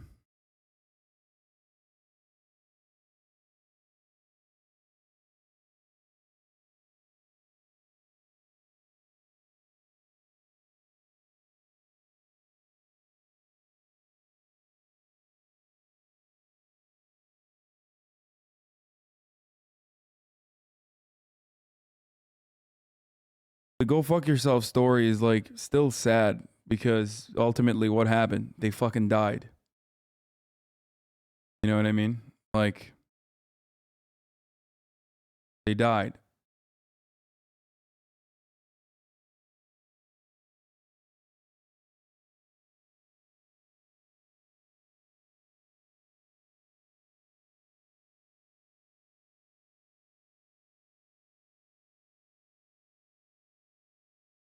Okay, he's leaving us. It's over. 13 people died. Yeah.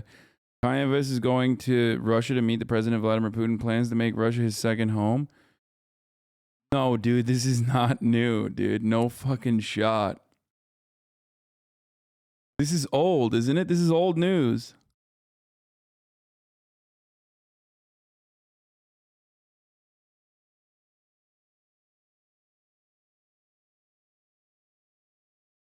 Yeah, this is like a while ago.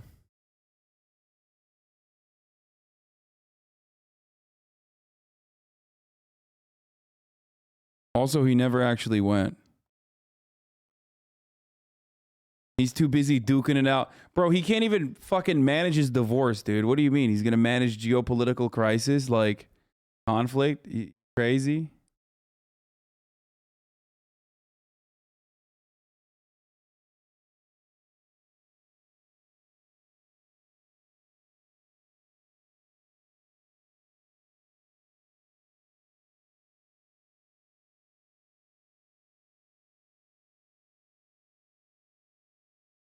Fuck you, Hasan. I mean, I'm just saying, like, to be fair,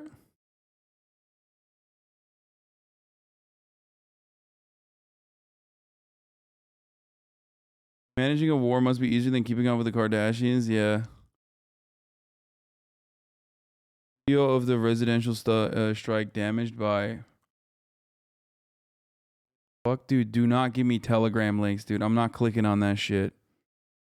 If it's uploaded to Twitter, I'll watch, I'll look. But if it's fucking... If it's just like straight Telegram, I'm not touching that, okay? Sorry.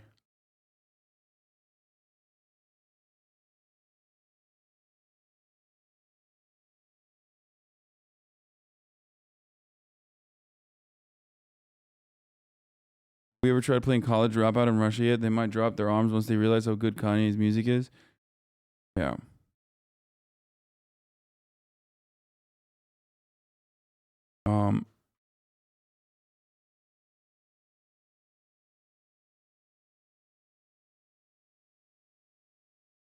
Three sus cars on Cam 3 just passed. Russian bomber shot down. I mean, dude, I fucking showed this already. Like, this is not just like a... That's not just a missile, I don't think. But who knows? Maybe it is. But that shit is gigantic, dude. Look at that. It's fucking massive.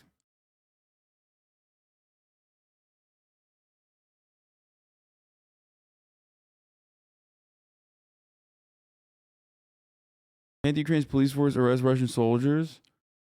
I think this would be very effective because it's illegal to have guns and tanks, etc. Picture yourself that, for example, 30 to 40% of Russia's soldiers get sent to jail and can no longer participate in the war. This would dampen the threat tremendously and might even end the war.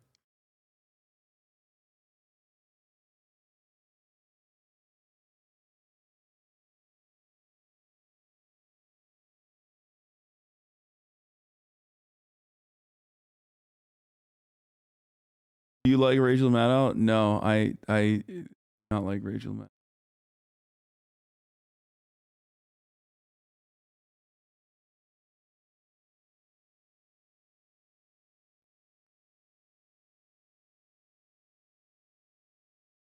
Rogan's buddy's gonna talk to Putin.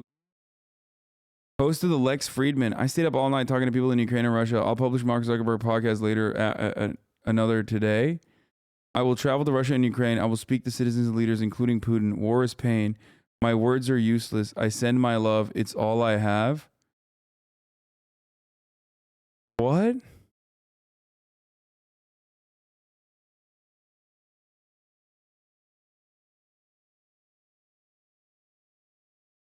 What?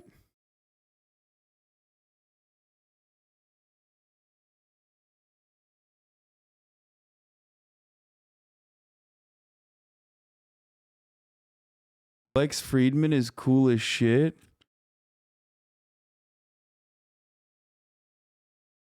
Don't shit on Lex, please. Bro, what is he saying? He's going to talk to fucking Vladimir Putin? He's going to convince Vladimir Putin to fucking stop? This is the human version of the change.org petition, bro. What the fuck?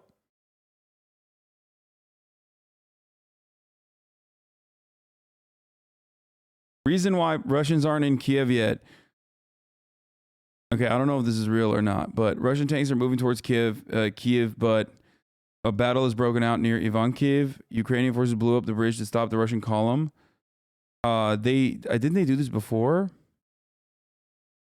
We will give weapons to anyone who wants to defend the country. Be ready to support Ukraine in the squares of our cities. Dude, Americans, you hear that shit? They're giving out free automatic weapons in Ukraine. I'm just saying. Honestly, we should just send all the fucking yee motherfuckers out there, okay? So many horny yee ass motherfuckers that I feel like they would love that.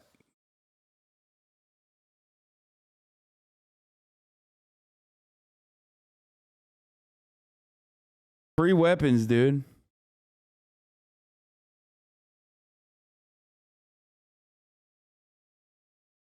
Send Kyle Rittenhouse out there, dude.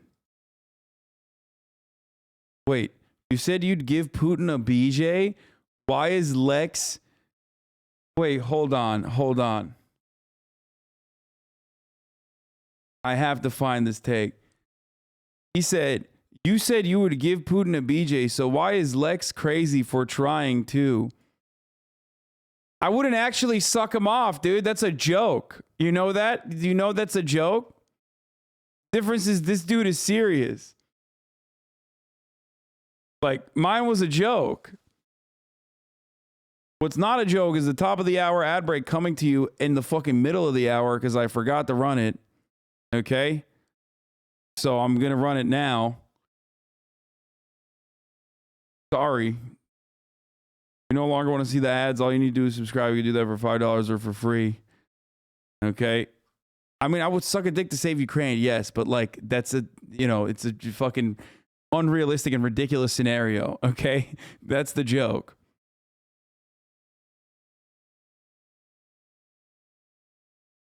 Lex thinks that that's real. That's the difference. Okay, cars are just driving now. What is happening? There's just homies just driving around now.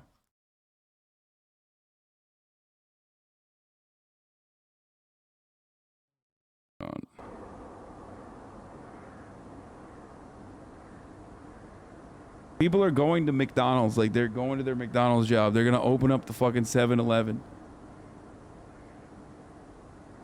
That's Lex's car. Lex is driving, dude. Anyway, here's the 1 minute ad break now. It's coming. Sorry. That's Lex. He's driving over to fucking talk to Vlad.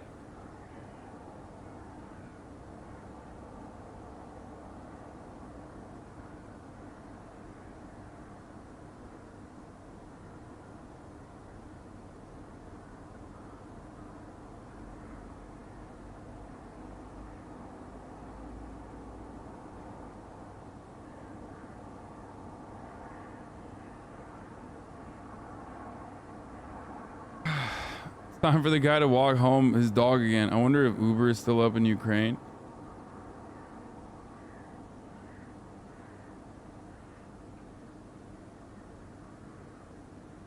There's live streams on TikTok from Ukraine, literally in just subways hiding.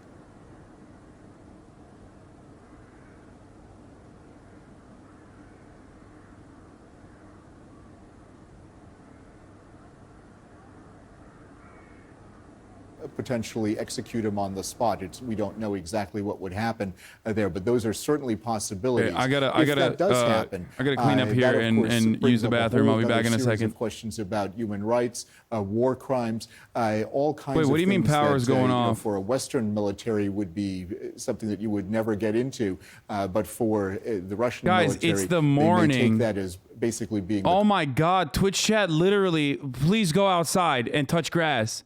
The lights went out because the sun is coming up.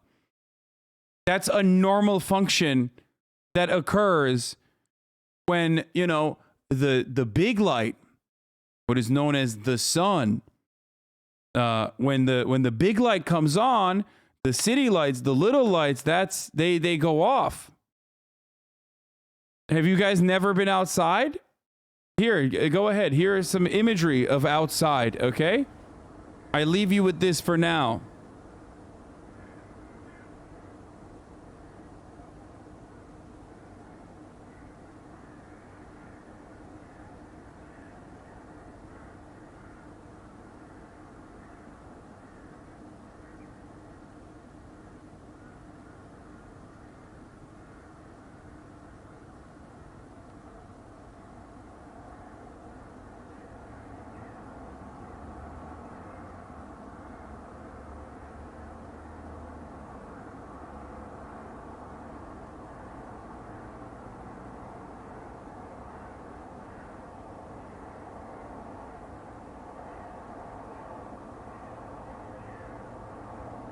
By the way,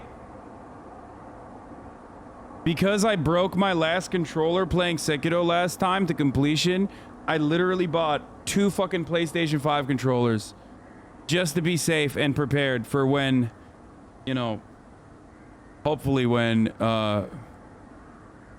this invasion ends and I can actually play Sekiro, or not Sekiro, Elden Ring. I literally bought backup controllers, dude. I got this one in blue, too.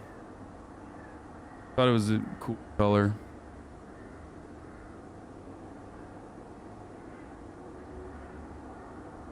Don't say copium. Elden Ring will happen. Elden Ring will happen. It's just...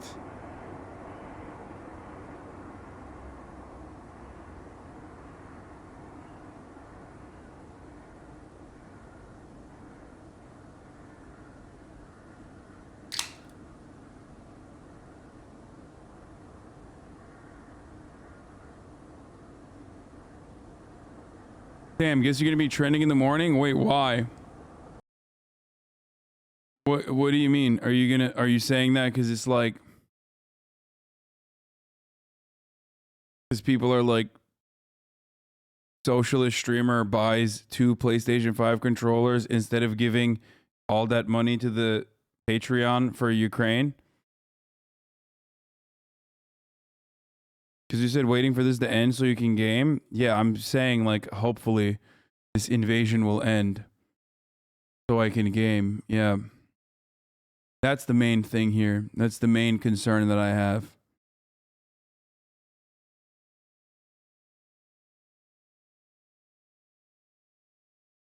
Hasan didn't buy a tank trending. Hot take, wishing this invasion ends. Exactly.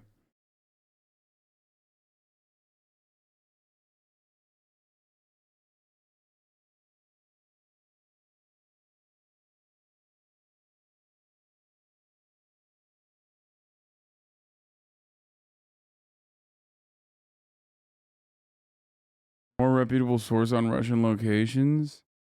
According to General Staff of the Ukrainian Army, Russian tanks are moving towards Kyiv, but they're currently involved in fighting near Ivankov. We already talked about that, halfway from the border of Kyiv.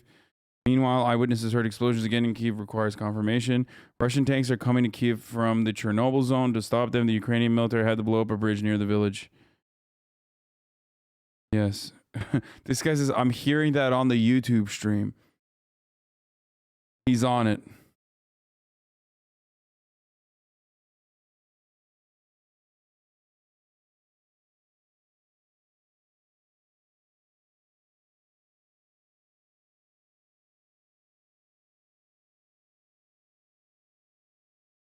HasanAbi wants the invasion to end so he doesn't have to suck Putin's dick.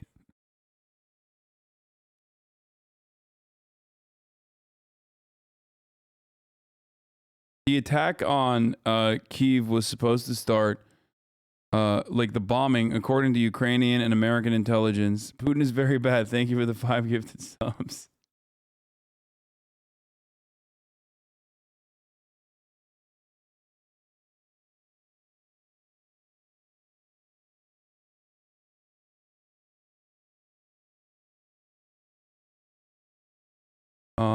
And Big Boss Nova, thank you for the 5 gifted. Put the news in a small block corner while you game. No, I'm not going to do that. Concerned for your trip to Italy.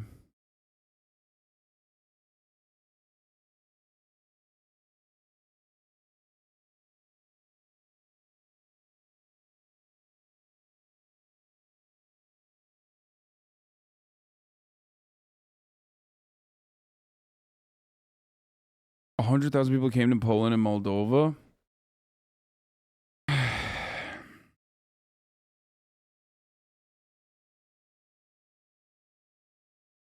Who's moving the camera? I think that's automatic.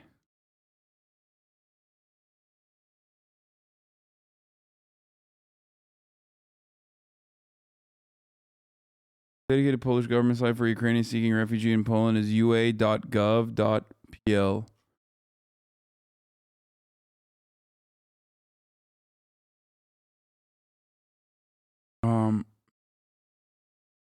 Think other countries will get involved? No. I mean, definitely not. Definitely not like America. Big little rat boy, thank you for the 10 gifted subs.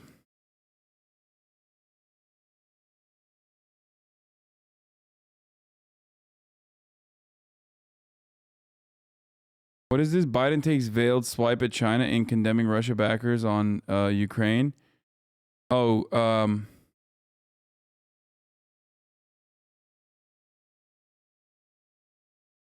what? You just heard a boom on the live feed?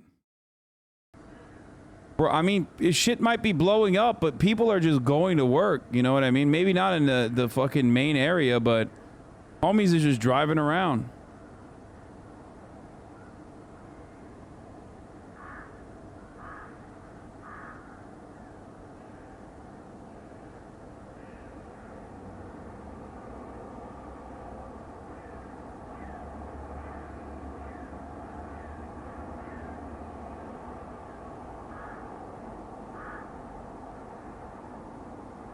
The Danish did too. Denmark to deploy soldiers to Estonia in wake of Russia's invasion of Ukraine.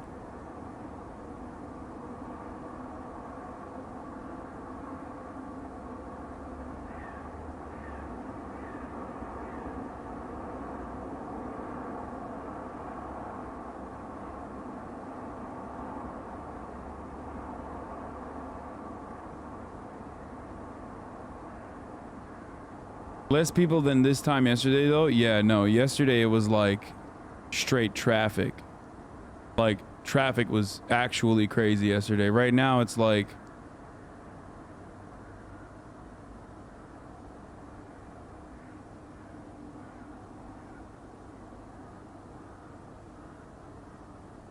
Vladimir Putin is watching. No, he's not.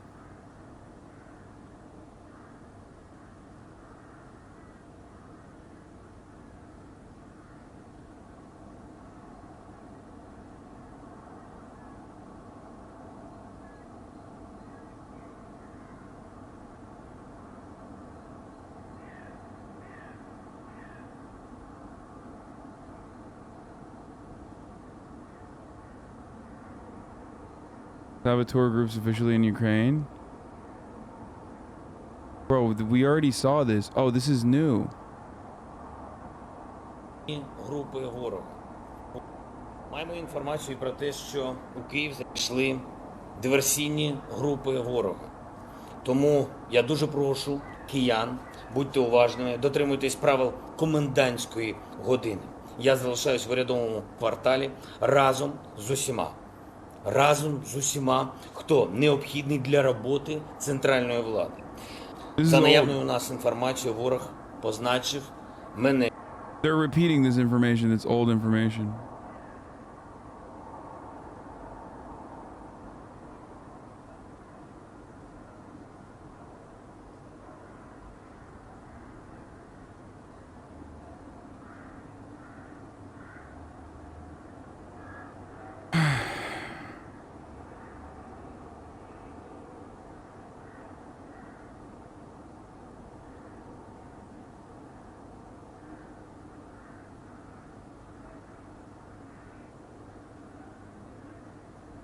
Macron confirms Putin was negotiating in bad faith. Until a few hours ago, before the launch of operations, the recognition of two illegitimate republics and the military operations, we were still discussing with Putin the details of the implementation of the Minsk agreements. So yes, there was duplicity. Vladimir Putin literally said when he talked to Macron that he was powerless when he actually had a when he actually fucking talked to Macron in the aftermath of the diplomatic conversation that they had on that big table. He said famously that Macron was powerless and he had no say in this conversation. He had a conversation with the German chancellor as well. Conversation that should have been had about the Minsk agreement was with the United States. Not to say that Putin is not duplicitous. Of course he is. He's a fucking liar. He's a KGB agent.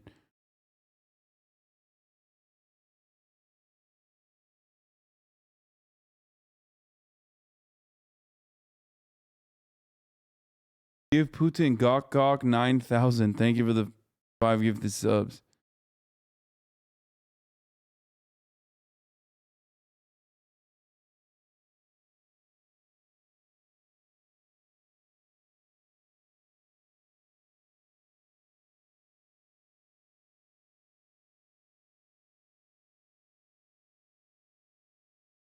Lex is a huge Elon Musk stan. We've spoken about this offline. I'd love to get your thought about it here. If I sat down for a long-form in-person conversation with the president of Russia... Bro, homie straight up looks like the dude that killed the Russian ambassador in Turkey. In this photo. That's a deep cut for those of you. What was the name of the dude? You know that photo I'm talking about? The fucking assassin in Ankara? What Bush said? Russia's attack on Ukraine constitutes a grave security crisis in the European continent since World War II. I joined the international community in condemning Vladimir Putin's unprovoked and unjustified invasion of Ukraine. The American government people must stand in solidarity with Ukraine and the Ukrainian people as they seek freedom. We cannot tolerate the authoritarian bullying and danger that Putin poses. Ukraine is our friend and democratic ally and deserves our full support during this most difficult time. Fake 1923.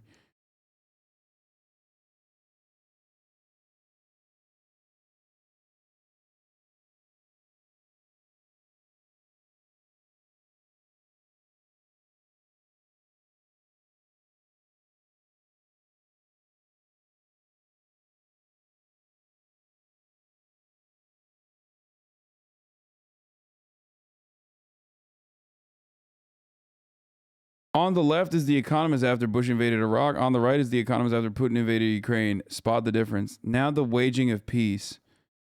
Where will he stop? Yeah, I mean, of course. At this point, it's like...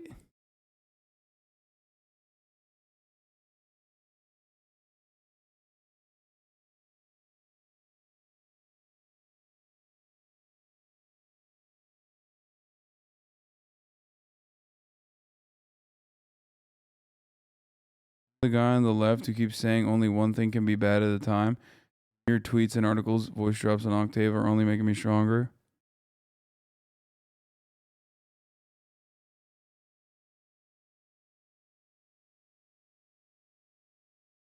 Should be considered these are many years apart. No, that's not the reason, dude. The reason is because, of course, American media supports American war. What the fuck do you mean? Like, that's the real reason. The right is trying to make this a thing. This stuff does matter. It's not a small thing. The world's wolves have TV and Twitter too. They're always watching us. They're making assessments about us at all times. So yes, parading an endless conga line of carnival freaks through the White House is a big deal.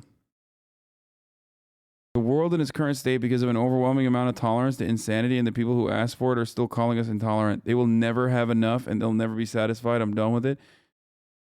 Bro, I mean, this isn't new either, by the way. I mean, Dinesh D'Souza famously said Osama bin Laden was right to do 9/11. Well, he didn't say Osama bin Laden was right to do 9/11, but he said, like, I agree with the reason why Osama bin Laden did 9/11, because we have, like, homosexual depravity. You know what I mean? Like, so don't say clip it. Fucking, you know what I'm... Like, these guys are crazy. Like, they literally think like that's the reason why people do shit. No, dude, that's just a self-report, okay? That's just a fucking self-report, dumbass. You're saying I don't like the sight of, like, trans and gay people, okay? And that's what you want to do. You wish you could be fucking Vladimir Putin. You wish you could do what Vladimir Putin is doing to Ukraine, but to America, because gay people exist.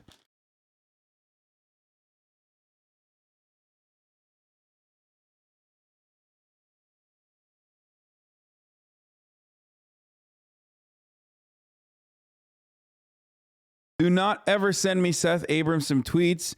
We already fucking made fun of... First of all, Seth Abramson is like a psycho. He's like a Russiagate guy. Literally... I have a rule. If you make a tweet thread that's like longer than fucking 20 tweets, you're done. Okay, you're going to jail. Seth Abramson has violated that rule many times over. And he's also like a Russiagate freak. He's just like a weirdo, okay? And we already covered this. Like, the fucking mobile crematorium concept is so stupid because, like, what are they going to do? They're going to hide like one fucking body at a time, dude? 800 people have died so far. Every platoon, let's say every platoon has a mobile crematorium. How are they going to hide their bodies?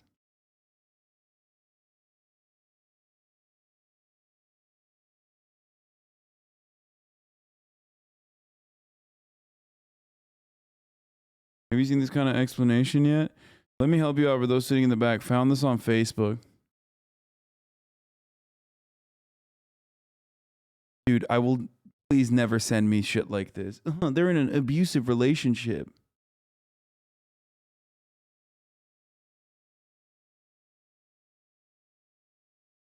Putin's like an angry ex-boyfriend.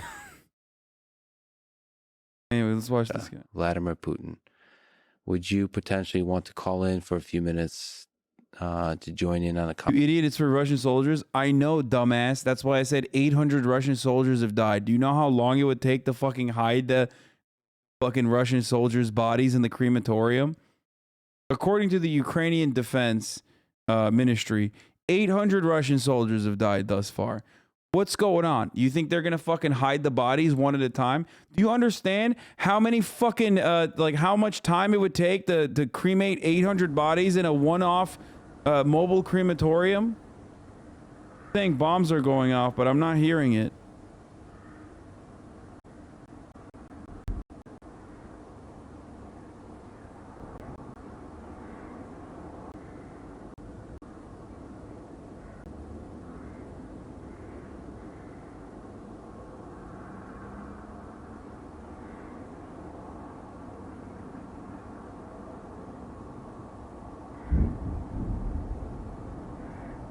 Oh, that. He just sounds, that's probably like a jet.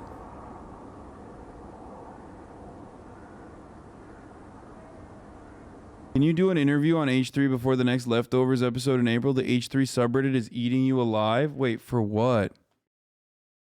Oh, did the fucking psychos finally find their way to the H3 subreddit to just like shit on me or some shit? Is that what it is? Wait, they're not. They're not eating me alive at all. This is, I met Hasan at Whole Foods.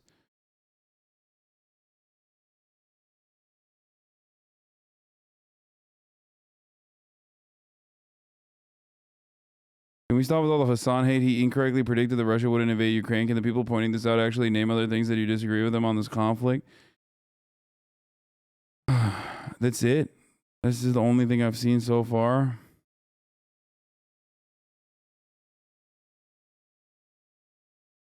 The thing is, like, I have a lot of haters. The post about the emergency leftovers episode, where is it? I don't see it. But, the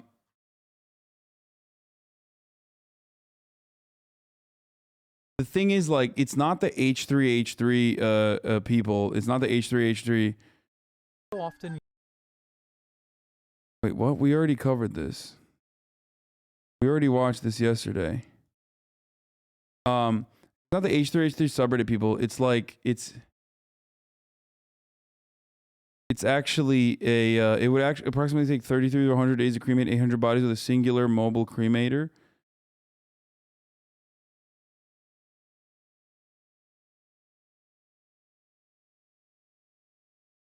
Because you're fucking stupid fucking loser shit cunt.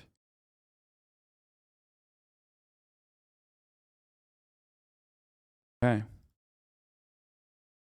Thanks, man. Kind of funny that he had to wait. Like, I mean, he's been following since October 5th, but first message.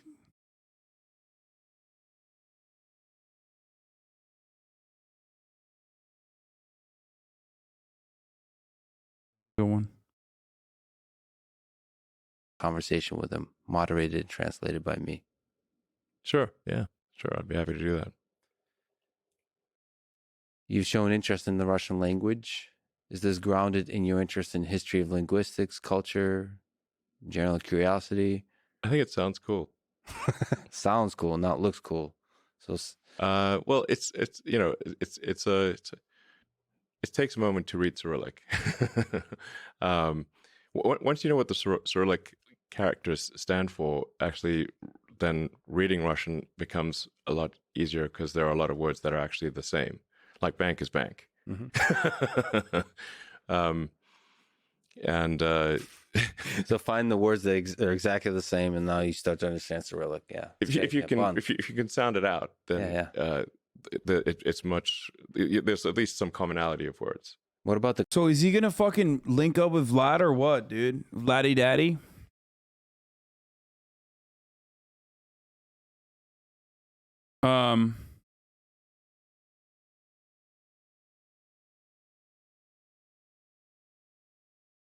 Russia is a huge crypto market.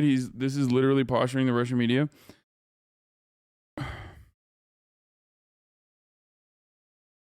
I remember they were talking about it on the TrueAnon episode when they were talking about the fucking crypto Bitfinex hack.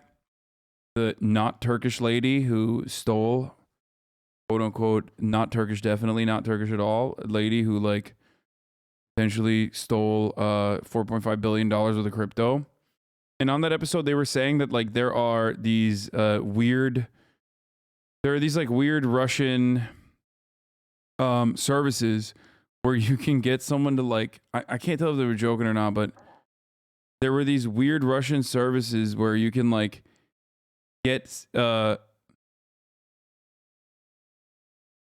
someone to bury money in a coordinate and then send you, dude, like fucking public transportation is working. Dude, Ukraine has public transportation in operation while they're getting fucking bombed, and Los Angeles still doesn't have a viable Department of Public Transportation.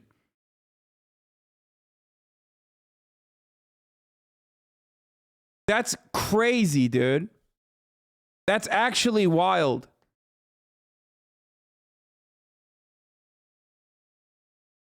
See that fire on the top left? Wait, is that a building on fire? What the fuck? No, that's just the sunlight, right? Reflecting.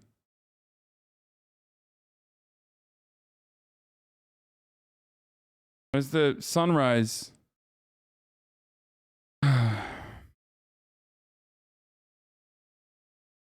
Twitch chat literally does not know the sun, or Imagine being bombed and you got to go to work to drive the bus to take other fuckers to work. Yeah.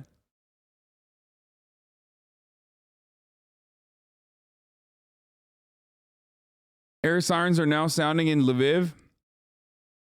Uh-oh. The reason why that's concerning is because, one, that's Western Ukraine. Two, that's where fucking Zelensky is. And that's where, isn't that where like the fucking sleeping with the enemy, Russian troops try to pick up Ukrainian women on Tinder? Russian soldiers ready to invade Ukraine at the order have been using the Tinder app to flirt with Ukrainian women.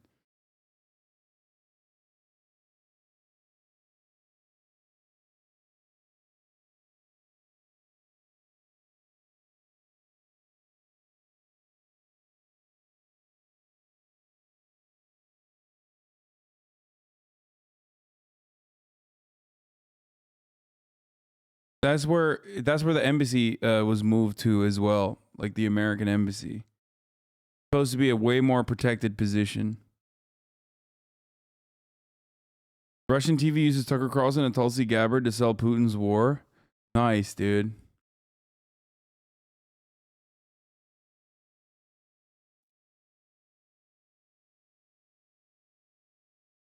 Oh, come on. Two missiles just targeted the Rivne airport.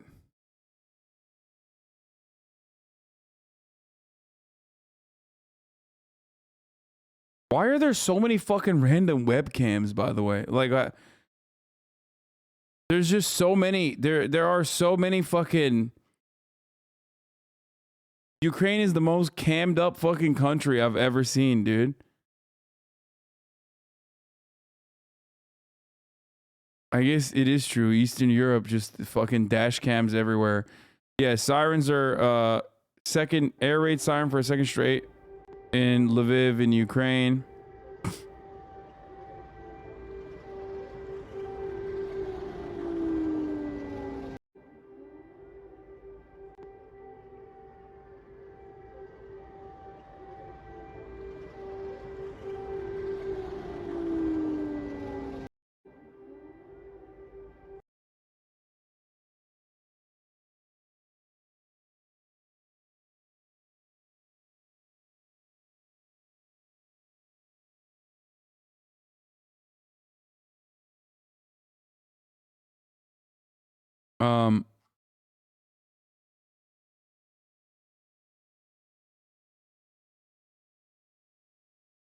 That was at 8 p.m.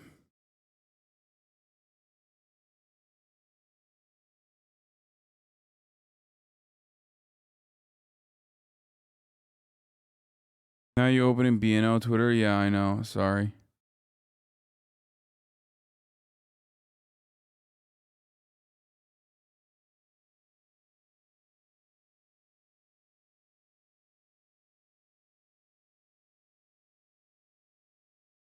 Can you use the ad blocker to disable JavaScript on this site? Yeah.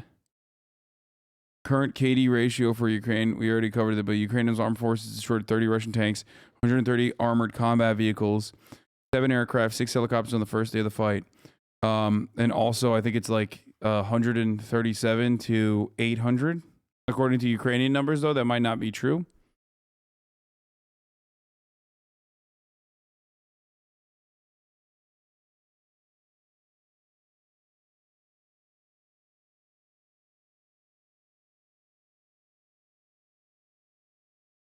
This is live. This is live. Chats on some of these are very sus.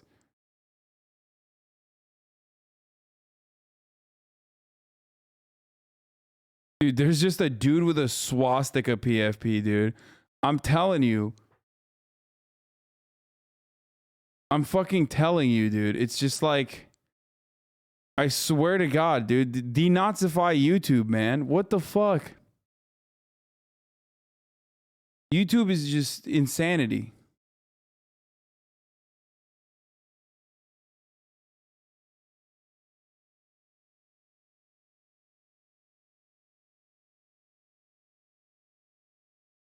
First of all, what I don't even understand is like why they just spam the N-word. Like, what do they get out of it? It's bots, right? But even if it's fucking bots, like, what the fuck are they getting out of spamming? Like, why did someone just, like... Why did someone get bots to just spam the N-word?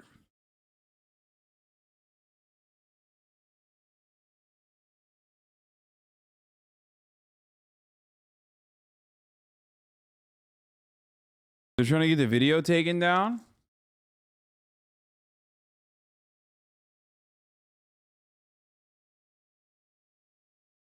You guys say bomb?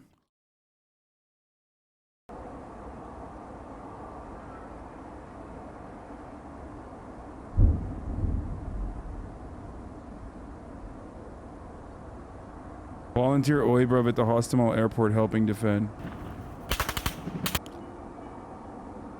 Wait, what the fuck? Is this gonna be like actual...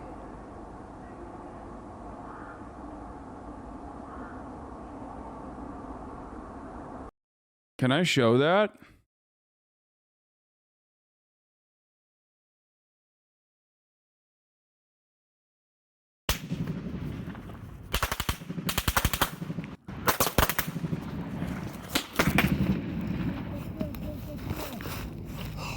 That's close. Don't move, don't move, don't move.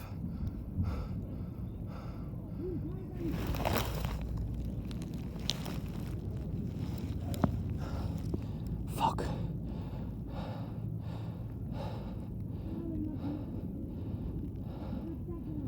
We need to be in a building. Bro, this is literally... Okay, dude, this is Escape from Tarkov. Like, I know we've been joking about Arma, but, like, this is actually Escape from Tarkov. Like, that's just... I'm hearing the scavs in the background. Actual insanity. What the fuck? What is that guy doing there? Yeah, there's no entry in there. Mate, there's no doors.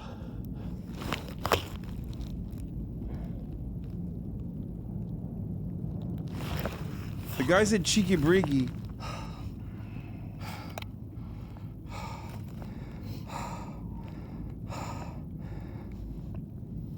How you holding up, brother? That dude's American! What is going on?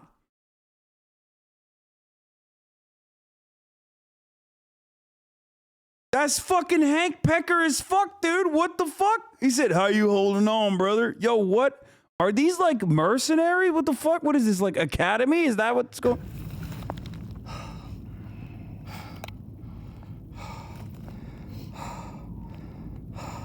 Homie, oh my God, he's literally like, hey, brother, I heard they're giving out free, you know, automatic rifles. And I thought to myself, my tax-paying dollars are paying for these rifles anyway, brother. Might as well come down here and grab some, if you know what I'm talking about. That's right, brother. I heard they're giving free M4A1s down here. Wanted to get me some. How you holding up, brother? That's crazy, dude. What is happening? Yeah, that's right. My name is, my name is Comrade Medvedev. Yeah, that's right. I'm actually from Lviv. Das Vidanya. Das Vidanya, comrade. What do you mean I don't sound Ukrainian?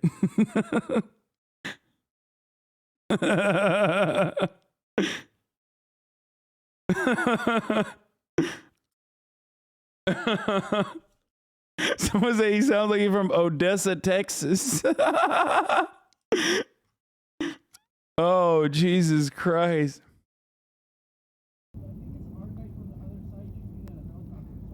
Why?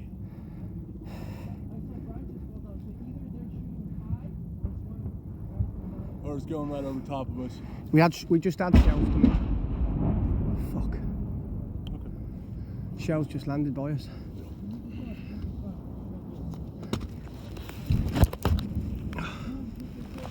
Now, what part of Ukraine are you from? I'm from the southern part of the Ukraine.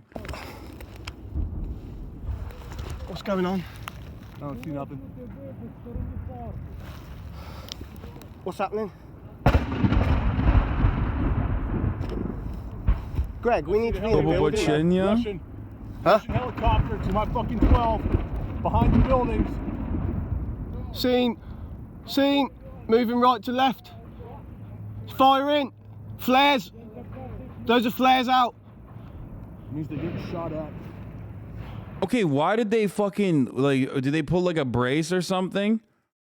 Is that why they're in Ukraine? Like, what's going on? They're like, who in the right mind? Like, what is happening? Behind the buildings. Seen. Moving right to left. Firing. Flares. Those are flares out. They go Horoshago. What? Whew. This is fucking war. The reason you're getting a hate on H3 is they all use YouTube, and your YouTube channel shows a lot of stuff you've changed your tune about. What do you mean?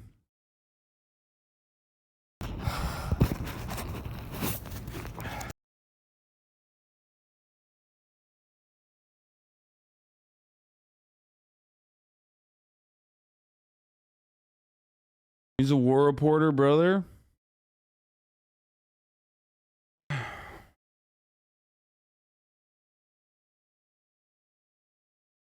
I would say you're the least tune-changing man I've seen. I mean, I definitely made the wrong prediction. Oh, this is the guy. This is the fucking, oh. Among the Ukrainian defenders of the Hasan airport yesterday was Jason, a British volunteer. After a hard drink, he shared with me a story and some videos of yesterday's combat, including this one. He said a Russian helicopter warplane attacks were instant. This is fucking war. Oh, this is the poetry guy. This is the guy who was like, if I die tonight, like, let this be my final breath.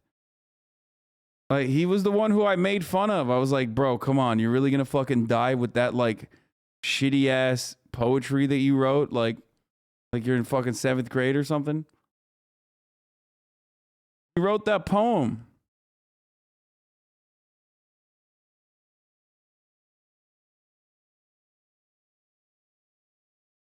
Yeah, and we're totally ripping on him. I mean, I'm still ripping on him, dude. I told you.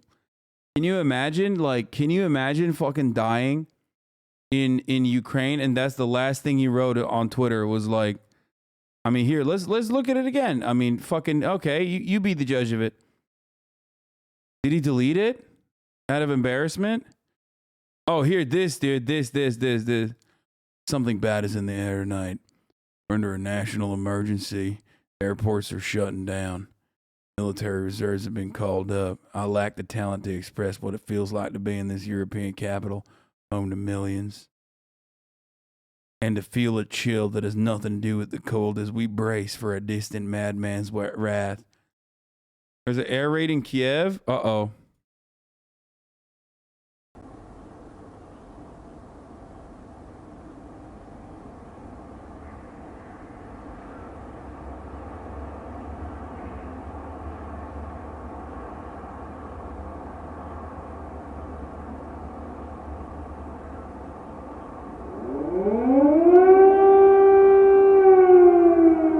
That shit is so fucking ominous, dude.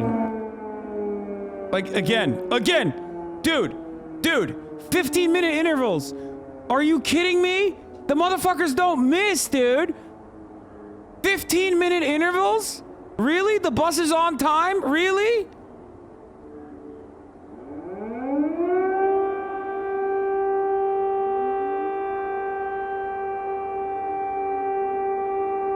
Are you fucking joking, dude?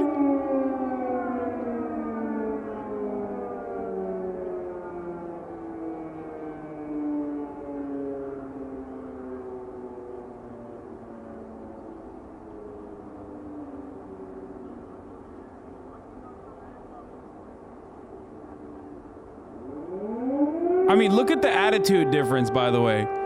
That's like a fucking 48-year-old Ukrainian bus driver who's like, yes, I got to take people to work. What the fuck do you mean? Meanwhile, American, combat veteran, okay, U.S. Air Force guy is like, there's a distant chill in the air tonight as I sip my cup of joe and think about all of the things I endlessly pontificated on. What are the wrong things I did? What are the right things I did? There's a scent of death. Meanwhile, again, Ukrainians are like, yes, I'm going to McDonald's. I am going to open McDonald's today. Where is the fucking bus? Air raid sirens are going off. Nolan Peterson's like, I'm sitting here wondering what our world is going to look like when the sun comes up a few hours from now. There's been a lot of false alarms, and I hope beyond hope, that tonight is one too. That's the fucking difference. Is like, dude's like, yes, we've been living next to Russia for years. I'm going to McDonald's.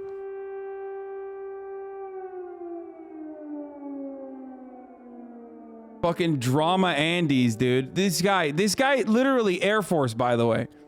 Like, actually fucking was in the United States Air Force. That guy's a bus driver.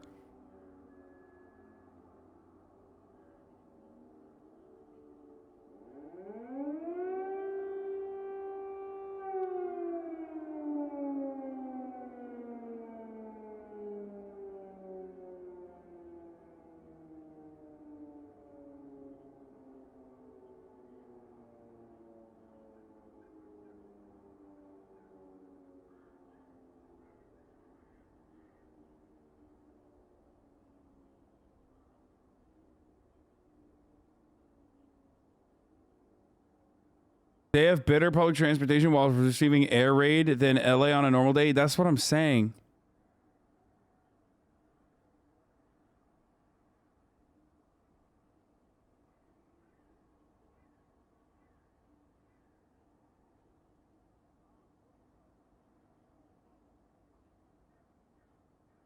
What is my point? What, Rio, is your point? I'm saying Americans are dramatic pussies.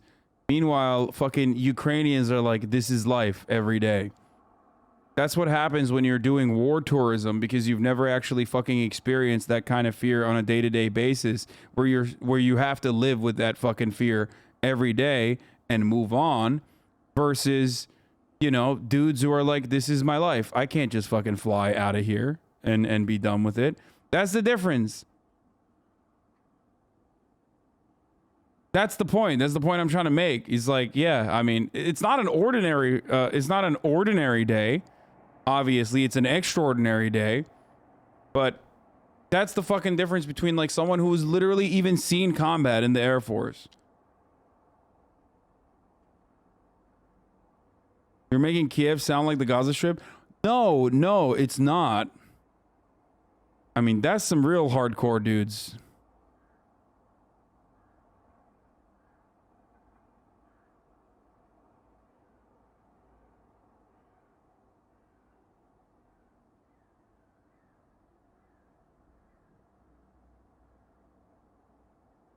I mean, this is obviously old, man.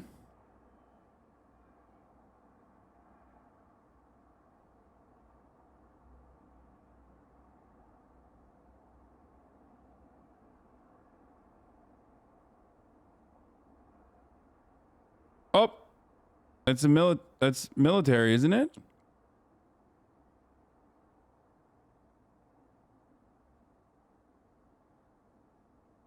A Russian ambassador is holding a news conference in Tokyo. Unfortunately, all of these efforts were either rejected or ignored by our counterparts. So here's America trying hard to hold together the West to not get rolled over by Russia, and you're just finding every chance to rip on an American. Yeah, dude, from the Air Force. Yeah, the dude from the Air Force is a pussy. Bro, go sit on your golden toilet while you watch other brave people live their lives. Okay, first of all, America's not doing shit. Okay?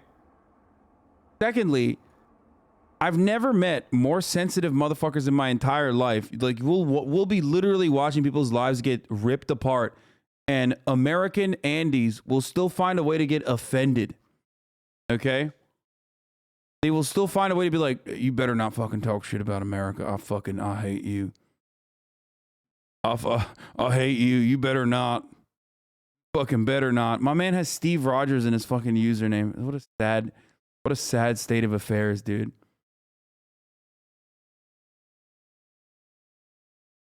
Oh, there you go. Point is, that man has like more courage in his fucking pinky, the dude driving that bus, than most of these fucking dudes do, and myself, and you especially you.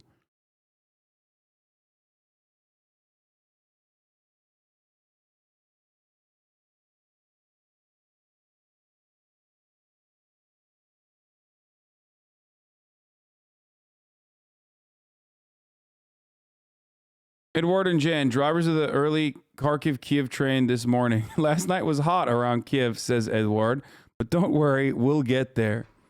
Respect. Actually, Jan said this. He's from Kyiv and he's been driving trains for 20 years. Edward is from Slovansk in Donbass and drove the Donetsk-Kyiv route until the war began in 2014.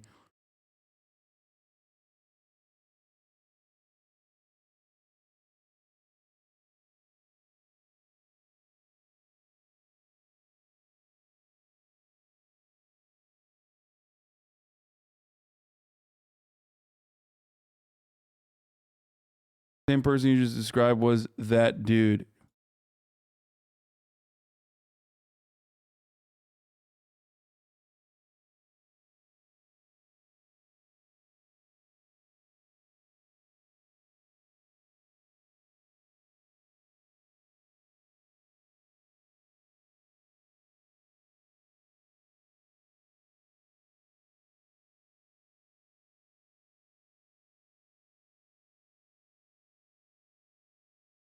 When do you think the invasion will end? I have no fucking idea.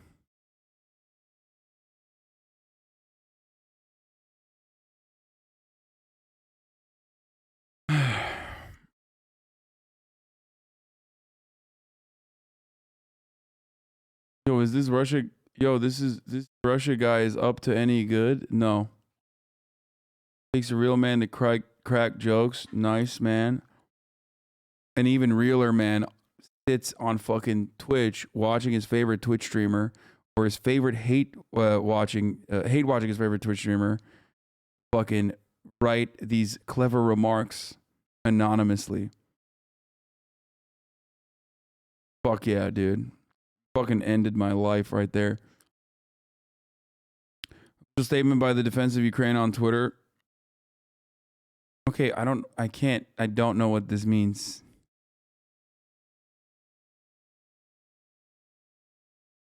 Is there no possibility for Elden Ring tonight now? No, I don't think so.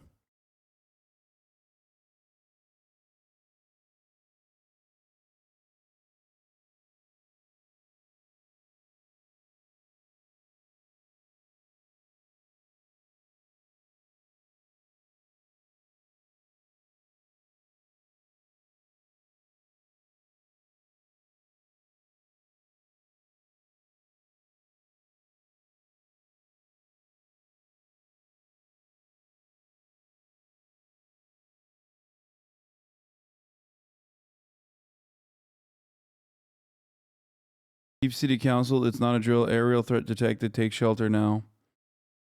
I mean,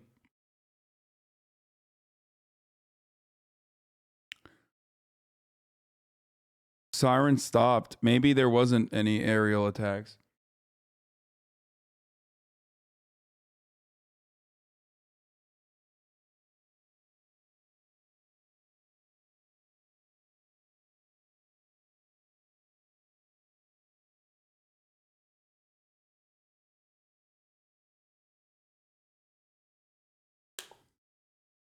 Russia demands from the RT anchor. Kremlin issues 2 demands to Ukraine. Per Minsk II agreement, disarm. Remain neutral. No joining NATO. No demands for Vladimir Zelensky to step down. No demand for Ukraine to join the Russian Federation. Putin says incursion can end now if terms are met. I mean, that's from earlier today.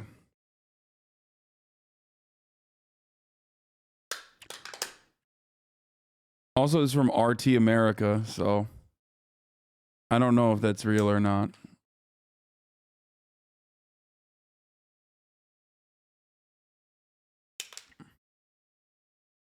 See what the Russian ambassador has to say in Tokyo. The Ukrainian side announced that the Chernobyl nuclear power plant was taken by the Russian forces. At the moment, I cannot deny or confirm this information because I have not seen yet an official announcement from the Russian side with regard to this case. But I can assure you that everything will be done for safe and responsible handling of all the nuclear facilities that can be that can be or may be in the area of the activity of the Russian forces. I think Greg was first and then Peter.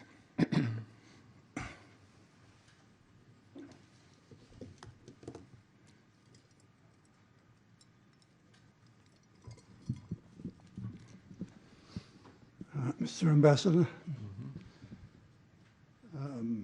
you mentioned the importance of the Minsk agreements. The Minsk agreements call for autonomy in Donetsk and Lugansk, presumably for the oblasts, for the whole area. Your government has established republics in the area which should remain autonomous under the Minsk agreements. Can you resolve this contradiction for me? Thank you, dear Gregory. First of all, within the 7 years that Russia, as a co-sponsor of the Minsk agreements, was trying to persuade the Kyiv government to. Why the fuck's the camera guy trying to go crazy with it? All the articles of the agreements. Within the same 7 years, the Ukrainian government was refusing to do so. And unfortunately, other co-sponsors, namely France and Germany, also failed to persuade the Kyiv government to implement these agreements. More to this, in cruel violation of the Minsk agreements, the Kyiv government deployed huge troops and heavy weaponry. Guys, stop saying and making fun of him. This is like really important. And finally, again, in cruel violation of the Minsk agreement in the end of last week, started and for the first time ever, you're hearing like a fucking Russian authority talk about this clearly on the positions with non-American media. Republics, and actually, that is when we realized that the Kyiv regime does not only want to implement Minsk agreements, but we realize that it wants to make a third attempt to settle the problem by force, following two attempts back in 2014 and 15 that were a complete failure, and after which Minsk agreements were signed. And also, Kyiv government didn't implement, in fact, many of the articles, if not all the articles, of this agreement. First of all, the Kyiv government refused to establish dialogue with the what was called in the Minsk agreements as particular districts of Lugansk and Donetsk. Problem is, even if he's being being truthful, it doesn't even fucking matter. It's like if Russia was to talk about disarmament, how are you going to fucking trust them at this point? Elections under the control of the OEC, etc. So it was the Kyiv government's policy that in fact killed the Minsk agreements. And this created a completely new situation. A new situation when the two regions asked Russia to recognize them as independent states, and taking into account the 7 years of sabotage of these agreements by Kyiv authorities, and taking into account 7 years of genocide conducted by the Kyiv authorities against the population of Donetsk and Lugansk republics, a decision was made in Moscow to recognize them as independent states. Thank you. Thank Peter.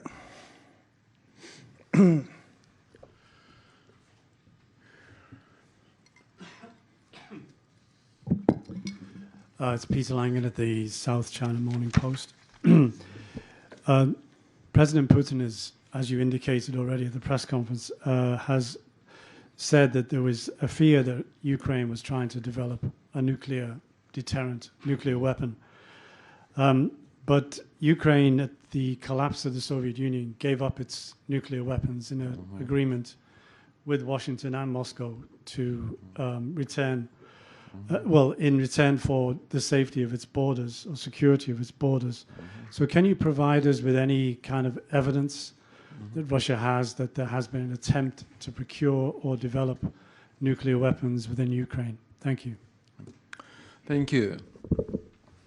The problems related to the nuclear weapons are too serious, and that is why we pay attention, we have to pay attention as a responsible nuclear power state. We have to pay attention to any signal nuance, even in the rhetoric of the foreign countries regarding the nuclear weapons.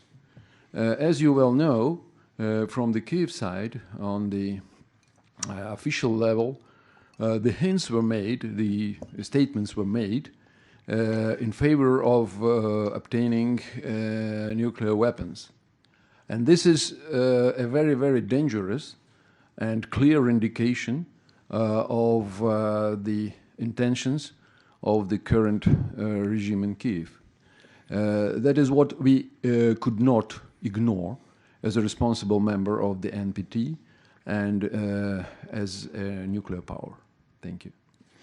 I think Sergei was there, and then Karin. Bro, does that sound familiar to you guys? Kyiv government wanted to get WMDs? Huh. I wonder if I've heard that one before. To the West. Many people said that Japanese sanctions were soft, more like nominal. Is it different today? How is it different today? And can you give us some details? What is the Japanese contribution to weakening Russia's economy? For example, Russia is banned to sell its sovereign debt. So how much is it? How much of this sovereign debt has been sold to Japanese countries, or this freezing of assets of financial institutions and individuals? Who are those individuals? How much is it? How tens, hundreds of millions, billions? And you said that Russia is preparing response, and you said it will be very serious. Can you share some details? What kind of response might it be? Thank you. Okay. Thank you, Sergei. At the moment, I only heard the official statement from the Japanese government, which says about the key elements of what it calls sanctions against Russia. They gave no details. So I don't know about these details, and that is why I apologize, but I cannot respond in detail to a question about how much of damage there will be for Russia. But I definitely know that there will be damage for both sides, for those who impose sanctions and for those who are imposed sanctions. That is one point. And so it is mutual. He's trying to give the Russian government's fucking talking points on why there is, wait, what the fuck? Sorry, NATO. I'm not dying for Ukraine. I'm playing Elden Ring. What the fuck? How's it going in Kyiv?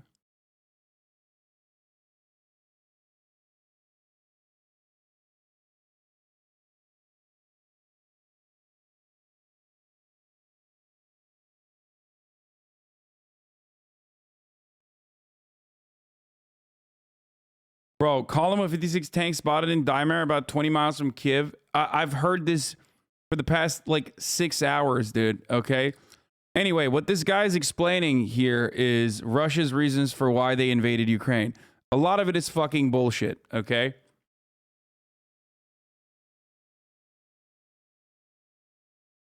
Like genocide, Ukrainians doing genocide on Russians in Donbass. Bullshit. It's a gross exaggeration. Yes, there was war for the past 8 years. Yes, it was. Yes,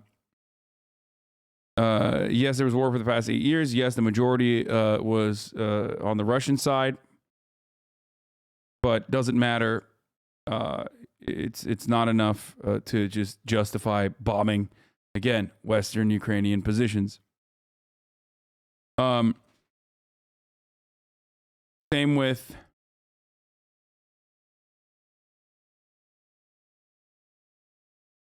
same shit with the WMD. It's complete bullshit. Like complete bullshit.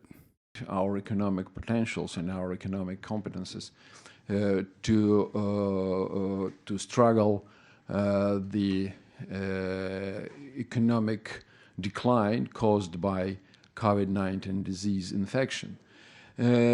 So the aim of the United States, which was regretfully supported by other members of so-called G7 mechanism, is very much counterproductive for the world economy, taking into account the role and place of Russia in world economic mechanisms. First of all, as a responsible supplier of vitally important energy resources. By the way, vitally important also for Ukraine.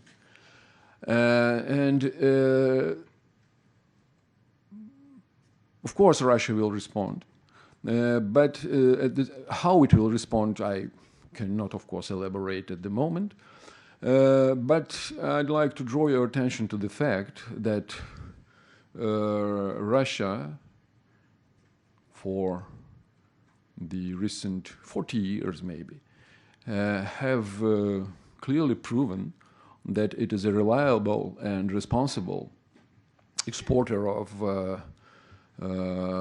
energy resources that are vitally important for the European economies, for the Japan's economy, for Ukrainian economy, and we have proven it, despite the fact that during,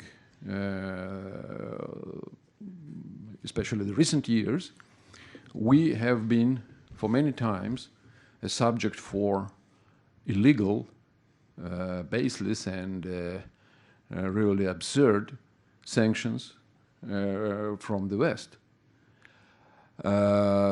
So, unlike Ukraine, who would steal our gas designed for the Western European consumers from the pipelines which is going through its territory, we have always been strictly adhere to our international obligations. that is just to describe our position with regard to the world economy in general. Why are we watching propaganda to 100,000 people? Seriously, are you fucking stupid? You have to understand what the other side's argument is. Shut the fuck up. What kind of response we will make? Well, in proper time there will be proper announcements about this, I think. Thank you. Ambassador, since we are talking about economic impact and sanctions, let me jump to the online questions. There are two questions that are related to this subject. I know that you already kind of answered, but it's my role to forward the questions. Good. So the first one is from Anthony Rowley, also from South China Morning Post.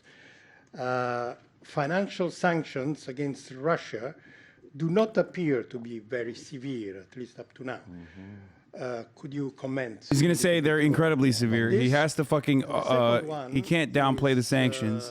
Related to the other, Motoko Rich from New York Times. What kind of serious response might Russia take against Japan for imposing sanctions? Well, first of all, about first question from the South China Morning Post about the severe or not that severe nature of the financial sanctions. Again, I cannot judge at the moment the extent of damage from these kind of sanctions, but I can definitely say that they are mutually unbeneficial. They would be mutually unbeneficial if imposed, and that talking about energy. In my view, right, the problem is not only in the content of this or that sanction. The problem is that the Western states, headed by the United States of America, they are confident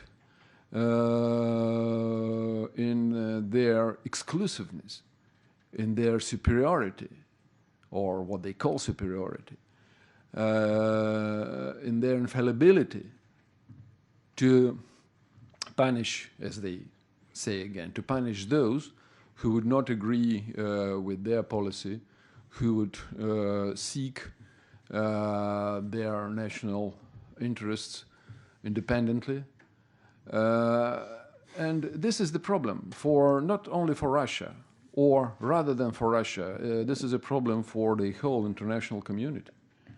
He didn't just say because, such a boorish behavior as to try to punish by sanctions those who dare pursue independent policy, which would not necessarily coincide with the interests with the West. This kind of behavior, this kind of international behavior is irresponsible and is very dangerous, for the international order based on the UN Charter. That is the problem. It's not only about what kind of damage Russia will suffer or what kind of damage will suffer those who imposed the sanctions. Thank you. Oh, yes, second question. Yes. Well, I can only repeat to the New York Times that in proper time, I think our countermeasures are going to be announced. Thank you. Uh-oh. Karin? Okay.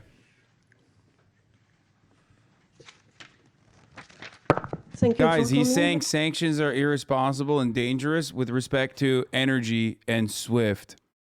One, because Putin has said before that SWIFT is going to be considered an act of war. SWIFT, like the banking communication system that everyone uses internationally.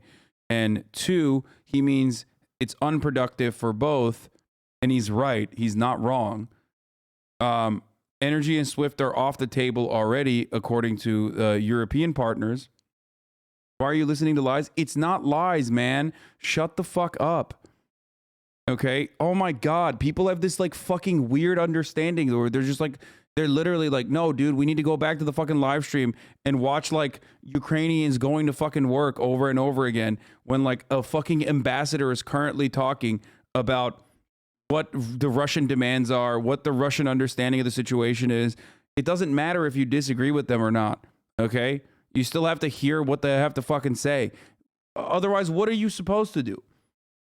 What the fuck are you supposed to do? You just like expect Russia to like what? Get bored of bombing Ukraine and then stop magically? Because it's not going to be American military boots on the ground that fucking stop the Russian forces, okay? I think people need to understand that, like, you have to, again, this is not Afghanistan, this is not Iraq, this is not Libya. You can't fucking treat Russia in the with the same attitude. Shut up, fat ass, says La China James. Thanks, man. The countries very, very close to Russia. So now Russia is, the NATO is at our gates. The NATO, which first of all considers Russia as an opponent or as an enemy, which is very dangerous itself. Then maybe I have already mentioned this in this whole. Then NATO, as maybe no Way to call your viewers stupid by having such a naive baby brain take overlaid on your stream and then proceed to further insult our intelligence by putting it on some dumbass animated cartoon spinner box like we need some simulation to read 5 words. Yeah, you do. Some people do, especially you, Putin's greatest sympathizer. It was actually a big war in Europe, which led to the change of status quo by force. And nobody in the NATO, in the European continent at that time, didn't raise their voices against this kind of aggression conducted in apparent violation of international law and the UN Charter, and in apparent ignorance of the role of the United Nations Security Council. And this aggression led to the division of Yugoslavia and illegal proclamation of so-called independence of so-called independent state Kosovo. More to this, back in, if we enter the 21st century, they were such cruel and destructive aggressions conducted by the United States and their NATO allies, like in Iraq, like in Libya, like now in Syria, where the NATO troops are deployed without any permission from the United Nations Security Council or from the legitimate government of Syria. And all these aggressions resulted in very, very negative, very, very heavy results for the region, for the respective regions, and for the international community in general. Look what happened in Iraq.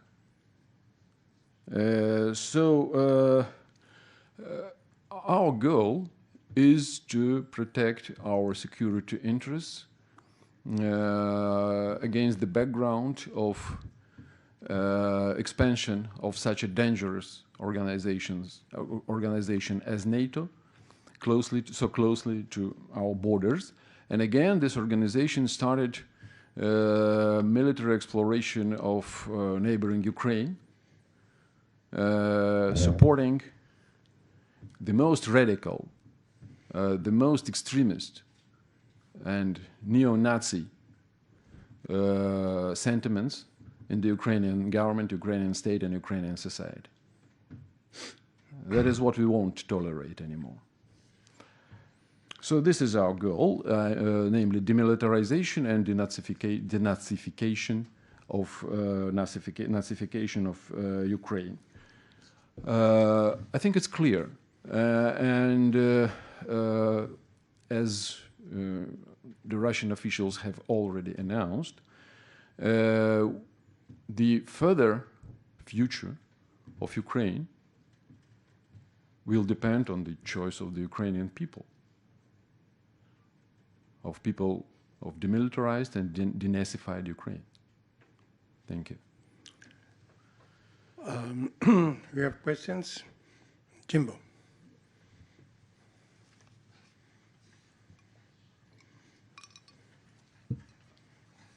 Hello, Teddy Jimbo with the videonews.com. Just a follow-up question on the Minsk agreement. The President Putin already said that it no longer exists. So is that Russia's official position that Minsk, Russia is actually abandoning this Minsk agreement? And if that's the case, and since you mentioned the preventing expansion of NATO is one of the purpose of the operation, does that mean that the ceasefire of the current military conflict requires Ukrainian government agreeing not to join NATO? Oh my God! For the ceasefire condition, and if if Minsk agreement no longer exists, I suppose you will need a new agreement. Who will be the involved party? Who do you foresee are the involved party in the new agreement to establish the ceasefire? Thank you. Okay, thank you so much, Harry. Well, first of all, it is not Russia who abandoned, as you said, the Minsk agreements. It is the Ukrainian government who actually abandoned this agreement almost immediately after signing it. And that is really a problem, because for 7 years we tried... This is true. Stop capping. Without having any productive assistance from other co-sponsors like France and Germany. And we were trying to persuade the Ukrainian government to implement Minsk agreements, but there was no result, because due to the very, very much, let's say, unfriendly position of the Kyiv government, and as a result of really absence of political will in Kyiv to implement this agreement. So that is not I understand that there is sort of a fashion to announce anything as a result of Russian actions, but in this case it's not Russia who killed this agreement. Then you asked about the future, I mean, about the future developments with regard to the special military operation in Ukraine. Well, it does not depend only on us, what is going to happen next.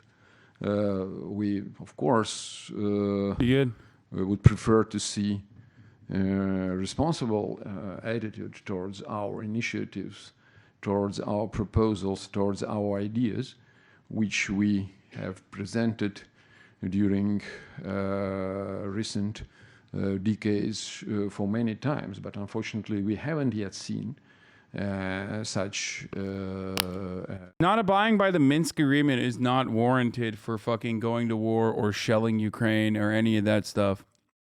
However, it is true that the Minsk agreement was incredibly unpopular with the Kiev government, with the Ukrainian government, especially because parts of it, if I'm not mistaken, parts of it required the recognition of Eastern Ukrainian territories having autonomy and protection.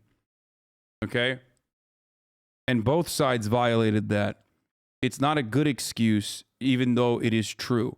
If you've looked into any of these, if you look into any of the analysis, you would realize that the Ukrainian government, I mean, there were people joking about how they're probably fucking cheering in Ukraine right now, in Kyiv right now, because now it seems like Russia is the one who formally violated the Minsk agreement, even though they fucking hated it.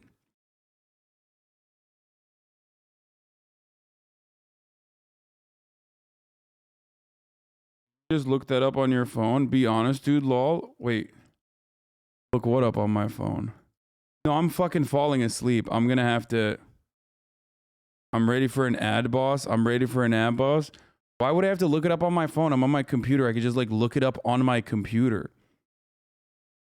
And also, please point to me an article that will fucking explain that the Ukraine.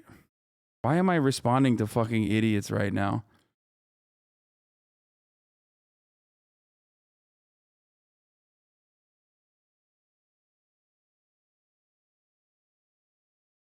Cheer for someone invading your country? What? No. No. The joke was that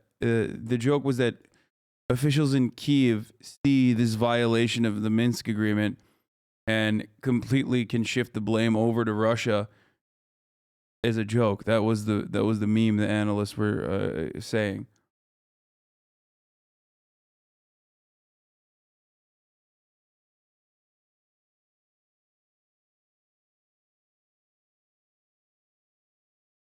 That's what the entirety of your stream is, though. My entirety of my stream is what? Yeah, responding to idiots. Yeah, you're right. Okay, listen, I gotta go. This is actually really good, but I'm fucking falling asleep, and it's 10.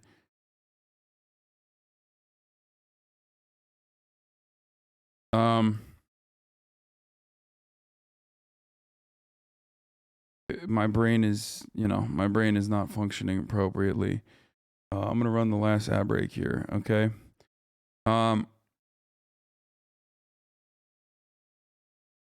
We'll keep up the coverage of what's going on in Ukraine.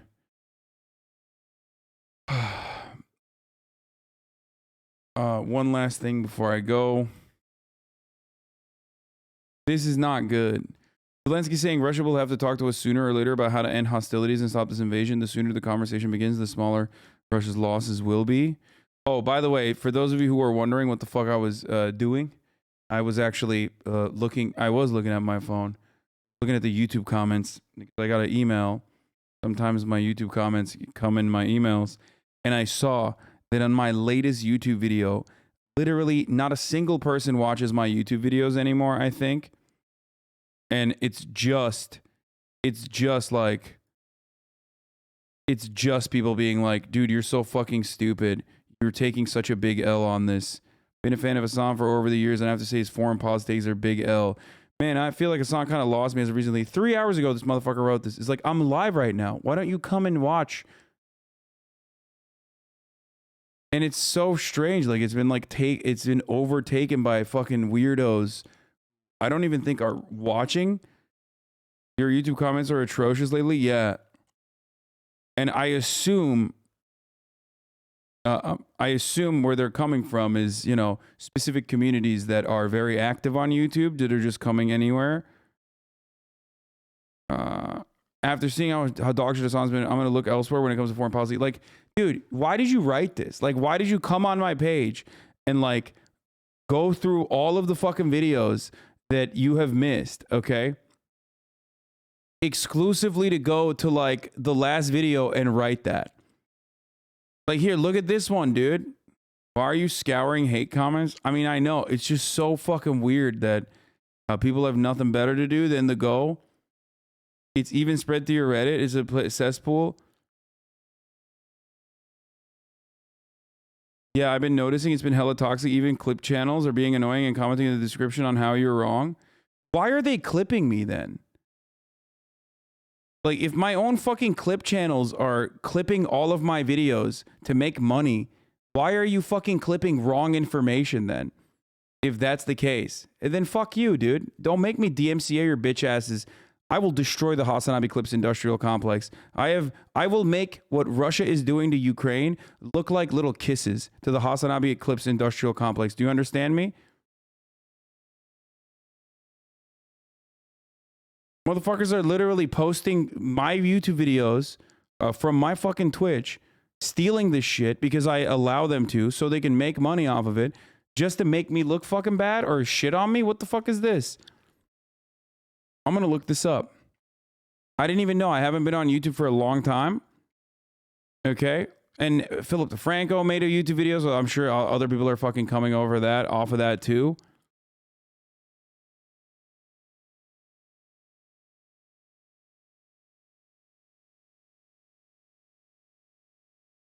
If I catch any of you stupid HasanAbi fucking Clips Industrial Complex motherfuckers being like, he's wrong, send me all the videos. Okay? Send me all the fucking videos of the HasanAbi Clips Industrial Complex talking shit. And I will fucking destroy them. I will purge them. Okay? Yeah. That's right. If you want fucking decommunization, I'll show you decommunization. HasanAbi Clips Industrial Complex. You understand me? I'll make you understand what decommunization actually is like.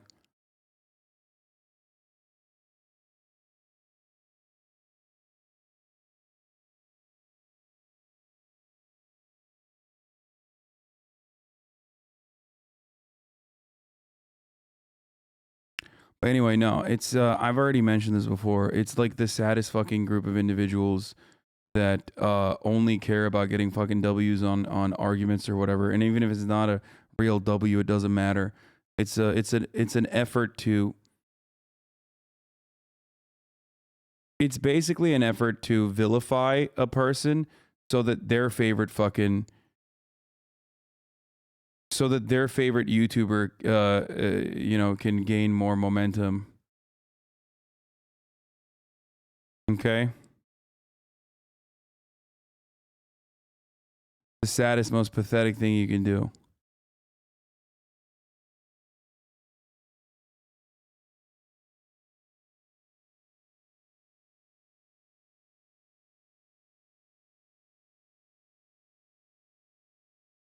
Anyway.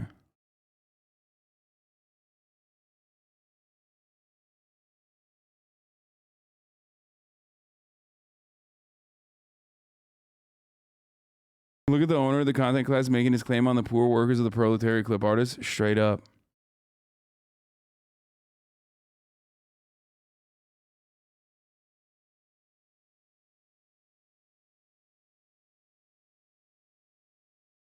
Hopefully tomorrow we will do some fucking Elden Ring. You know? Anyway, once again, it's literally commenters in the clip channels, not the clip channels themselves. Oh, okay.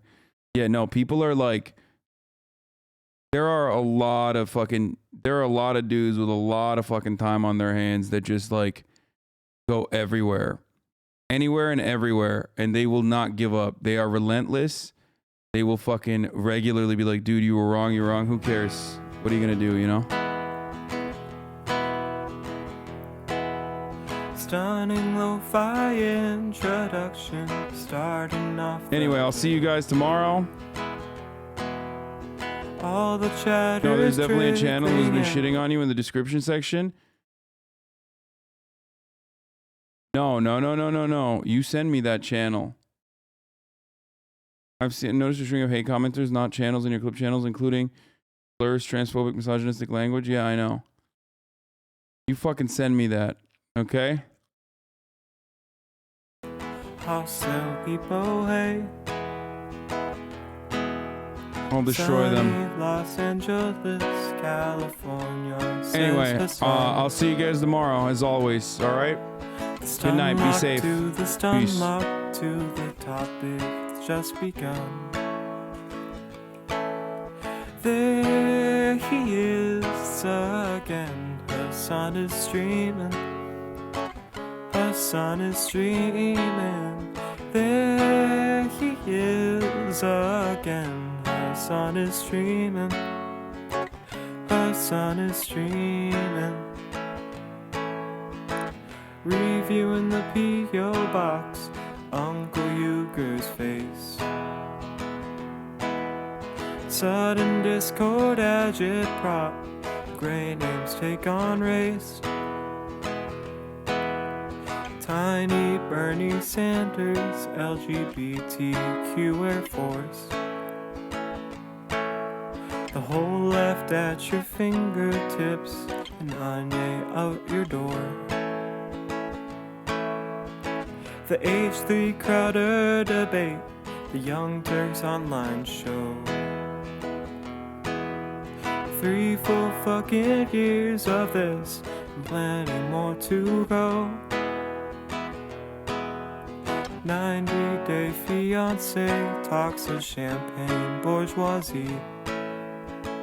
A Trump rally live reaction, a mass riot in DC. There he is again, Hasan is streaming. Hasan is streaming. There he is again, Hasan is streaming.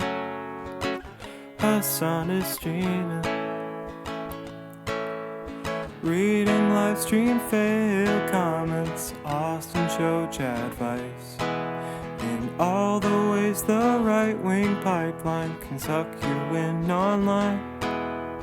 JCS react Lord Friend gets broken cover blown.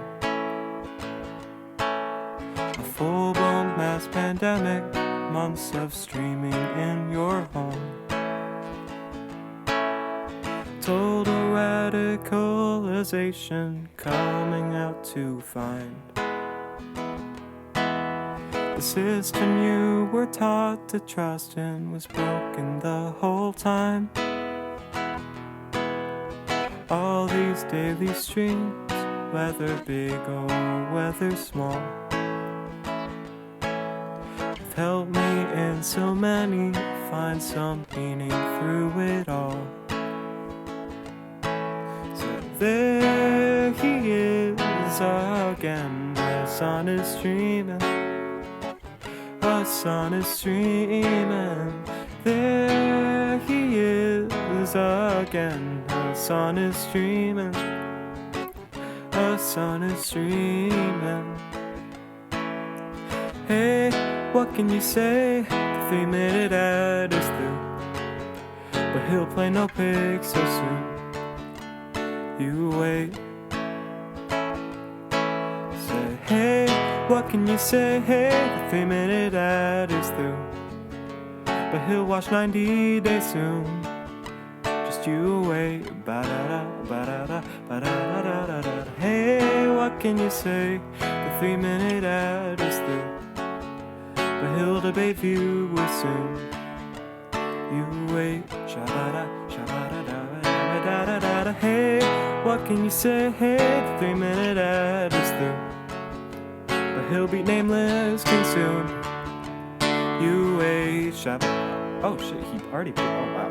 Hey, what can you say? The 3-minute ad is through, but he'll stop with that break soon. You wait. You wait.